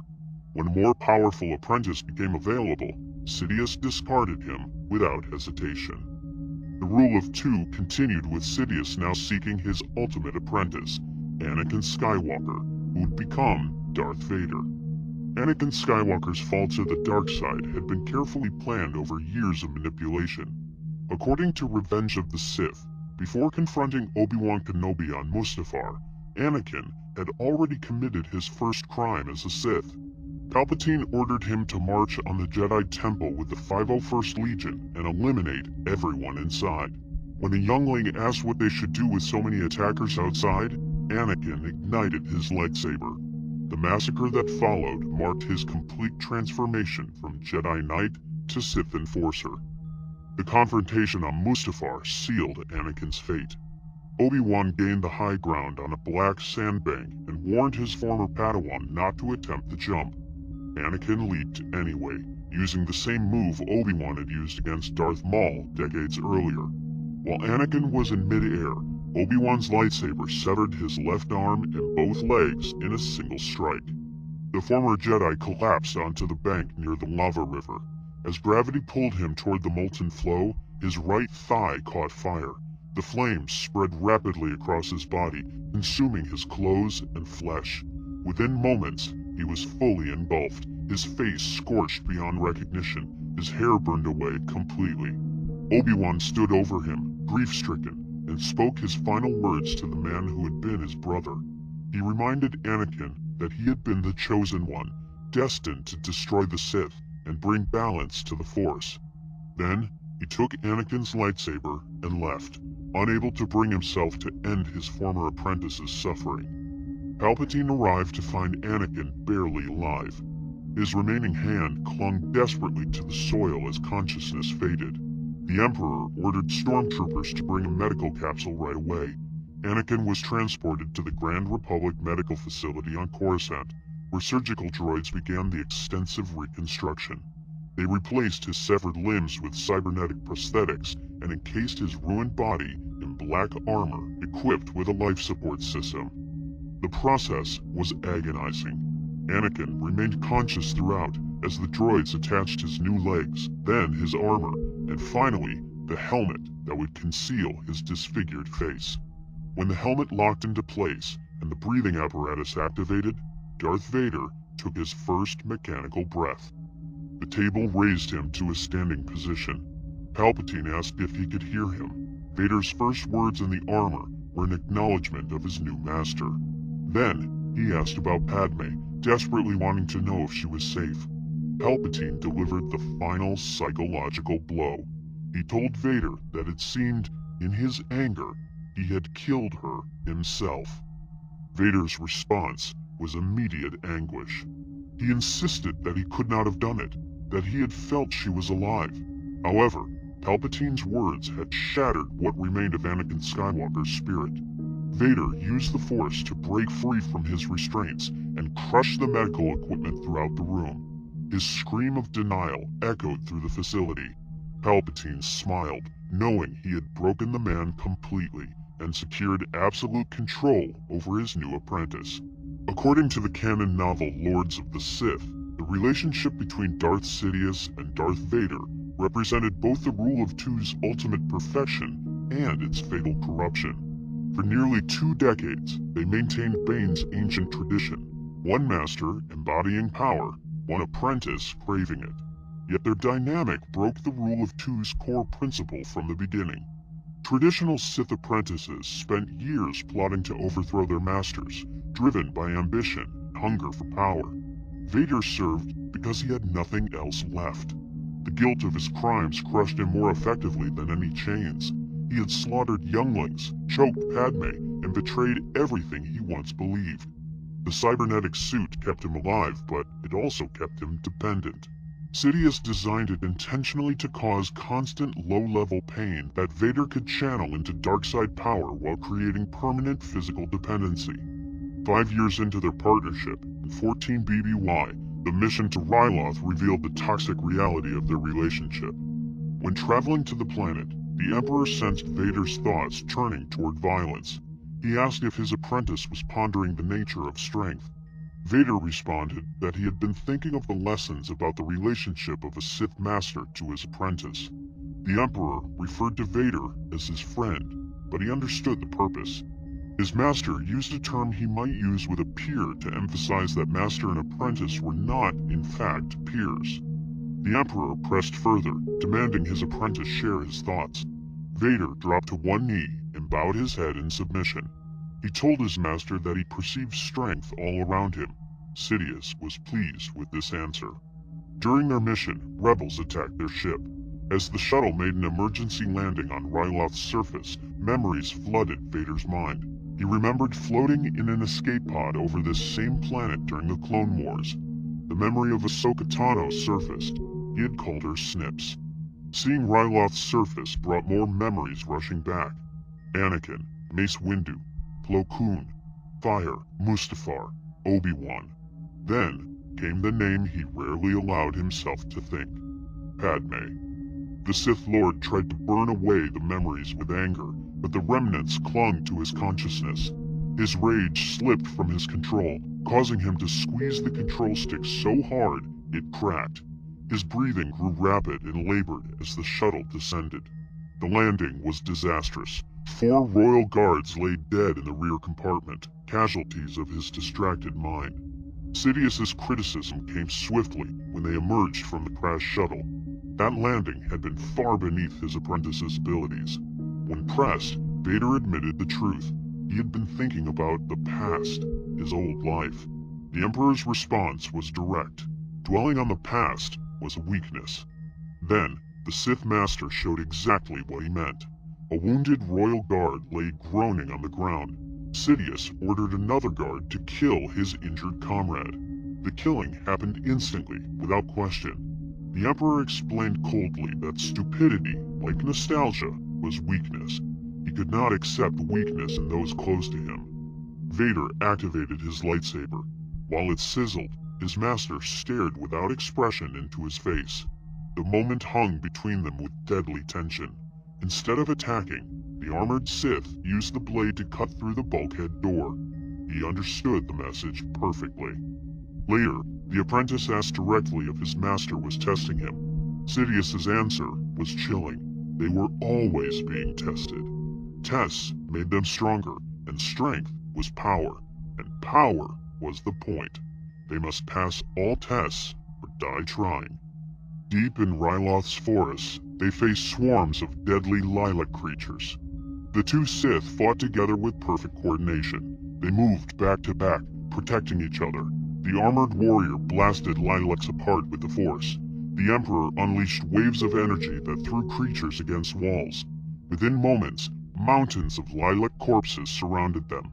During the battle against the Lilac Queen, a dangerous thought crossed Vader's mind. His master dead, himself ruling the Empire. However, he crushed the thought instantly and leaped down to save Sidious. After the battle ended, the Emperor asked if his apprentice had considered letting him die. Vader admitted he had, but he clarified that only for a moment. Surprisingly, his master approved of his answer. Sidious then explained his meaning. When the Queen died, the creatures had struggled without her. With the head removed, the body perishes. Many things work that way, including relationships. Without the Emperor, Vader could not exist. The warning was clear. His apprentice depended entirely on him for survival. The mission's final test came during a meditation session. The Emperor asked what his apprentice had seen in his visions. Vader described deaths and faces from his past, the events that led him to this moment. As Sidious listened, his anger started to grow, and he made a direct accusation. He asked if Vader had been a traitor to the Jedi, to Padme, to Obi-Wan, to everyone he loved. At first, Vader hesitated, for he was unsure on what answer his master wanted. Finally, he answered yes. He had been a traitor to them all. Sidious continued pressing, asking if Vader thought betrayal began in the deed. Vader responded that it began in the thoughts. The Emperor agreed, explaining that no one could truly know the thoughts of another, especially a traitor who guards them closely. For a moment, Vader wondered what it would be like to face his master in battle, to take his small, frail body and lift it from the ground. Sidious sensed the thought instantly and smiled darkly, telling his apprentice that he saw right through him. Vader defended himself with bold defiance. He argued that the Emperor was wrong to think he longed for the past. He didn't long for it at all. Instead, he thought of it and the man he once was with complete contempt. His memories fed his anger, and his anger fed his strength, making him a better servant. Then, the armored Sith added something shocking, telling his master directly that his doubt was both unwarranted and insulting. Silence fell between them. Each Sith Lord stared across the flames at the other, both weighing their options. The tension stretched as violence hung in the air. At the critical moment, Vader dropped to one knee before his master, not both knees in total submission, but one knee in calculated respect. The Emperor considered this gesture before finally telling him to rise. However, the tests were not finished. As they traveled, a young Twi'lek girl named Drua emerged from the forest. The Emperor commanded her to come to him, using the Force to pull her forward. With startling speed, Sidious drew his lightsaber and slashed at the girl. Vader moved even faster and blocked the blow. The girl stood between their crossed blades, unaware of the danger. The Emperor's face twisted in anger as he gathered power. Without even looking, Vader used the Force to blast the Emperor's bodyguard D's into the trees. The two Siths stared at each other across their sizzling blades. The Emperor asked if his apprentice was truly willing to fight him over this girl. Vader quickly explained that the girl could be useful to them, since there must be a village nearby with a ship. After a long pause, the Emperor deactivated his blade and agreed she might be helpful. Later, Sidious explained the consequences of Vader's choice. By saving one life, his apprentice had doomed 37 others. The village that helped them would have to be eliminated as witnesses. The Emperor used Sith words to make his point. Krata meant death. Irluk meant fate. He told Vader directly that he had killed them all the moment he spared that girl. The village massacre became Vader's final test.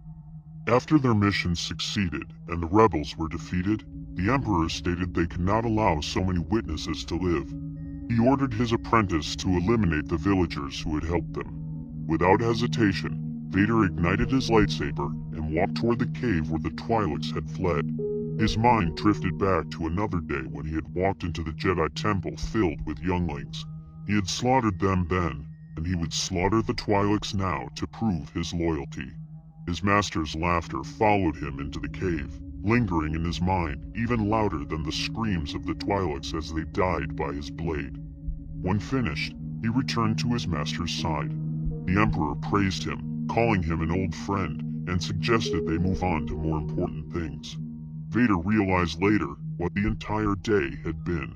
His master had given him a test. This explained why the Emperor had shown so little of his true power throughout their ordeal. Perhaps Sidious wanted his apprentice to rely on himself to overcome the challenges. Or perhaps he wanted to appear weaker than he was, hoping to draw out any hidden plans of betrayal. The relationship, after Ryloth, was forever changed. Vader had shown mercy by saving Drua, revealing a weakness. The Emperor had forced him to destroy that mercy by ordering the village massacre. Vader had admitted to thinking about killing his master. The Emperor had acknowledged this was expected and even welcomed, as long as Vader didn't act on it yet. Both understood the game completely. The Emperor knew his apprentice thought about killing him. Vader knew his master was constantly testing whether he would act on those thoughts. They were bound together in mutual need. The Emperor needed Vader's combat power. Vader needed the Emperor's knowledge and authority. Neither could kill the other without losing something crucial. An apprentice was completely loyal until the moment he wasn't. Both master and apprentice knew this truth. They both knew betrayal would come eventually. The only question was when. For now, they would continue playing the game, testing, watching, waiting. Each survival proved their value to the other. Each test brought them closer to the moment when one would finally strike and only one would remain. By 4 ABY, nearly 2 decades after their partnership, nothing had changed. not until Luke Skywalker appeared and everything Sidious had carefully built began to fall apart. In the movie Return of the Jedi, when Luke surrendered himself on Endor, he insisted there was still good in his father. He told Vader that Anakin Skywalker was his true self, and that he had only forgotten who he was.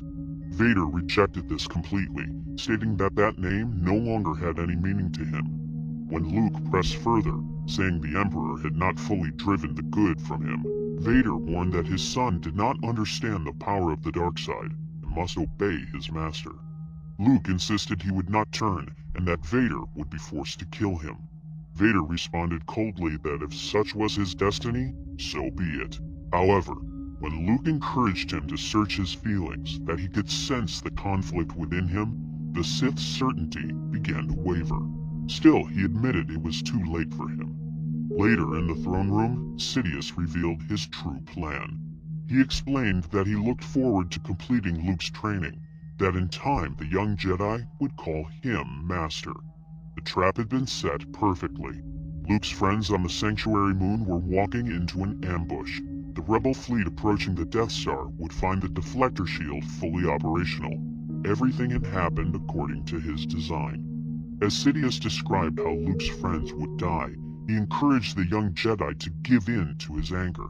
He pointed to Luke's lightsaber and invited him to strike down an unarmed opponent. With each passing moment, the Emperor explained, Luke made himself more his servant.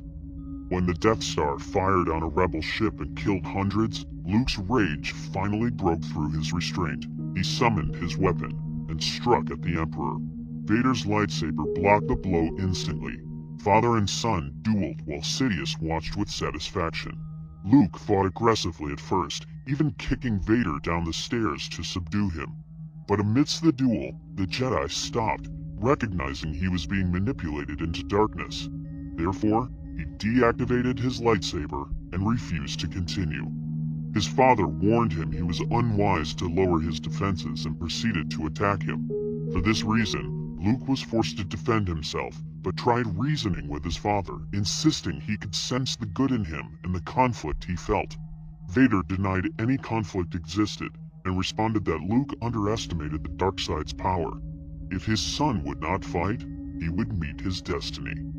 Then, Vader made his fatal mistake.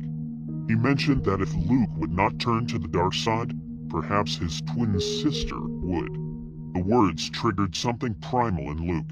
He screamed and emerged from hiding with pure fury, attacking his father with overwhelming force.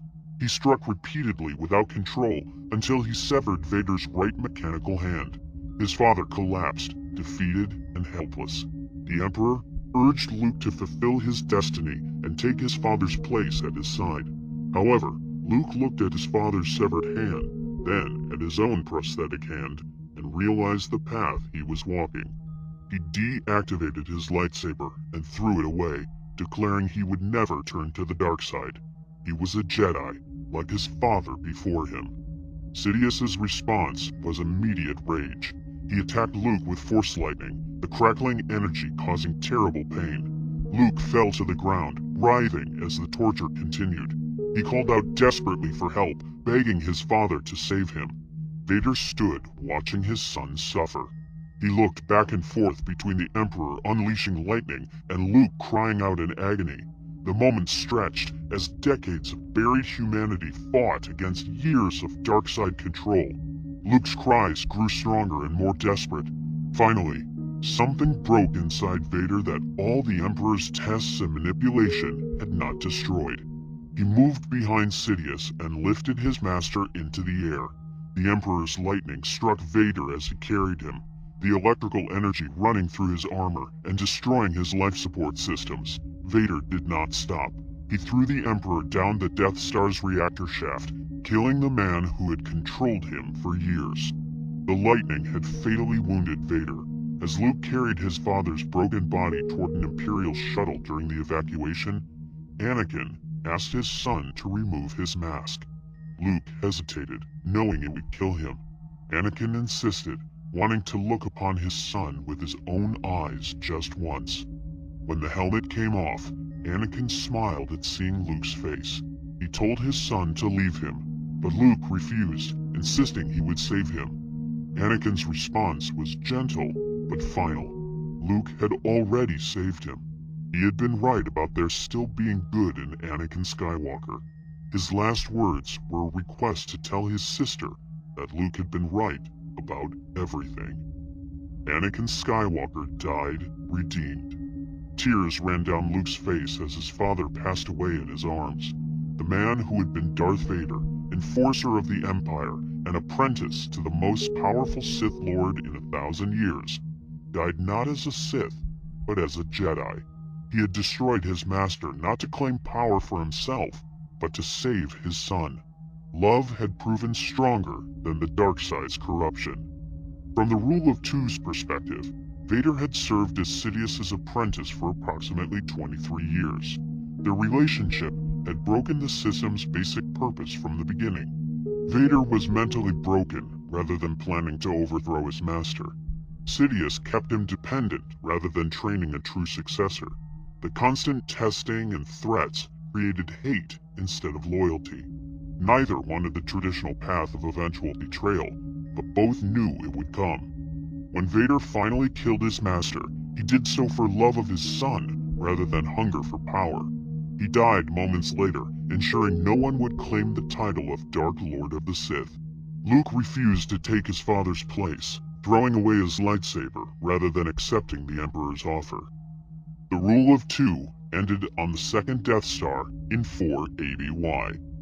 Not through the apprentice surpassing and replacing the master as Bane intended, but through the apprentice choosing sacrifice over power. A system built entirely on betrayal, driven by selfish ambition, was destroyed by loyalty driven by selfless love.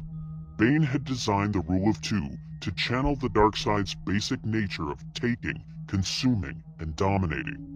He created a system that forced each generation to embrace these ideas more completely than the last.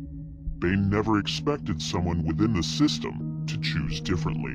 He never imagined an apprentice powerful enough to kill their master but refusing to claim the reward. The Rule of Two's basic belief was that all Force users valued power above everything else. Vader proved this belief wrong in his final act. After 1,000 years of masters falling to ambitious apprentices, and apprentices becoming masters through brutal betrayal, the cycle ended because Vader chose his son over unlimited power. For over 1,000 years, only 2 Sith existed at any given time. One master to hold power, one apprentice to want it. Each generation stronger than the last, each betrayal sharpening the blade that eventually destroyed the Republic. The Sith survived for a millennium through patience, planning, and the Rule of Two.